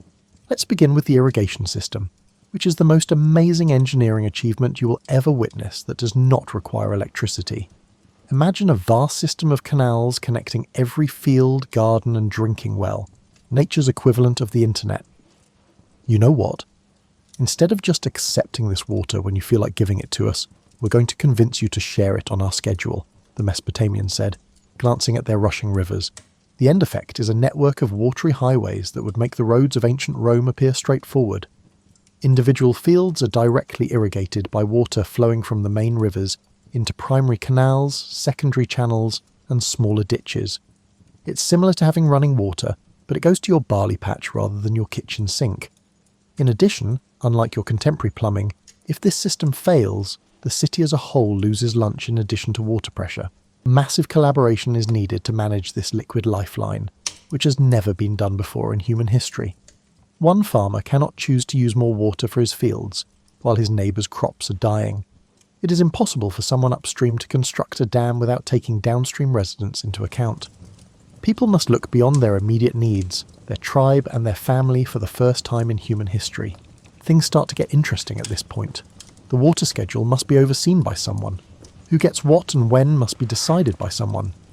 When Farmer B insists his irrigation ditch was there first, and Farmer A accuses Farmer B of stealing water, someone has to resolve the inevitable conflicts, presenting the first middle management in history.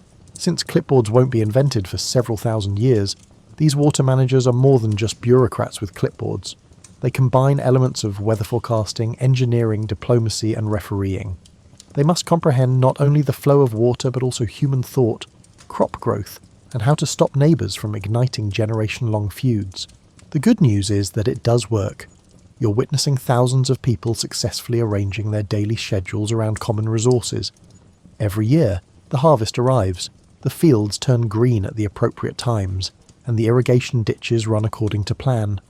When the irrigation schedule becomes complicated, everyone is contributing labour, water rights, and a willingness to not strangle their neighbours. It's like watching a huge, antiquated version of a neighbourhood potluck, except instead of bringing casseroles. This system's success has a significant impact on human society.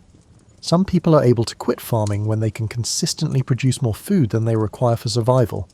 Additionally, some people can start doing other things once they are able to stop cultivating food full-time. Interesting things.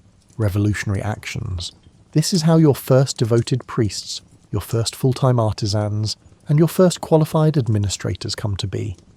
It's how you get people who don't have to worry about whether there will be enough grain for the next harvest to spend their days thinking about astronomy, mathematics, or how to make better beer. You're seeing the emergence of expertise along with specialization. People can now become exceptionally skilled at one thing for the first time in human history, as they are no longer forced to be mediocre at everything in order to survive. You might be surprised to learn that these Mesopotamians are born business people as you continue your leisurely exploration of this ancient world.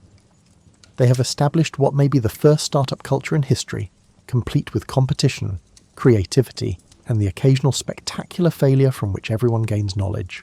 For example, metalworking. You see people who have discovered that they can create bronze, a more durable and practical metal than anything they have ever used, by heating specific rocks to the ideal temperature and combining them with other rocks. This is the beginning of the technology industry, not just a development in technology. There is collaboration among the bronze makers. They require traders who can transport tin and copper from hundreds of miles away because they are necessary. They require individuals who specialize in the production of charcoal because they require fuel for their furnaces. They require a market that is sophisticated enough to discern between a mediocre bronze tool and a truly exceptional one in order to attract clients who value quality metalwork. Before you know it, supply chains are in place, you have quality control, yes, the best metalworkers build reputations, and people begin to request tools made by particular artisans, so you have brand recognition. It's the antiquated version of Yelp reviews, except instead of posting them online, people tell their neighbours which blacksmith produces harvest season tools that don't break. However, the true innovation taking place here is economic rather than technological. The modern concept of commerce is being created by these individuals. They are determining how to fairly trade goods and services between people who have different needs, how to plan for future needs while managing current resources, and how to assign value to goods and services. Think about the difficulties. You need a new plough because you grow barley. The toolmaker needs copper for his next project, not barley, but he wants payment. In order to trade up north, the copper trader needs wool, not barley. The shepherd needs barley, but he has wool. How can this be made to work? Their solution is sophisticated in its intricacy. Like water through their irrigation channels, they establish a system of credit and debt that enables value to move throughout the community. In exchange for your promise to pay him with barley after the harvest, which he can then exchange for supplies for his next project with the copper trader, the toolmaker agrees to make your plough right away. It's credit without credit cards and banking without banks, and it all depends on reputation and trust. Writing is a seemingly straightforward but revolutionary requirement for this system. Not just any writing, but every day. Useful writing that can document who is responsible for what, when payment is due, and what happens when someone fails to fulfill their end of the agreement. You're witnessing the creation of business records, receipts, and contracts. In addition to being works of ancient literature, the cuneiform tablets found throughout the cities are the earliest business documents ever created. Purchase orders, tax records, loan agreements, employment contracts, and inventory lists. All of it is here, compressed into clay with marks in the shape of wedges that symbolize the beginning of bureaucracy. Indeed, you're also witnessing the development of accounting. All of these promises, transactions, and credits and debts moving through the community must be monitored by someone, even though the early accountants worked by lamplight, with clay tablets and reed styluses, rather than in contemporary offices with computers. They were addressing the same issues that accountants do today. The inventiveness of these solutions is astounding. They're creating economic systems from the ground up and learning by trial and error how to make complex societies run smoothly, rather than simply replicating what worked elsewhere. You're going to see something that will make you appreciate human ambition even more as you continue your cozy exploration of this ancient world. These Mesopotamians aren't satisfied with merely resolving pragmatic issues like trade and irrigation. They're aiming for something greater, something that appeals to the basic human need to build monuments to their own creativity. You're witnessing the construction of ziggurats, which are enormous stepped pyramids that resemble old-fashioned skyscrapers and rise out of the level terrain. However, referring to them as buildings is an understatement. These are assertions, proclamations, and architectural justifications for human potential. People say, we can move mountains of earth, and we can do it one basket at a time, when you watch one being constructed. The logistics alone are astounding. Millions of mud bricks must be made, dried, and transported to the construction site for a large ziggurat.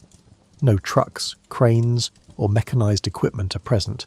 Everything is propelled by animal strength, human muscle power, a complex network of ramps and levers, and unwavering willpower. The planning, however, is what really sets it apart. To prevent the entire project from collapsing into a heap of costly debris, someone must determine how many bricks they will need, where to obtain the raw materials, how many workers are needed, how to feed all of those workers, where they will sleep, and how to coordinate their efforts. You're witnessing a level of project management that won't be seen again until the building of medieval cathedrals. With hundreds of workers, dozens of specialized trades, and supply chains spanning the entire known world, the ziggurat builders are effectively managing the biggest construction company in the ancient world. Contrary to what Hollywood may have taught you, the workers themselves are not slaves. Consider it the most complex community service project in the world. They are citizens carrying out their civic duties, seasonal workers, and skilled artisans. People donate their time to building projects that benefit everyone during the agricultural off-season, when the fields don't need to be tended. This desire to create something greater than any one person could on their own has a very human quality. In addition to their utilitarian functions as temples, administrative hubs, and grain storage facilities, the ziggurats are also symbolic. Look what we can do when we work together. Look how high we can reach, they say. Surprisingly complex engineering is needed. The builders must comprehend the structural integrity, weight distribution, and composition of the soil. They create methods for building sturdy foundations in muddy ground, avoiding water damage, and guaranteeing that the structure will endure for many generations. These are not archaic individuals fumbling through building projects. Rather, they are demonstrating extraordinary ingenuity in resolving intricate engineering problems.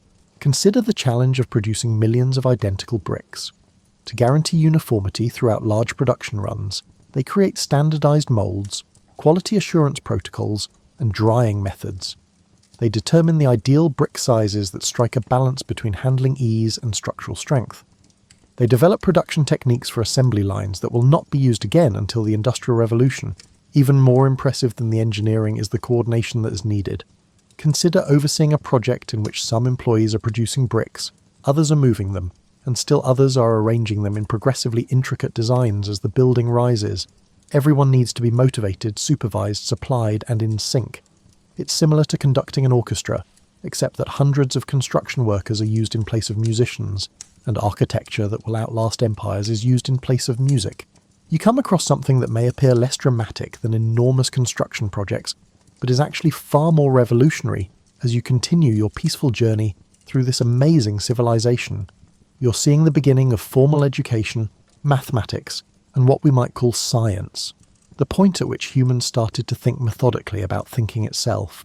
Something extraordinary is taking place in tiny buildings dotted across the cities. Young adults and children are congregating to learn rather than to labour in workshops or fields. The lessons they are learning at the first schools in history will have a lasting impact on human civilization. These are not informal teachings that parents impart to their children. This is formal education, complete with learning objectives, standardized curricula, and qualified teachers. In addition to learning mathematics, astronomy, literature, and law, students also practice writing by copying out traditional texts. They are becoming literate in the art of knowledge acquisition, as well as in their native tongue. Your high school algebra teacher would be ecstatic about the mathematics being developed here. These individuals are dealing with ideas that appear to be nearly contemporary: geometric principles, place value notation, and mathematical relationships that are still utilized by architects today. They're finding abstract mathematical truths that exist apart from any real-world applications, not just counting things. What's amazing, though, is that they're using a number system based on 60 rather than 10. They're thinking in base 60 while you're counting on your fingers and working with powers of 10. This sounds really strange until you realize that 60 is more divisible by numbers than 10 is. For many mathematical operations, their system is actually more adaptable. It's similar to learning that a better wheel was created, but thousands of years later, we're still using the subpar one. There is more to this mathematical sophistication than meets the eye. The same individuals who divide circles into 360 degrees, yes, that's where that originates, are also conducting astronomical observations, which call for exact measurement and documentation. They're making calendars that align agricultural activities with astronomical events, tracking the motions of planets, and forecasting eclipses. It is truly astounding how much astronomical knowledge is being amassed here. These observers have discovered that there are recurring patterns in the movements of the planets. They can predict when Venus will show up as an evening star as opposed to a morning star. They have developed mathematical models to forecast astronomical events and identified zodiacal constellations. Most impressive, though, is the way they're tackling these issues. They are searching for underlying patterns, formulating hypotheses, and testing predictions in addition to merely gathering observations. For another few thousand years, they would not refer to what they are doing as science, but they are. This methodical approach to knowledge is not limited to astronomy and mathematics. Students are learning how to evaluate court cases, write poetry in accordance with formal guidelines, and comprehend historical precedents in the classroom. They are discovering that knowledge itself can be methodically arranged, classified, and passed down from one generation to the next. You're witnessing the creation of intellectual life as we know it today. For the first time in history, some people are able to devote their lives to comprehending the fundamentals of the world's functioning, rather than just finding solutions to pressing practical issues. What are numbers, really? Why do the planets move the way they do? And what makes a good law different from a bad one? Are some of the questions they can pose. The ramifications are astounding. People whose job it is to think about abstract problems begin to draw connections between various fields of knowledge. The mathematician understands that architecture is governed by geometric principles. The astronomer learns that natural events can be predicted by mathematical models. The legal scholar is aware that using reason to settle disagreements is a more equitable approach than merely adhering to custom. Let's take a break from our travels and become accustomed to the mild routines of this amazing society. You're about to learn that revolution can sometimes be whispered through the everyday moments that comprise human existence, rather than always being announced with great fanfare. A typical Mesopotamian family wakes up as the small, high windows of their house let in the first rays of the day.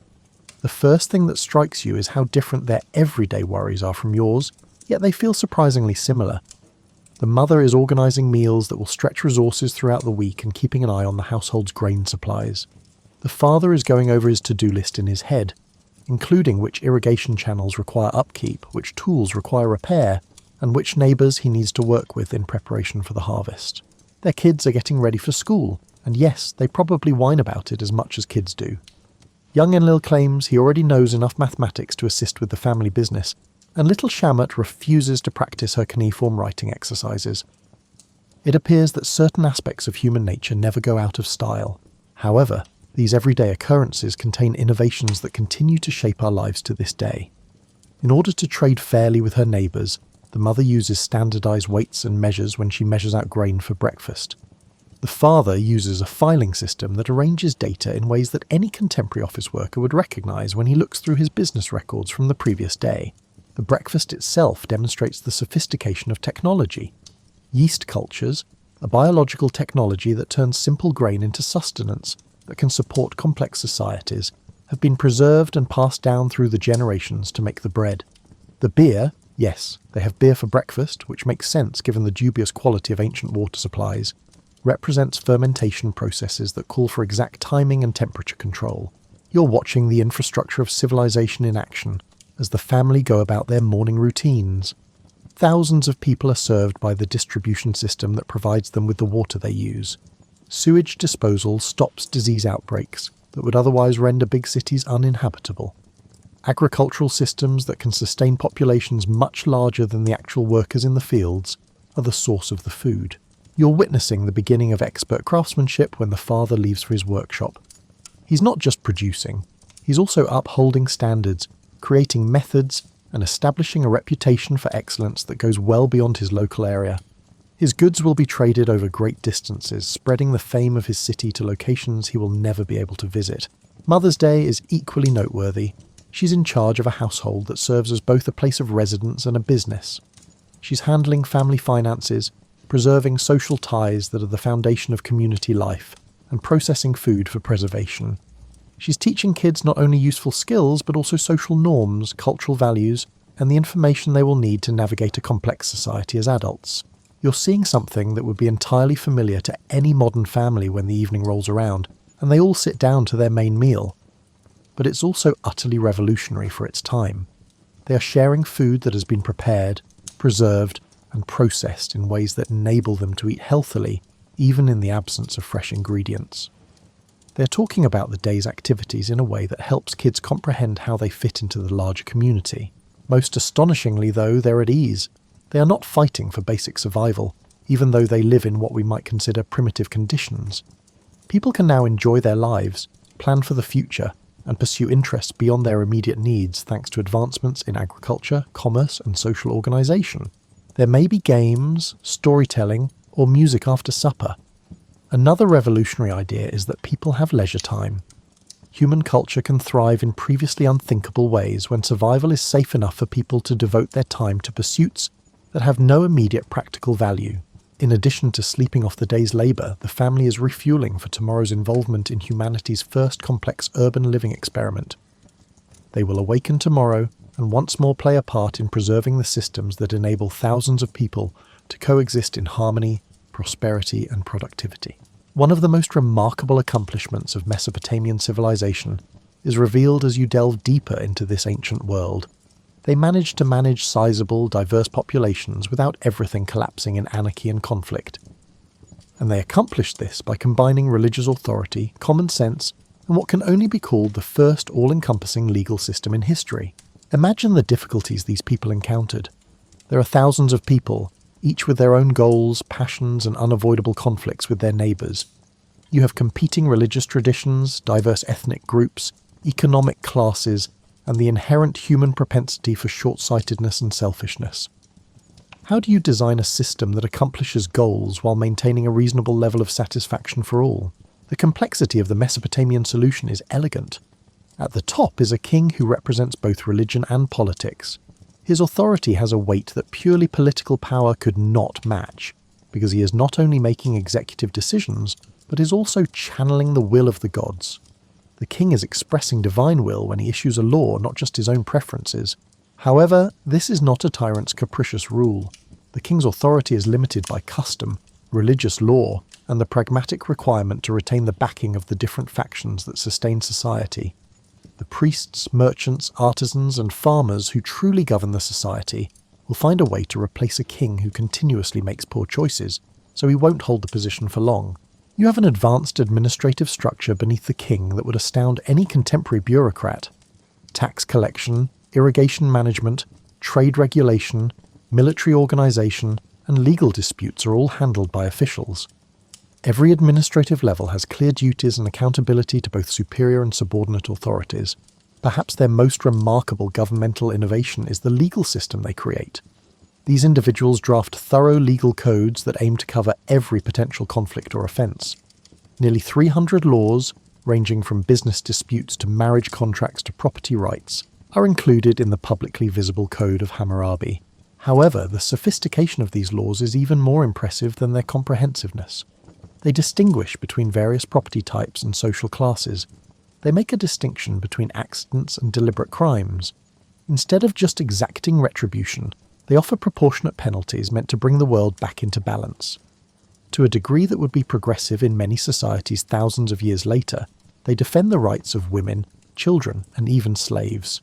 Unprecedentedly, a professional judicial system is needed to enforce these laws.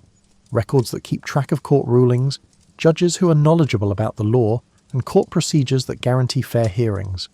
You're witnessing the emergence of jurisprudence, the belief that disagreements can be settled by logic and facts, rather than solely by the person with the most military might or political clout.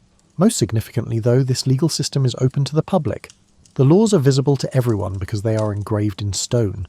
This indicates that people are aware of their rights, expectations, and the repercussions of different behaviours. Law ceases to be arbitrary and becomes predictable for the first time in human history. This government is backed by an equally advanced tax system. There are set rates, collection processes, and even provisions for tax relief during hard times, as opposed to just taking whatever the king wants. People are aware of their obligations, when they are due, and what they get in return, including public works projects, military protection, infrastructure upkeep, and judicial services. The result is something that can be identified as the rule of law, a system that treats people fairly in accordance with established standards, offers procedures for settling conflicts amicably, and fosters incentives for collaboration rather than conflict is probably more desirable than perfect justice, which is probably unachievable. Stability is the outcome. Due to their reasonable confidence in the stability of the legal and social framework, people are able to make long-term plans. Because they believe they will be able to reap the rewards when those projects mature, they are willing to put time and effort into endeavours that won't yield results right away.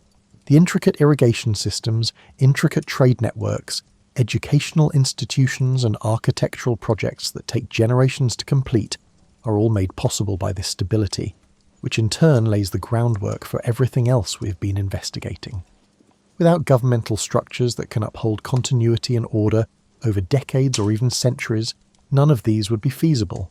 As you continue your exploration of ancient Mesopotamia, you may be surprised to learn that these pragmatic, engineering-minded individuals are profoundly spiritual, but not in a way that separates the sacred from the secular. They don't practice their religion during special ceremonies or on the weekends.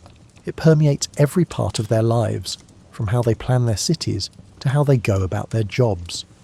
However, this is a faith that sanctifies practical activity and finds the divine in human achievement, not the kind of spirituality that demands people reject the material world. Mesopotamian gods are strikingly human-like, but in the most positive sense. They are individuals with preferences, knowledge, and continuous engagement in worldly matters, rather than impersonal abstract ideals.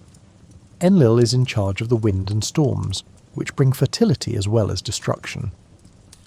For those whose civilization relies on both intelligence and irrigation, Enki's rule over fresh water and wisdom makes perfect sense.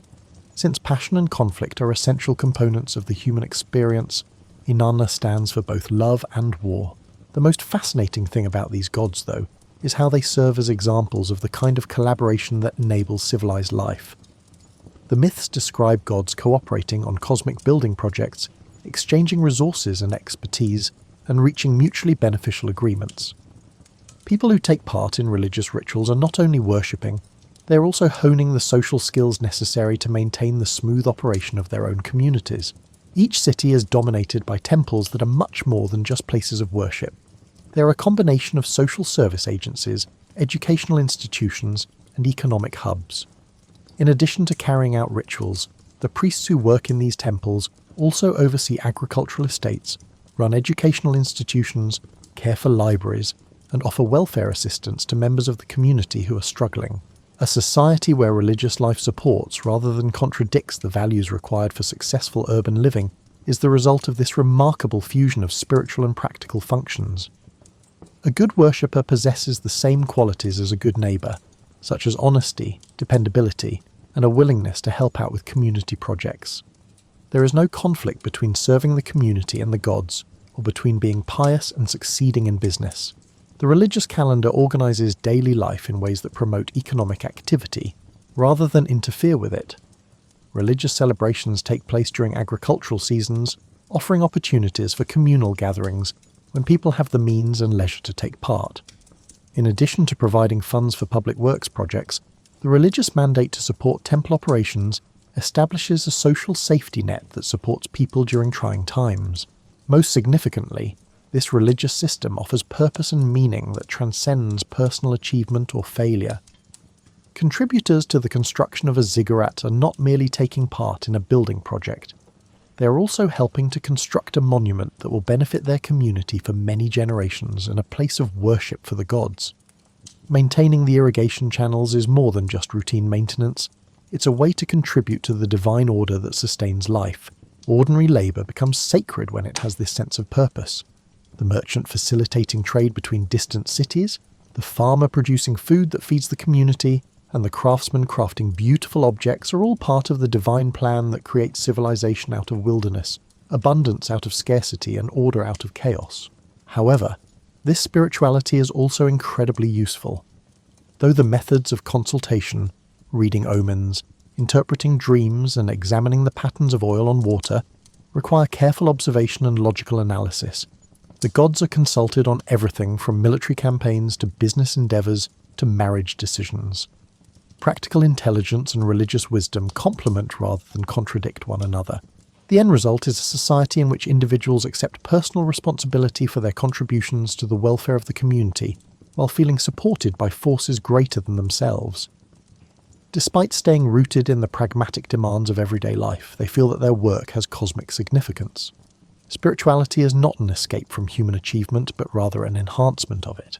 You start to understand how all of these inventions work together to form something far greater than the sum of their individual parts as you carry on your cozy exploration of this amazing civilization. You're seeing the emergence of networking effects, which are the processes by which various developments reinforce one another to cause a sharp acceleration of human progress. Think about how Mesopotamian society is changed by writing in every other way. Because engineers can document effective techniques and learn from past mistakes, the irrigation system becomes much more sophisticated once information can be permanently recorded. Because precedents can be documented and consulted, legal systems become more equitable and consistent. Because contracts can specify precise terms and conditions, trade becomes more complicated. Because knowledge can be systematically transmitted and preserved, education becomes more effective. However, writing also opens up new possibilities that no one had foreseen. You can learn mathematics once you can record numbers. Astronomical science can be produced when observations can be preserved. Chemistry and medicine can be developed once experiments are documented. Every advancement creates opportunities for even more advancements in unpredictable ways. In the realm of economics, the networking effect is the same. Once food production is stable, some people can focus on crafts. You can create better tools and methods once you have talented artisans. With improved tools, agricultural productivity can be increased, freeing up even more workers for specialised labour. Every improvement increases the likelihood and ease of the subsequent improvement. The social innovations have an equally strong network. You can start projects that need long-term planning and coordination once you have an efficient governance system. People gain confidence in group action after large-scale projects are completed successfully. People are willing to invest in even more ambitious projects once they have faith in group efforts. In ways that exponentially speed up progress, success breeds success. The Mesopotamians are experiencing the fascinating discovery that human communities can generate value that far surpasses what individuals could produce working alone. You're witnessing what contemporary economists refer to as increasing returns to scale. Every new member of society increases the productivity, security, and ability of everyone else to accomplish their objectives. The networking of technology is equally impressive. Mining, transportation, and trade networks are all necessary for the production of bronze in addition to metallurgy. The effectiveness of the entire system increases with each advancement in any of these areas. Mining is more productive with better tools. Raw materials are less expensive when transportation is more efficient. Access to better quality inputs is made possible by expanded trade networks. However, the cultural networking effect may be the most significant. People start to have bigger dreams after realizing that prosperity and security can be achieved through human effort. They are more inclined to trust strangers and engage in larger communities once they realize that collaboration can produce outcomes that are impossible for individuals to accomplish alone. They are more inclined to rely on others for products and services that they could potentially produce themselves once they have seen the advantages of specialization. This is a revolutionary change in culture. People are choosing to become interdependent instead of self-sufficient for the first time in human history. They're coming to the conclusion that working together is more advantageous than relying on other people. They're risking everything that human societies can be more than short-term convenience alliances. You're seeing networking effects that extend beyond the borders of specific cities or geographical areas. Mesopotamian innovations influenced events throughout the ancient world by way of trade routes, diplomatic contacts, and migration patterns. Greek philosophy is shaped by the mathematical ideas created in Babylon. Roman law is influenced by the legal precepts developed in Ur. From Egypt to India, population growth is made possible by Mesopotamian agricultural innovations. You're witnessing the emergence of what contemporary academics refer to as world systems, networks of influence and interaction that link far-flung societies and enable innovations to proliferate well beyond their original locations. For the first time, human advancement turns into a cooperative endeavour in which several civilizations cooperate, often unknowingly, to address shared problems. You are left with a deep respect for the accomplishments of these extraordinary people as our leisurely tour of ancient Mesopotamia comes to an end. You return to the comforts of the present with a fresh perspective on how much we owe these pioneers of the past. The golden age you have witnessed was golden not because it was flawless, but because it was the first time that humanity had successfully attempted to build sophisticated societies that boosted rather than depleted human potential. With creativity, teamwork, and an incredible belief in human potential, these individuals overcame obstacles that no other generation had ever faced. Their solutions weren't coincidental or short-term fixes. Thousands of years later, we are still using modified versions of the institutions, systems, and ways of thinking they established because they were so successful. You are building on the foundations established by these ancient pioneers each time you use mathematics, read a written contract, engage in democratic governance, or profit from specialization and trade. Perhaps most significantly, however, they illustrated a feature of human nature that still holds true today. When people are confident enough to look beyond their immediate survival, when they have incentives to work together rather than engage in destructive competition, and when they have faith that their efforts will be fairly rewarded, they collaborate to create amazing things. The Golden Age of Mesopotamia serves as a reminder that the greatest human civilization is about fostering an environment in which each person can use their special gifts to promote the well-being of the group, not about controlling nature or outperforming rivals. It involves creating systems that are both robust enough to offer security and adaptable enough to foster creativity. It involves figuring out how to respect both individual success and the well-being of the community. As you fall asleep, consider how human advancement is still fueled by the same cooperative impulses that created ziggurats and cuneiform writing. The spirit of ancient Mesopotamia endures every time individuals decide to work together rather than fight, every time someone lends their expertise to projects bigger than themselves, and every time communities make investments in infrastructure that will benefit coming generations. Even though the cities are now covered in desert sand and the irrigation channels are dry, the human ability to bring order out of chaos, abundance out of scarcity, and meaning out of life's basic materials still flows like those ancient rivers between the Tigris and Euphrates. Rest easy knowing that you're a part of a story that started with the first cities and goes on with every technological advancement, every act of human cooperation, and every instance in which people decide to build rather than destroy. Mesopotamia's Golden Age serves as a reminder that our best times are never truly over. Rather, they are always just getting started, and are waiting to be shaped by the next generation of people who are prepared to cooperate in order to achieve common goals. The same mathematical patterns that the ancient astronomers found still govern the way the stars wheel overhead. The human urge to create, collaborate, and strive for something bigger than personal survival is still as strong as the fires in those old bronze workshops. And tomorrow we carry on the work they started, the never-ending optimistic endeavour of creating civilizations deserving of human potential, in both minor and major ways. Sweet dreams, fellow time traveller. Take comfort in the fact that you are a part of the greatest success story in human history, one that is still being written, one day at a time, by people who recognise that the greatest monuments we can erect are those that enable others to rise just a little bit above their own potential. Imagine those old voices carried on the wind during the quiet moments before sleep really sets in. Farmers in Mesopotamia discovered that a floodplain could become a paradise if they banded together. The artisans who realised that specialised work could elevate simple survival to creative success. The administrators demonstrated that, at its best, bureaucracy is just structured to serve the interests of the community. Even though their ziggurat has fallen apart, their wisdom can still be heard in every public library, contemporary hospital, and infrastructure project that enhances the lives of people the builders have never met. Even though their cuneiform tablets are now museum artefacts, their belief that knowledge should be shared and preserved endures in every book, website, and classroom where new information is learned. Their understanding that abundance comes from cooperation rather than competition is evident in every successful business partnership, community garden, and instance where neighbours choose to support one another rather than compete. The irrigation channels they dug have long since filled with sand. Above all, they introduced us to the radical notion that people can build societies that are superior to the sum of their parts, that chaos, conflict and scarcity are not necessary for human existence, that we can create worlds where everyone has enough food, enough security, enough purpose, enough beauty to make life worthwhile, if we are patient, creative, and willing to trust one another.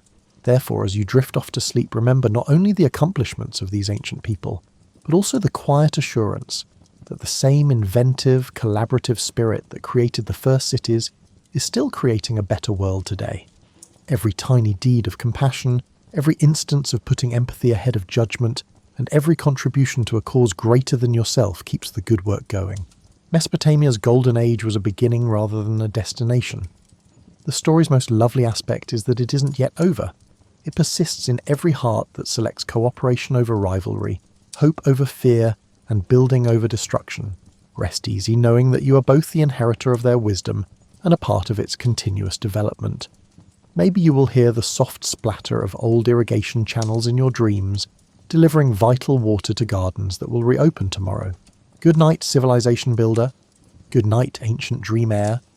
Good night, participant in the world's greatest ongoing endeavour, the patient, optimistic endeavour to build a world that lives up to our highest hopes. As a reminder that some things, beauty, truth, and the human capacity for wonder, really are eternal. The stars that led those early astronomers continue to shine down on you in the same timeless patterns they found. Get enough sleep. Have a lovely dream. Wake up tomorrow prepared to carry on the never-ending joyful task of bringing the world closer to the paradise they saw between two rivers so long ago.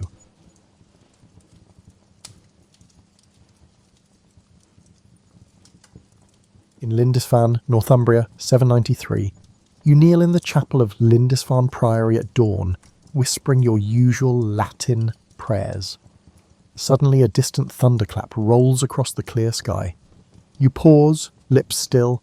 The sound comes again, louder this time, and now you hear panicked shouts outside shattering the morning peace. Brother Aelfric bursts through the oak door, eyes wild. "Raiders, on the shore," he gasps.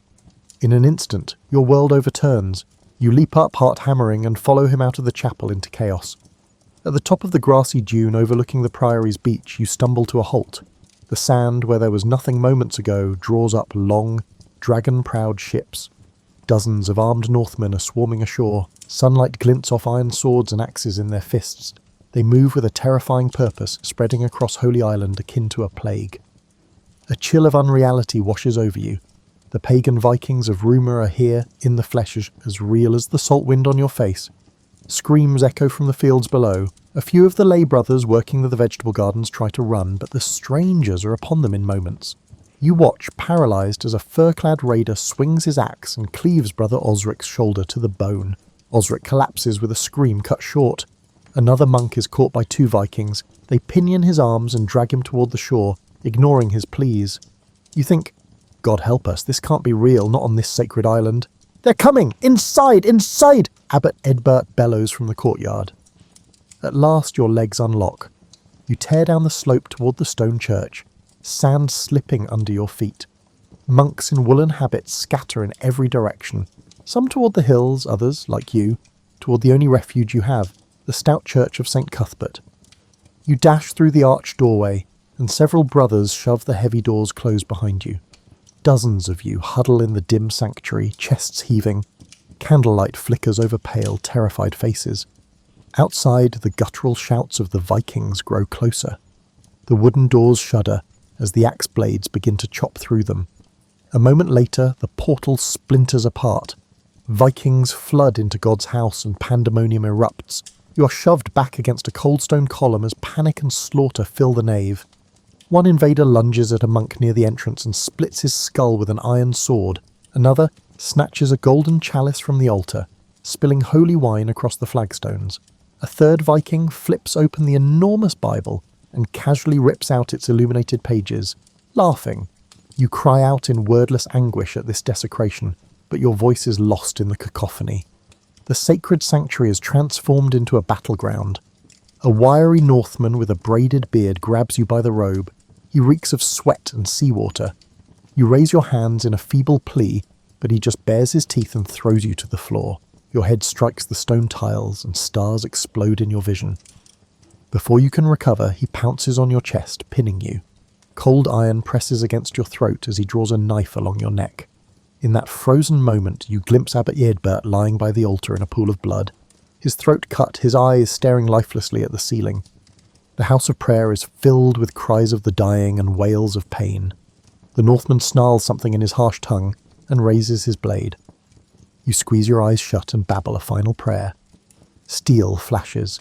Your prayer dies on your lips as the blade plunges down and everything goes dark. The scene unfolds on the Seine River, on the Frankish coast in 845. You are pulling weeds in your bean field when the village church bell begins clanging furiously. It is a misty Easter morning, and that bell should be calling the faithful to Mass, not ringing in alarm. You straighten up, dirt on your hands, and see neighbours halting in their fields, heads turned toward the sound. Through the river fog a new sound rises, a deep war horn blast from downstream. Your blood runs cold. Northmen! A shout from the hill by Bernashard's goat pasture confirms it. Ships! On the river! Instantly the quiet Frankish hamlet erupts into panic. You drop your basket and sprint for your cottage, heart thudding. Your farm lies exposed on the open floodplain. There are no walls or soldiers to protect it. Rumours have whispered of Viking raids along the coast recently, but you never imagined their dragon-headed boats on your stretch of the Seine. Yet now, through the trees, you glimpse them, long sleek ships with striped sails gliding upriver, carved beasts adorning their prows. By the time you reach your yard, chaos has overtaken the village. Families scream and scatter, snatching up children and whatever belongings they can carry. You nearly collide with your wife as she rushes out of your cottage with your two young daughters clinging to her skirts. Into the woods, you pant, grabbing the girl's hands. The only hope is to hide in the oak forest beyond the fields. Together, you sprint across the furrows toward the tree line. Your littlest daughter wails in confusion. You scoop her into your arms and push onward. Behind you rises a cacophony of terror. The war horn blares again, and now you hear the blood-chilling howl of the Viking battle cry echoing down the Seine. As you reach the first trees, a handful of your braver neighbours rush in the opposite direction. Clutching rusty swords and wood axes, they are determined to protect their homes at all costs. Every instinct tells you to protect your farm, but one look at your wife's terrified face propels you deeper into the underbrush. You cannot leave them. Not now. Suddenly, a burly shape crashes through the brush ahead. A Viking scout steps into your path, grey eyes locking on you. He hefts a spear, and you shove your family behind you, raising your only weapon, a simple sickle, with trembling hands. The Northman's lips curl in a wolfish grin. He hurls his spear. You twist aside, but the iron head slashes a fiery gash across your upper arm. You cry out. Before the Viking can draw his sword, you charge at him with a desperate yell, swinging your sickle. He bats aside your feeble strike and backhands you with his free arm. The blow crashes into your jaw like a mallet. The forest tilts. You hit the ground hard, tasting blood. Dazed, you lift your head. Your wife is trying to escape with the kids, but more Northmen are coming from the trees. "No, please," you croak, reaching out as two Vikings seize her by the hair and drag your daughters from her arms. You wrench yourself up on one elbow, but a booted foot slams between your shoulder blades, crushing you to the dirt. A Norse warrior growls something above you. You catch only the word for slave. Rough hands yank your arms behind you and bind your wrists with coarse rope. Your village is tearing itself apart all around you. Smoke rises be. Your wife is trying to escape with the kids, but more Northmen are coming from the trees. Down. A few moments later, a Viking herds you and a dozen other captives toward the river. A Viking yanks you along by a rope around your neck. Your wife and children are nowhere in sight. Taken, dead, who knows? Hot tears of pain and rage blur your vision, but a powerful yank on the tether forces you onward. On the bank, the Northmen are already loading prisoners and plunder onto their boats. 3 other sobbing villagers shove you aboard and chain you by the ankle. As the oars begin to pull and the Frankish shore recedes, you collapse against the hull. Everything you ever loved is gone. The Vikings did not just raid your farm, they have destroyed your life. You close your eyes, trembling with silent grief. Easter morning sunlight glitters on the river, but for you no resurrection will come, only the endless darkness of slavery. This story takes place in Ireland during the 9th century. You stand atop the wooden rampart of your husband's dune fort, and watch in dread as dark sails dot the morning horizon.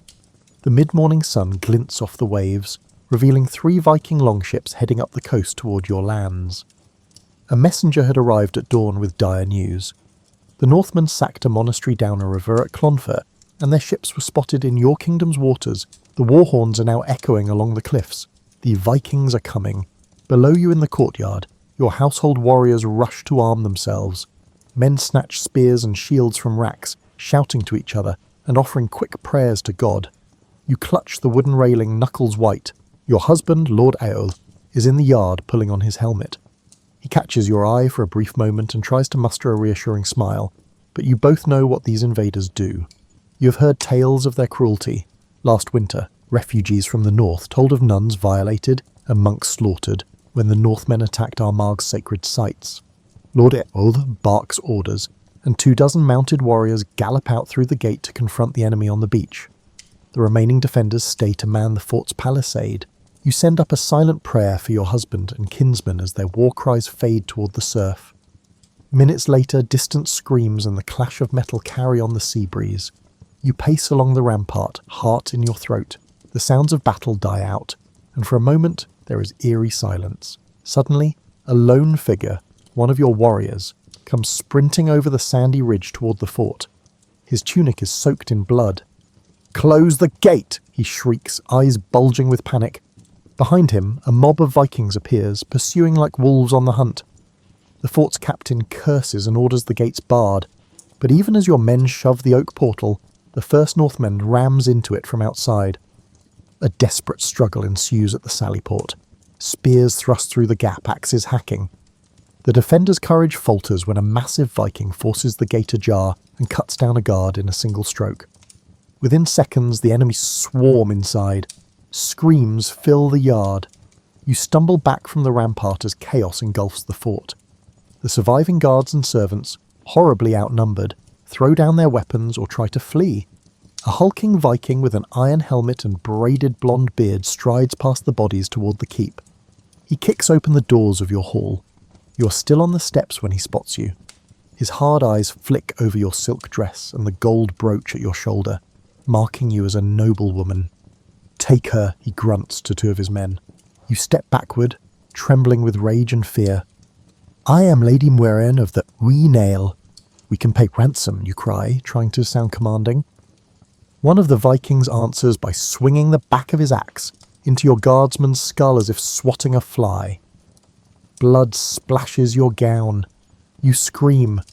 An instant later, the blonde giant closes the distance and strikes you across the face with a mailed hand. The world flashes white. You find yourself sprawled on the ground, ears ringing. Before you can move, two Vikings haul you up by your arms. One roughly yanks off your jewelled brooch and belt. The other binds your wrists with rawhide.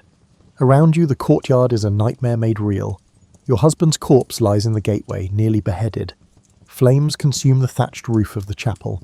All around the fort lie the bodies of those who tried to defend it. The stable boy, the cook, and even the old bard who were cut down without mercy. Hot tears of anger fill your eyes. With a surge of defiance, you spit at the Viking chief's face as he approaches. A hush falls over the raiders. The blonde giant wipes your spittle from his cheek, then grabs you by the throat. Effortlessly, he lifts you until only your toes scrape the bloody mud. You gag, the edges of your vision dimming. He holds you there, face to face, until your defiance crumbles into choking desperation. Finally, he releases his grip and you drop to your knees, coughing. The onlookers chuckle. Ropes are leashed around your neck and the necks of a handful of other captives, mostly young women who survived the slaughter. You are herded downhill like cattle. Your beloved Dune, once a proud seat of Gaelic power, is now a smouldering ruin littered with the dead. As the Vikings march you to their boats bobbing in the bay, you stumble in shock, barely feeling the pebbles under your bare feet. They shove you up a plank onto a ship's deck. All around you, Northmen cheer at their haul. Coins, chalices, fine clothes, horses, and half a dozen sobbing prisoners. The ship pushes off under the afternoon sun. As oars beat the water, you watch your homeland recede. Black smoke clings to the sky from your burning hull. You resist the urge to scream as you bite down on the gag they force between your teeth. They have taken everything and everyone you love and enslaved them. You try to pray, but no comfort comes. Only the creak of the oars and the jeers of your captors answer your silent pleas. The gentle hills of Eire fade from view, and you realise with crushing despair that you will never set foot on your native soil again. You are bound for an unknown fate across the sea, just another piece of plunder in the Vikings' haul. Furthermore, in Courland on the Baltic coast in 854, sound the horn, the Sphere are coming. The shout carries across your Baltic seaside village as dawn lightens the sky. You snatch up your spear and race from your hut, heart pounding. From the cliff top you see them, a fleet of longships with striped sails crowding the bay. Olaf, the Swedish king, has returned. A year after your people drove off his Danish allies in a previous raid, this time he's brought a much larger force. Dozens of ships, hundreds of warriors. A chill knot of fear forms in your gut. Despite being fierce pirates themselves, the Curonians vastly outnumber you today. Around you, villagers scream and scramble. Men grab weapons, mothers hastily usher children toward the woods inland. You spot your younger brother throwing a sack of grain onto an ox cart where your mother and little nieces huddle. He's preparing to evacuate the family. You clasp his arm and thrust your hunting knife into his hand. "Go! Get them to the marshes. Go!" you urge. He hesitates, hairs in his eyes. Neither of you wants to part.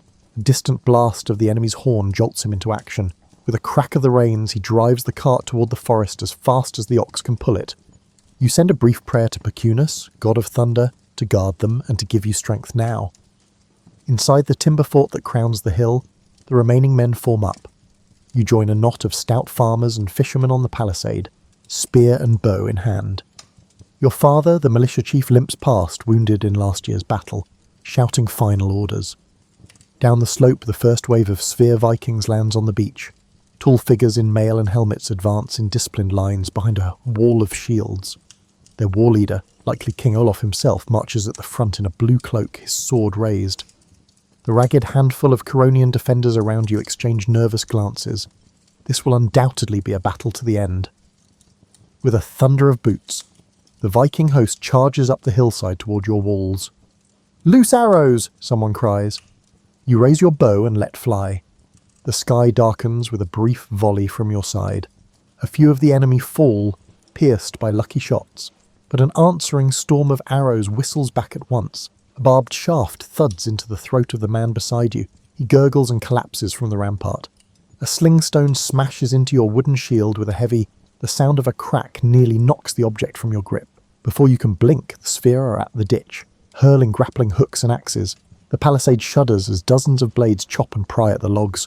"They've breached the gate! Fall back!" comes a scream from your right. You spin to see the main gate hanging in splinters and Vikings pouring through the gap. Your father hurls a spear into an onrushing raider, but a Nordic axe hacks into his side and he goes down with a cry. Rage and panic surge through you. You've lost control of the walls. "Back to there! Keep!" you bellow, helping your wounded father to his feet. A handful of you retreat from the rampart, sprinting toward the old stone storehouse at the fort's centre, the closest thing to shelter remaining. The Swedes flood into the courtyard unopposed. You half drag, half carry your father toward the storehouse doorway. A glance over your shoulder reveals utter carnage. Our Curonian warriors are being butchered where they stand. The blacksmith Irma swings his axe desperately, but 3 Vikings set upon him at once, swords flashing. He falls in a spray of blood. Others drop their weapons and beg for quarter, only to be cut down without mercy. We have completed the fort. Just steps from the storehouse, a powerful blow from behind knocks you sprawling. A red-bearded Viking looms over you. He had sprinted silently behind and struck you with a club. Your spear falls from your hands. You roll onto your back, gasping in pain. The Redbeard snarls something you don't understand and raises his sword to end you. Behind him, through the haze of smoke and dust, you see a knot of Viking warriors forcing the last few captives, including a wounded, sobbing boy, to their knees at sword point. You know it's over for your village.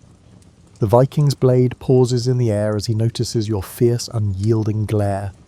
For an instant you see uncertainty in his eyes. Perhaps he expected pleading. Summoning your last strength, you spit a curse at him in your native tongue. The Redbeard's face hardens. With a swift, brutal stroke, his sword falls. Searing pain cleaves your skull. The world bursts into blinding light and agony, and then immediately fades to black. As your lifeblood seeps into the soil of your homeland, the last feeling you experience is a grim sense of satisfaction. You did not beg. The Northmen may have razed your village and enslaved your kin, but you would sooner die than live under their boot, and so you have. You crouch behind a stack of furs in the riverside market stall near Novgorod, Eastern Europe in 860, heart hammering against your ribs. Outside, by the wharf on the Volkhov River, frustrated voices erupt into screams. The Varangian Rus have come to Novgorod's trade post again, and this time they aren't leaving peacefully. Your people have been paying tribute in the form of goods and silver to these Rus Vikings for years, and it was never enough. Today their chieftain arrived with dozens of warriors and demanded double the usual tribute. You watched from a distance as the elders humbly offered furs, honey, and a chest of silver coins, hoping to appease the Northmen. The Varangian leader only sneered. He even demanded 50 young men as slaves. At that, the pretense of negotiation shattered. An axe lodged in the skull of one brash merchant, who immediately shouted in protest. An uproar ensued. Now the air is filled with panicked shouts and the clash of steel. From your hiding spot, you peek out. A flaxen-haired Viking smashes a pottery stall with his shield, sending shards flying and the potter scurrying. Across the way, another Norseman overturns a wagon of grain, laughing as it spills. Your precious wares, fine winter furs and carved walrus ivory, are likely lost to pillage, but that is the least of your worries. You grip a long skinning knife, the only weapon at hand. It's almost useless against fully armed raiders, but you refuse to surrender without a fight. A spear suddenly flies overhead and impales a fleeing neighbour just beyond your stall. The man collapses with a gurgling scream. You bite your fist to stifle a whimper. "Round up the rest!" a Varangian warrior barks in his tongue. You understand a little of it. 2 merchants sprint past your shelter, making a break for the tree line, but they don't get far. One is skewered by a thrown spear, the other is run down by a red-bearded Rus who slams him to the ground and clubs him senseless with the butt of an axe. Your mind races. Perhaps you can slip away along the riverbank amid the chaos, if only you can reach your boat. Gathering your courage, you clutch your knife and prepare to bolt. You rise, and a pair of iron hands seize you from behind. Ha! Hiding like a rat. A hulking Varangian in a wolfskin cloak, hauls you out into the open by your tunic. You slash desperately with your knife, but he catches your wrist with contemptuous ease and twists until the blade drops from your numb fingers. "Let go of me!" you snarl in Slavonic, kicking at his shin. In response, the Viking drives his knee into your stomach. All air rushes from your lungs. You double over, gagging. Rough laughter rings out. The wolf-cloaked warrior forces you to your knees. Another Northman strides over with a length of rope. Working efficiently, they bind your wrists behind you and loop another cord around your neck. You dimly realise that they are also tying up other survivors, including a few young women and 2 wounded elders elsewhere in the market. They will soon herd you and a line of captives toward the longships that are waiting. A rope around your neck links you to the prisoner ahead. Your cheeks burn with humiliation and fury. But when a Varangian jerks hard on the tether, you stumble forward without resistance. Your town headman, an old friend of your father's, sobs pitifully as he's dragged along beside you. He begs the Vikings in broken Norse to spare his family. The chieftain ignores him, casually wiping blood from his sword. At the riverbank, the Northmen shove you and the others onto their boats amid piles of plunder. The Northmen force you to sit on the deck, tying your wrists and neck to a ring by the mast. Within minutes, the oarsmen push off and the current carries you away from the smoking ruins of your marketplace. As the ship turns downriver, you catch a final glimpse of Novgorod's wooden ramparts receding into the morning mist. Hot tears blur your eyes. You've heard what comes next. The Varangians will take you east to sell in the slave markets of the Greeks or Arabs. Perhaps that will be your fate, sold far from home, never to return. A blonde Viking guarding the captives notices your tears. He smirks and mockingly pats your cheek as one would a child.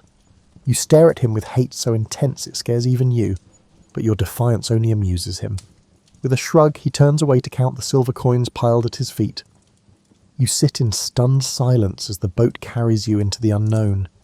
In your mind, you see an image of your wife and young son, as they were this morning, waving goodbye when you left for market. Are they alive? Will you ever see them again? A sob escapes before you can choke it back. The Northman's laughter echoes across the water, and you silently curse the gods for abandoning you to these wolves. You realise that your life as a free man in Russ's land is over. You are now just human cargo, another soul enslaved beneath an endless foreign sky. Anglo-Saxon England, 871. The ground shakes under the onrush of the enemy horde. From your position atop the timber palisade, you see them coming across the fields, hundreds of Danish warriors advancing in a solid shield wall. You swallow against the terror rising in your throat. Wessex has mustered every able man to defend this town, and still the Northmen outnumber you. Their battle cries carry over the morning breeze as they close in. You tighten your sweaty grip on your spear. Lord Ethelred's banner, a golden dragon on red, flutters above the gate, a hopeful token. But today, you will have to make a stand against the powerful Viking army. All night we laboured, and still they come, mutters Osric beside you, hefting his axe. It's true, you and the townsfolk spent the dark hours reinforcing these crude walls with wagons and debris. The women, children and elderly have been packed into the stout stone church at the town centre, the only building likely to withstand an assault. You send a quick prayer heavenward for your wife among them. If the Danes break through, that church will be their last refuge, and perhaps a tomb. You force the thought away and refocus on the enemy. There was a sudden blast of a horn. Arrows suddenly whistle out from the Viking line. "Shields up!" you shout, raising your wooden shield overhead. A black feathered arrow slams into it with a jarring thud. A heartbeat later, a javelin impales the comrade to your left. He slumps with a strangled groan. On your right, another Saxon's shield is shattered by a slung stone, staggering him. As you brace yourself, the Danes suddenly appear at the ditch, their roars akin to those of beasts. Axes bite into the palisade timbers with furious force. The whole wall quivers under the onslaught. You jab your spear downward through a gap. Below, a wild-bearded raider is chopping madly at the logs. Before you can strike him, the palisade buckles. "They're through! Fall back!" someone screams behind you. You whirl. The main gate has been smashed open. The Vikings inundate the town with a torrent of steel and rage. "Retreat to the church!" comes the order. You fly down the ladder, along with the few still living defenders, and sprint toward the stone church at the centre of town. Around you, all is bedlam. Panicked villagers clog the muddy street, fleeing for their lives. A woman carrying a baby runs right into a Danish axeman emerging from an alley. His blade flashes, and she drops in a spray of blood, the infant wailing beside her corpse. Flames crackle. One of the thatched roofs is ablaze, pouring smoke into the morning sky. Gasping, you reach the churchyard just as the last survivors shove their way inside. "In! In!" you shout, practically throwing a wounded old bowman through the door. The heavy oak doors boom shut a second later. Dim, dusty candlelight illuminates the packed sanctuary. Terrified faces of women and children, a few bloodied men from the wall, all huddled together. The stout doors shudder under blows from outside. You plant your feet among a half-dozen others, forming a ragged line at the entrance. You grip your spear with both hands. There is nowhere else to run. With a splintering crack, the church doors explode inward. A massive, fur-cloaked Dane barges through, shield first. You and two others thrust your spears. One pierces his thigh. The Viking roars in pain as he falls, but more push into the breach, dark shapes flooding the sacred space. Northman lunges at you, swinging a sword. You parry with your spears halved, but the force shears it in two. He raises his weapon for a killing blow, when Osric, your neighbour, tackles him from the side. They crash to the floor, grappling. You seize the jagged broken end of your spear and stab it into another Viking's belly as he rushes past. The invader collapses, shrieking. All around the church, brutal close-quarters combat rages. Pew benches overturn, screams and the clash of steel echo against stone walls. A Viking axe cleaves into old Father Wilfred, who was clutching a processional cross. He drops without a sound. Near the altar, two Danes corner a cluster of cowering children. You see one raise his sword and a small boy crumples, blood spreading across the flagstones. The scene is hellish. A wild slash catches you across the side. White-hot pain sears your ribs. You cry out and fall against the altar, blood soaking your torn tunic. The big Dane with the fur cloak looms over you now, recovered from the earlier spear wound and bent on revenge. He lifts his two-handed sword, eyes alight with triumph. You know you are about to die. Summoning one last surge of strength, you lock eyes with him and snarl, "Ungodly heathen," as defiantly as your trembling voice allows. The Dane hesitates, momentarily surprised by your boldness. That's when a thrown axe whirls out of the smoky air and buries itself in his back. The Viking's eyes bulge, he topples forward and crashes at your feet. Through swimming vision, you perceive Lord Alfred's red dragon banner suddenly amidst the melee. Saxon warriors pour into the church through the shattered doorway, yelling war cries of Wessex. Reinforcements. By some miracle, they arrived in time. The remaining Vikings, caught by surprise, falter and then break under the fresh assault. "Drive them out!" a familiar voice, your cousin Cuthbert's, bellows over the din. Within moments, the Northmen are fleeing back the way they came, cut down as they scramble through the doors. It's over. We have defeated them. You slump against the altar, vision blurred with tears of relief and pain. Despite all the odds, you have managed to survive this terrifying dawn. Alive, you slide down to sit on the blood-slick floor. All around are mingled sobs of joy and mourning, victory at dreadful cost. Cuthbert rushes to your side and presses a cloth to your bleeding wound. "Hold on, cousin," he urges. You manage a faint surmile. Outside, the Viking war horn sounds a retreat. Alfred's men shout in triumph atop the battered walls. Your town still stands. Despite being battered, burned, and littered with the dead, your town remains unconquered. As Cuthbert helps you to your feet, you gaze over the carnage inside the church and feel both grief and gratitude. The Danes will return, you know they will, and more blood will be shed. But not today. Today, by the grace of God, you have witnessed the impossible. The enormous Viking army in flight. You have survived a Viking raid, scarred, exhausted, half in shock, but alive.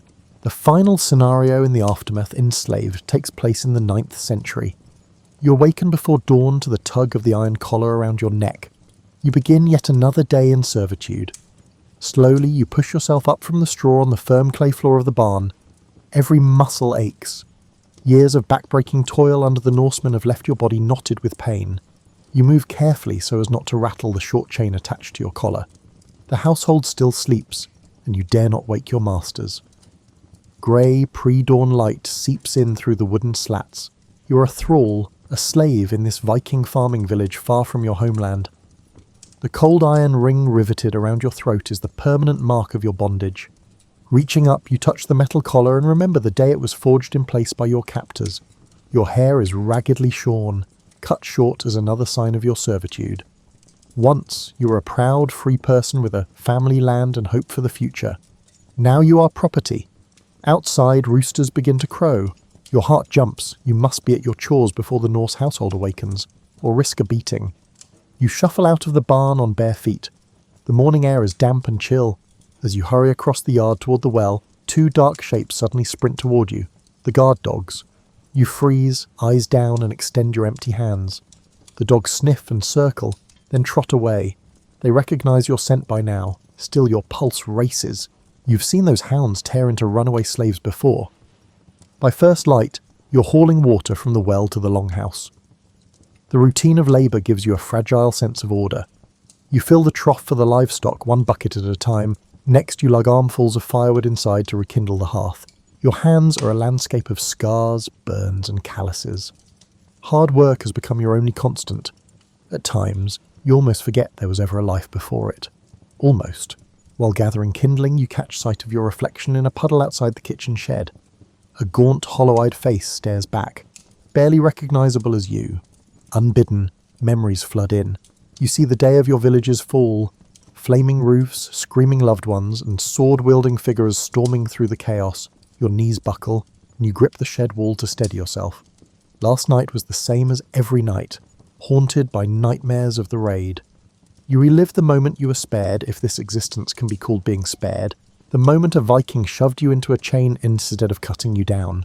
Awake, you can push these thoughts aside while you labour, but in sleep you see your family's faces again. You hear your little son's cry as the Northmen drag him from your arms. You smell the blood and smoke. A sharp voice jolts you from your reverie. "Get moving, thrall," snaps Astrid, the farmer's wife, emerging from the longhouse with a clay pitcher. You cringe and lower your gaze. "Yes, mistress," you respond in Norse. Scurrying to hold the door open for her, she shoves the pitcher into your hands. "Fetch fresh water and be quick," she growls. You bow your head and rush back to the well, clutching the pitcher tightly to hide the tremor in your fingers. Even after 5 years of slavery, that tone of contempt still burns as hot as ever. Tears prick your eyes as you wind the well rope. You blink them away fiercely. A thrall's life depends on his master's goodwill. You've learned to show no hint of anger or grief, but inside your soul roils. Drawing up the heavy bucket, you mouth a silent prayer in your native tongue. To God? Are you praying to the old gods? You're no longer sure. You pray for strength to endure this living death, or the mercy of a quicker end. The sun crests the horizon, golden light spilling over the farm. You pause a moment, squinting toward the eastern glow. In your old life, sunrise meant warmth and promise. Now it just marks another day of chains. Still feeling the sun's rays on your face revives something in you, a distant memory of freedom. For a heartbeat, you recall walking your fields at dawn, your little boy on your shoulders. The ache of loss nearly doubles you over. A bitter truth sears your mind. The person you had died on the day of the Viking raid. A distant laugh from the longhouse shakes you back to reality. Your masters are awake. Shoulders hunched, you hoist the pitcher and hurry to serve them. As you shuffle inside to pour Astrid's morning ale, she wrinkles her nose.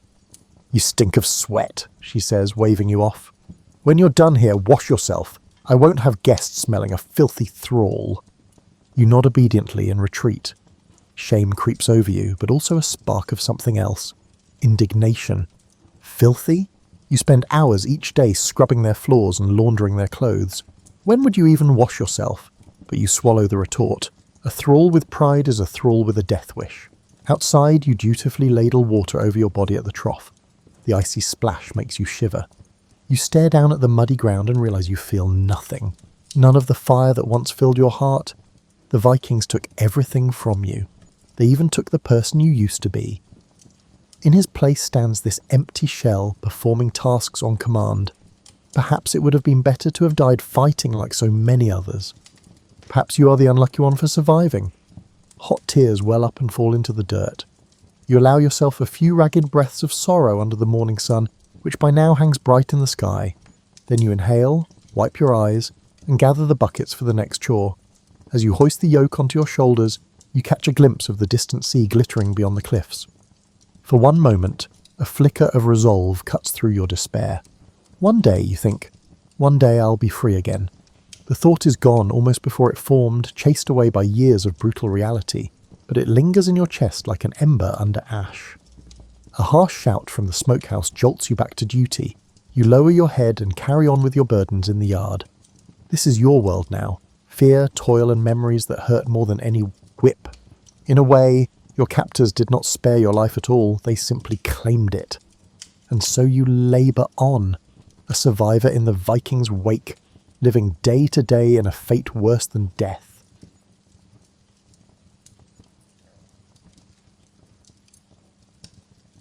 You know that time when you wake up and stumble into the kitchen, still half asleep, and go for your coffee cup like it's a life preserver? So get comfortable with that nice cup of tea or coffee, because we're going to take a slow walk through some of history's most surprising and fun turns. We will delve into the origins of everyday items, and I assure you their tales are far from ordinary. Your toothbrush is probably the first item you touch today, so let's start there. You would imagine that someone sat down one day and carefully planned out this useful gadget, right? Not really. The toothbrush has a history that includes some great ideas, some happy accidents, and some, well, that escalated quickly moments. Imagine this. It's 1498 in China, and someone is having a terrible day because of wild boar bristles. Not for hunting, but for brushing teeth.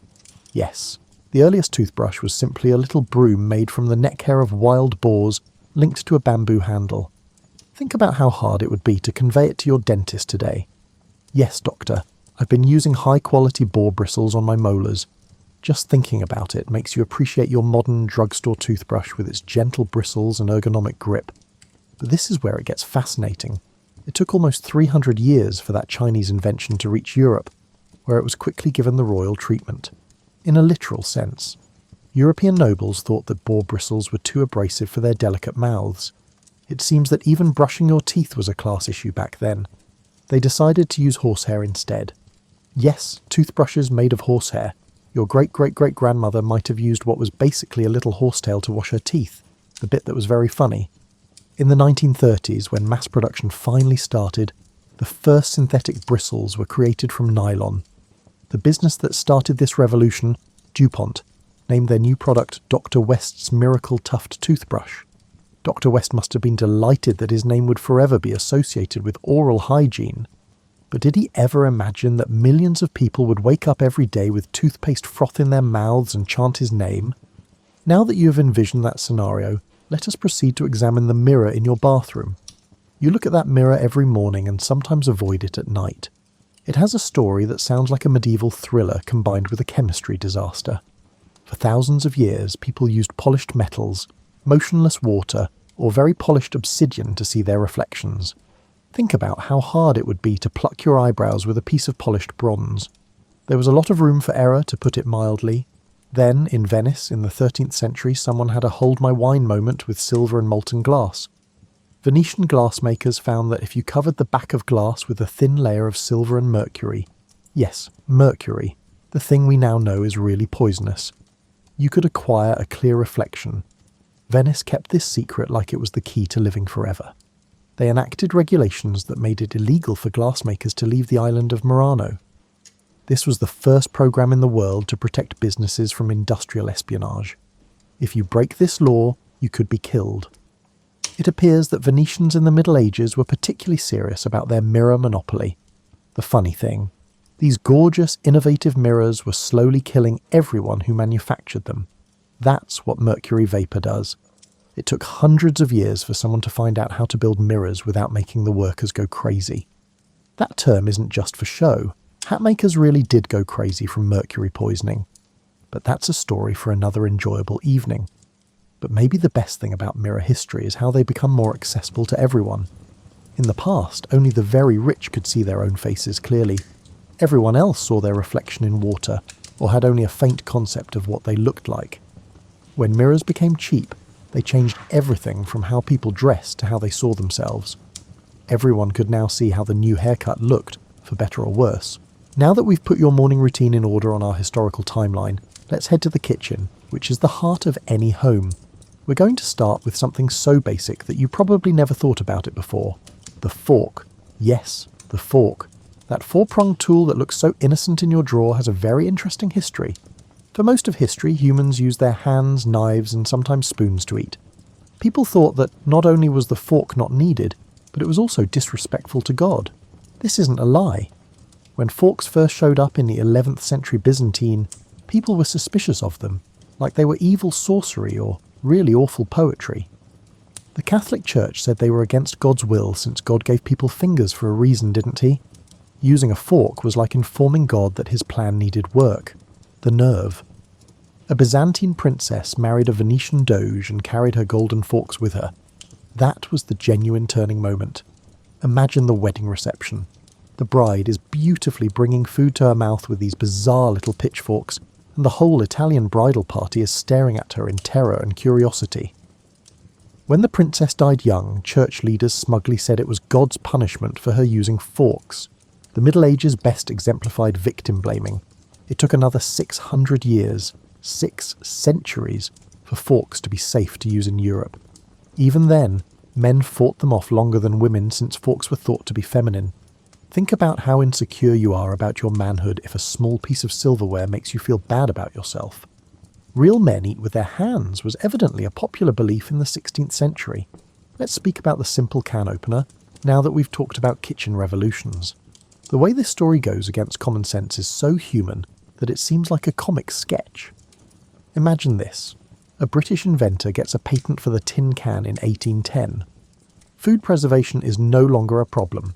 Families can stock up on food, armies can march farther, and ships can sail longer. What a great idea, right? But no one made a can opener, which is where it becomes really good. People used hammers, chisels, bayonets, and probably a lot of colourful language to open cans for 48 years. The directions on early cans said, cut around the top near the outer edge with a chisel and hammer. You know how you have to be inventive when you can't find a bottle opener? Consider how this method was the official way to open cans for 50 years. The can opener that finally came in 1858 looked like a mix between a bayonet and a torture tool from the Middle Ages. You stabbed the can and sawed around the edge, praying not to cut off a finger in the process. The smooth rotary can opener that really makes the job easier didn't come out until 1870. That's 60 years of fighting about something that should have been fixed a long time ago. But here's what makes this story so human. No one thought to stop making cans for 48 years while they worked out how to open them quickly. They just kept going with hammers and willpower. It's like making the car before you know how to fill it up with gas. Let's discuss the microwave oven now that we're in the kitchen. Its narrative starts with chocolate, radar, and a fortunate accident that makes you believe in serendipity. While working on radar technology for Raytheon in 1945, Percy Spencer saw something strange. While he was standing near a magnetron, the tube that produces microwaves for radar, the chocolate bar in his pocket had melted. A lot of people would have cursed the ruined chocolate and gone on. Hey, what else can this invisible energy cook, Percy Spencer thought. He sampled some popcorn. They went off. He had an egg. It blew up, which undoubtedly gave his co-workers something to talk about at dinner for weeks.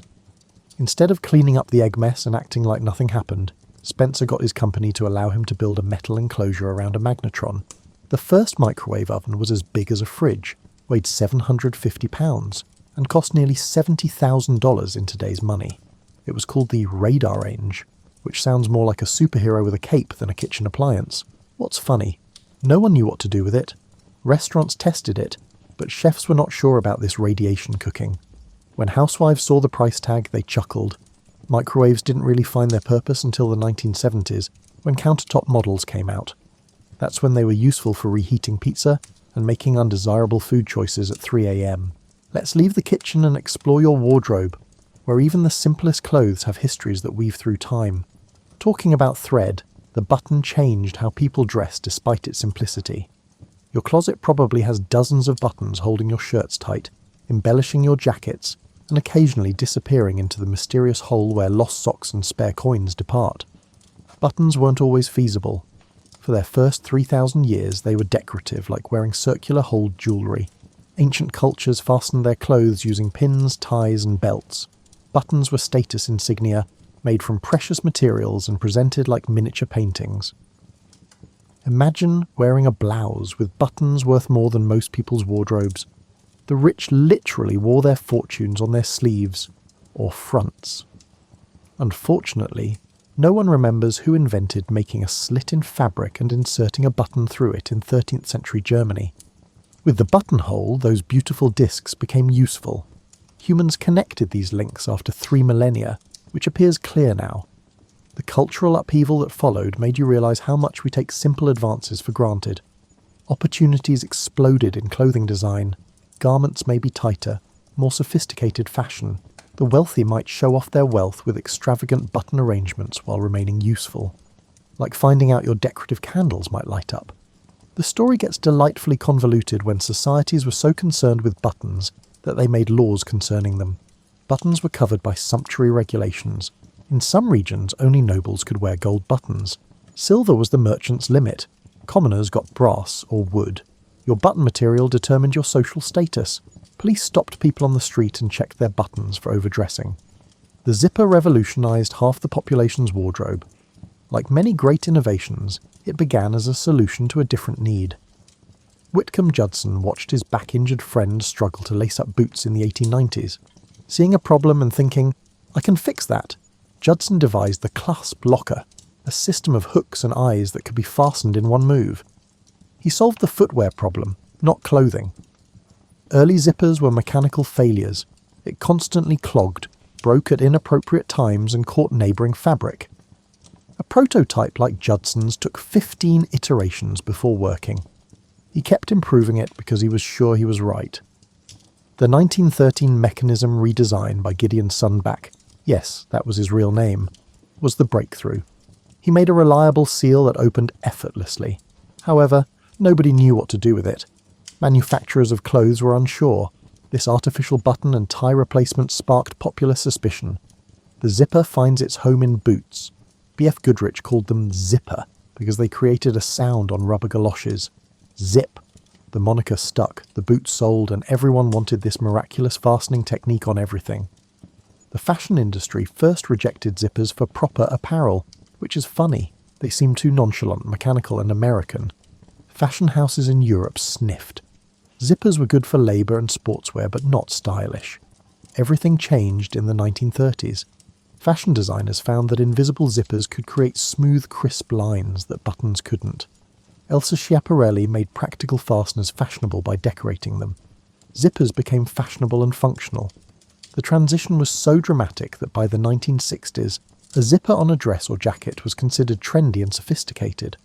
Formerly impolite, the latching system became fashionable.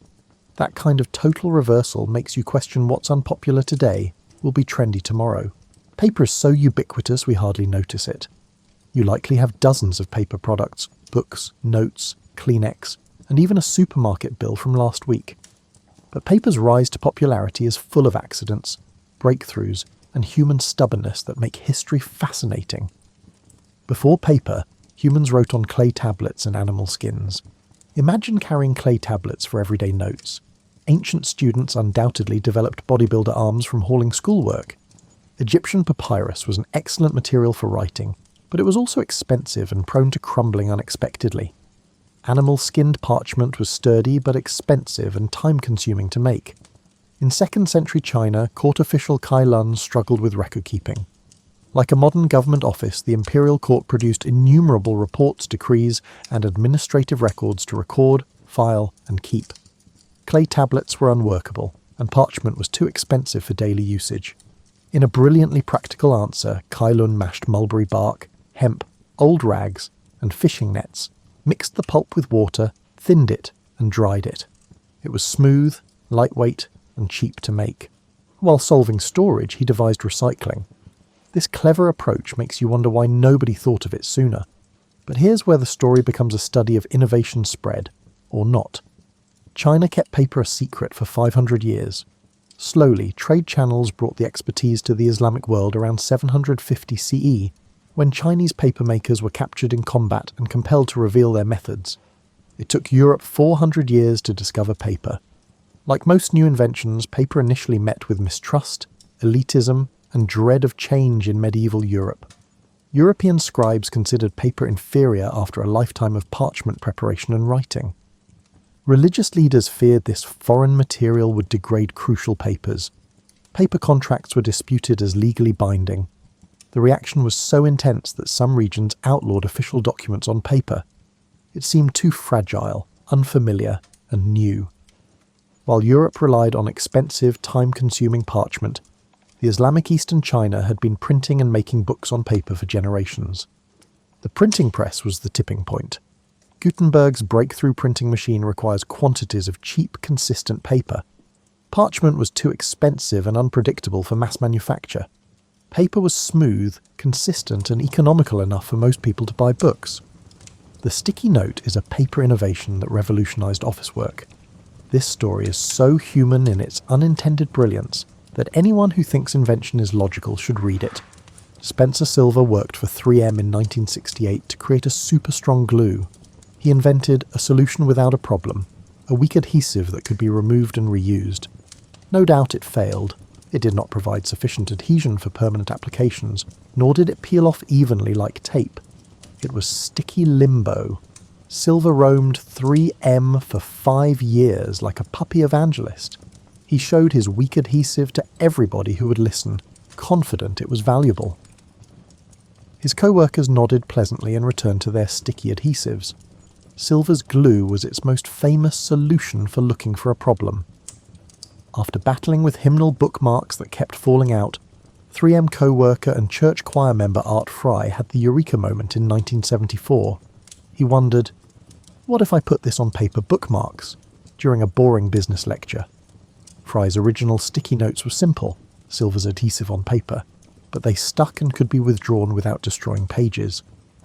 His notes encouraged his co-workers to create their own. Employees at 3M quickly identified new applications, disseminating the concept like a contagious virus. Even at that time, 3M's marketing department failed to grasp the concept. The 1977 sticky note tests in 4 cities were lackluster. People couldn't figure out how to reposition paper squares. Ignorance appeared inevitable for the product. 3M solved the problem by giving away sticky notes instead of explaining them. No explanation was needed as they bombarded Boise offices with free samples. Within weeks, people were addicted. They wrote phone calls, grocery lists, and passive-aggressive professional communications on sticky notes. The rest is office supply history. Sticky notes are so essential to office work that it is difficult to imagine without them. A product used billions of times a day was built on that poor adhesive nobody wanted. Let's explore transportation, starting with the wheel, which is so essential to modern life we hardly notice it. The wheel wasn't invented for transportation, which may surprise you. It was created for pottery. In 3500 BCE Mesopotamia, a potter was bored of hand-turning clay containers and had a brilliant idea. Let the pot turn automatically. The potter's wheel revolutionized ceramics and made perfectly round containers. 3 centuries later, an observer of this spinning disc proposed, what if we placed a heavy object on it and rolled it? This line of thought exemplifies a fundamental aspect of human creativity. We initially designed the wheel for crafting elegant bowls before adapting it for the movement of substantial stones. Thinking about it, this is really human. We designed the wheel for beautiful bowls before applying it to hefty stones. It's akin to inventing a smartphone for gaming and then discovering its ability to make calls. After wheels met transportation, the early results were less triumph of human innovation and more comedy of errors. Wheeled vehicles began as solid hardwood discs that weighed almost as much as their cargo. Imagine being the ox pushing a cart with 200-pound wheels. Oxen undoubtedly daydreamed of the days when humans carried their own stuff. Spoked wheels did not appear for another 1,000 years. Someone discovered that solid wood was only needed to connect the rim to the hub. These facts may sound apparent, but engineering insight can change civilizations. Wheels became light, sturdy, and efficient enough to change trade. The unequal spread of wheels may be the most humorous part of wheel history. Mesopotamia had wheeled carts, yet the Americas had advanced civilizations without them. While carrying everything on their backs or in canoes, the Aztecs and Mayans built wonderful buildings, devised intricate astrological systems, and created magnificent art. They understood wheels. Aztec kids played with wheels. They looked at wheels for mobility and said, "Nah, we're good." It was a decision, not ignorance. Their terrain was mountainous, their main animal was the llama, which can't pull much, and their roads were for foot transportation. Wheels didn't fit their reality. change gears, literally to discuss the bicycle, a creation that illustrates how the most elegant solutions may emerge from the most ludicrous origins. In 1817, German inventor Baron Karl von Drais invented the running machine. Imagine moving your feet to propel a wooden horse with two wheels. If asked to build a car, a child might draw it. The running machine was practically useless. You were quicker than walking, but slower than running, and you arrived fatigued from pushing yourself. It temporarily became fashionable among young European men who had nothing better to do than ride wooden contraptions. The two-wheeled vehicle seemed destined for the seemed like a good idea at the time category for 50 years after the fad fizzled out. French carriage makers had a new idea in the 1860s: add pedals. The original pedal-powered bicycles were called bone shakers, which describes their ride characteristics.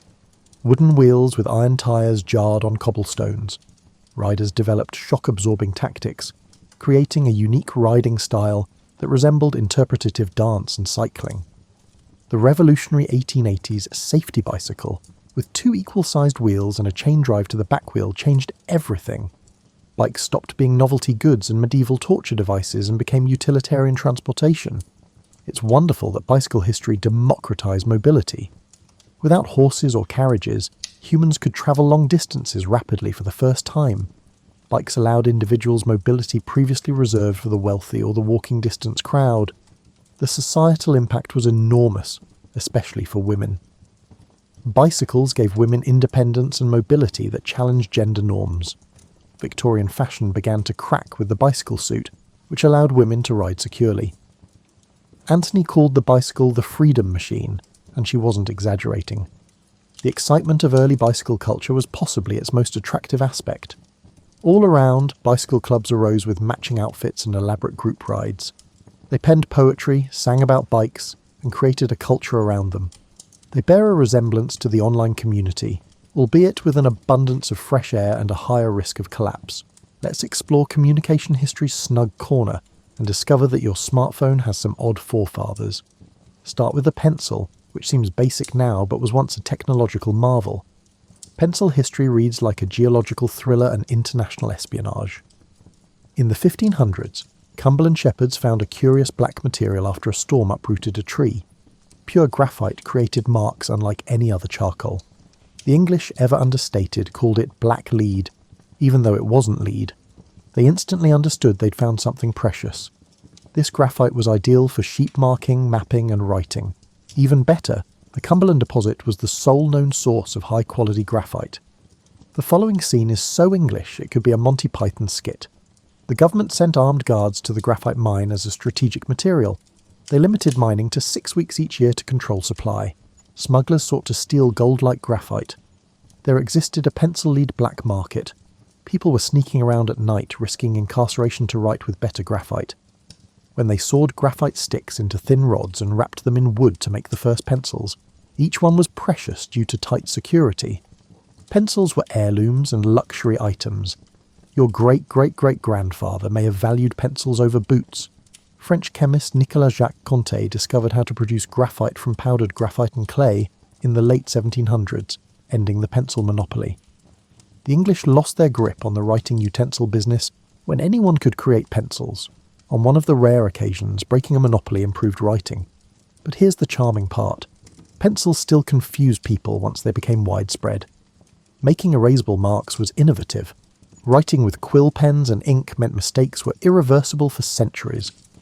The pencil invented the rough draft sketch, and let me think about this in writing process we take for granted. Time for another communication revolution. The telephone. Many people have recounted Alexander Graham Bell's invention story, yet the fact that no one initially understood it remains timeless. Bell aimed to improve the telegraph by sending numerous messages over one wire. A defective telegraph transmitter accidentally carried Bell's voice, leading to the invention of the telephone. When he showed the phone, folks thought it was magic. They spoke into one end and rushed to the other to see whether their words had crossed the wire. Early telephone demonstrations combined science and vaudeville. Bell's assistants were in other rooms, and audiences gasped when the talking box spoke. People believed that small beings or spirits communicating from the afterlife were inside the phone. Sound travelling over cables seemed mystical, not scientific. The early telephone use was hilarious. Phone talks were awkward in the beginning since there was no etiquette. People would shout into the mouthpiece to communicate over long distances. Some murmured, fearful that the party line could hear their private chats, which it could. The early phone operators were teenage males picked for their speed and energy. The mistake was wonderful. The boys used the switchboard as a playground, pranking callers, connecting them to erroneous numbers, and causing telephone pandemonium. Phone firms shifted to young ladies who were more polite and professional.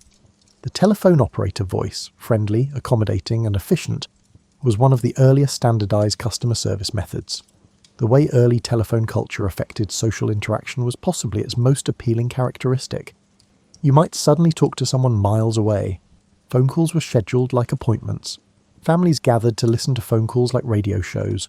The telephone created unprecedented intimacy over distance. Amazingly, the telephone went from astonishing novelty to critical utility so swiftly.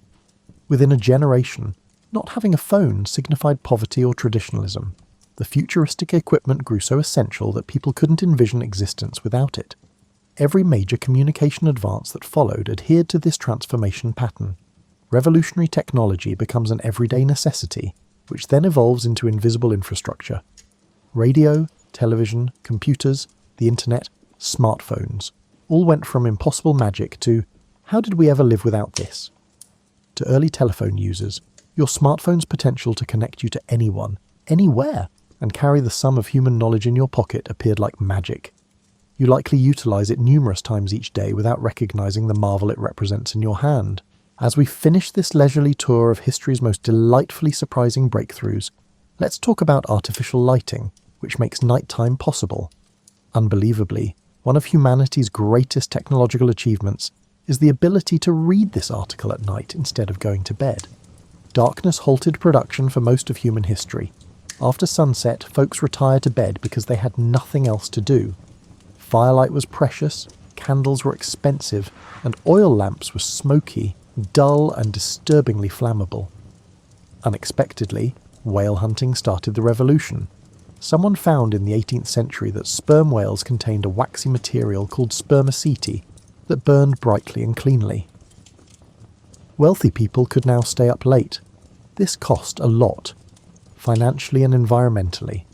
The need for whale oil prompted excessive hunting, destroying whale populations. This historical event exemplifies how solutions can often lead to complications. Whale oil successfully fixed the illumination problem, nearly solving the whale problem forever. Luckily, Scottish shale oil developer James Young discovered how to extract kerosene from petroleum, making it brighter, cleaner, and cheaper than whale oil. Young invented paraffin oil, which changed nighttime life. For the first time in history, ordinary folks could afford excellent lighting. After dusk, kids could do homework. Evening activities for adults include reading, sewing, and project work. The 8-hour workday was achievable because people could be productive outside of daylight. The incandescent bulb was possibly the most transformative lighting breakthrough, and its origin story shows something beautiful about ingenuity. Thomas Edison is credited with the light bulb, while dozens of other inventors worked on it simultaneously. Edison's skill was in making the concept practical and commercial, rather than simply inventing it. Light from electricity wasn't the big challenge, that had been done previously.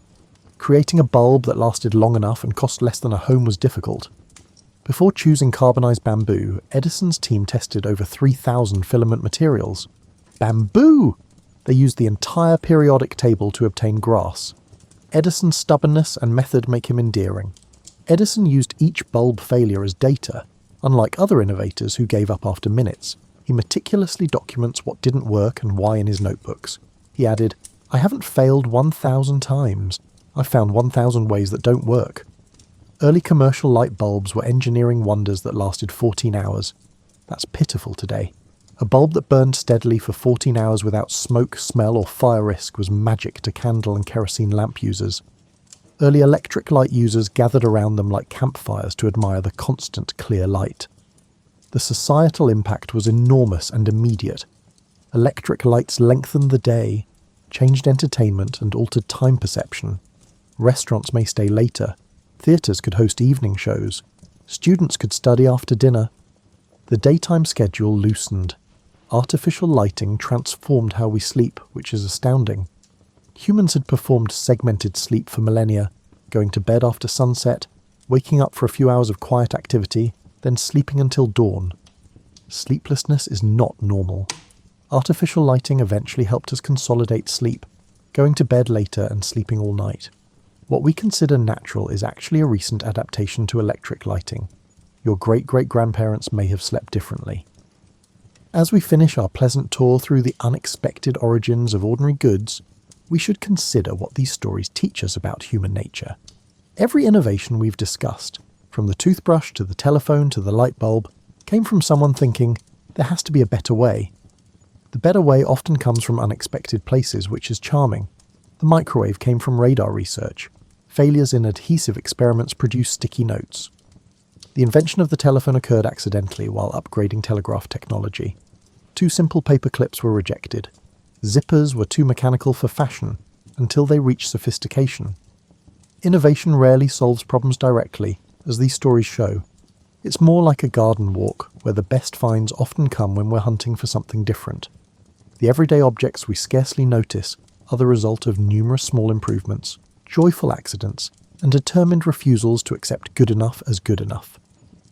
Tonight, while you wash your teeth with synthetic bristles, flip light switches to eliminate darkness, and maybe write a sticky note, realize that you're part of a vast human tradition of making the commonplace extraordinary.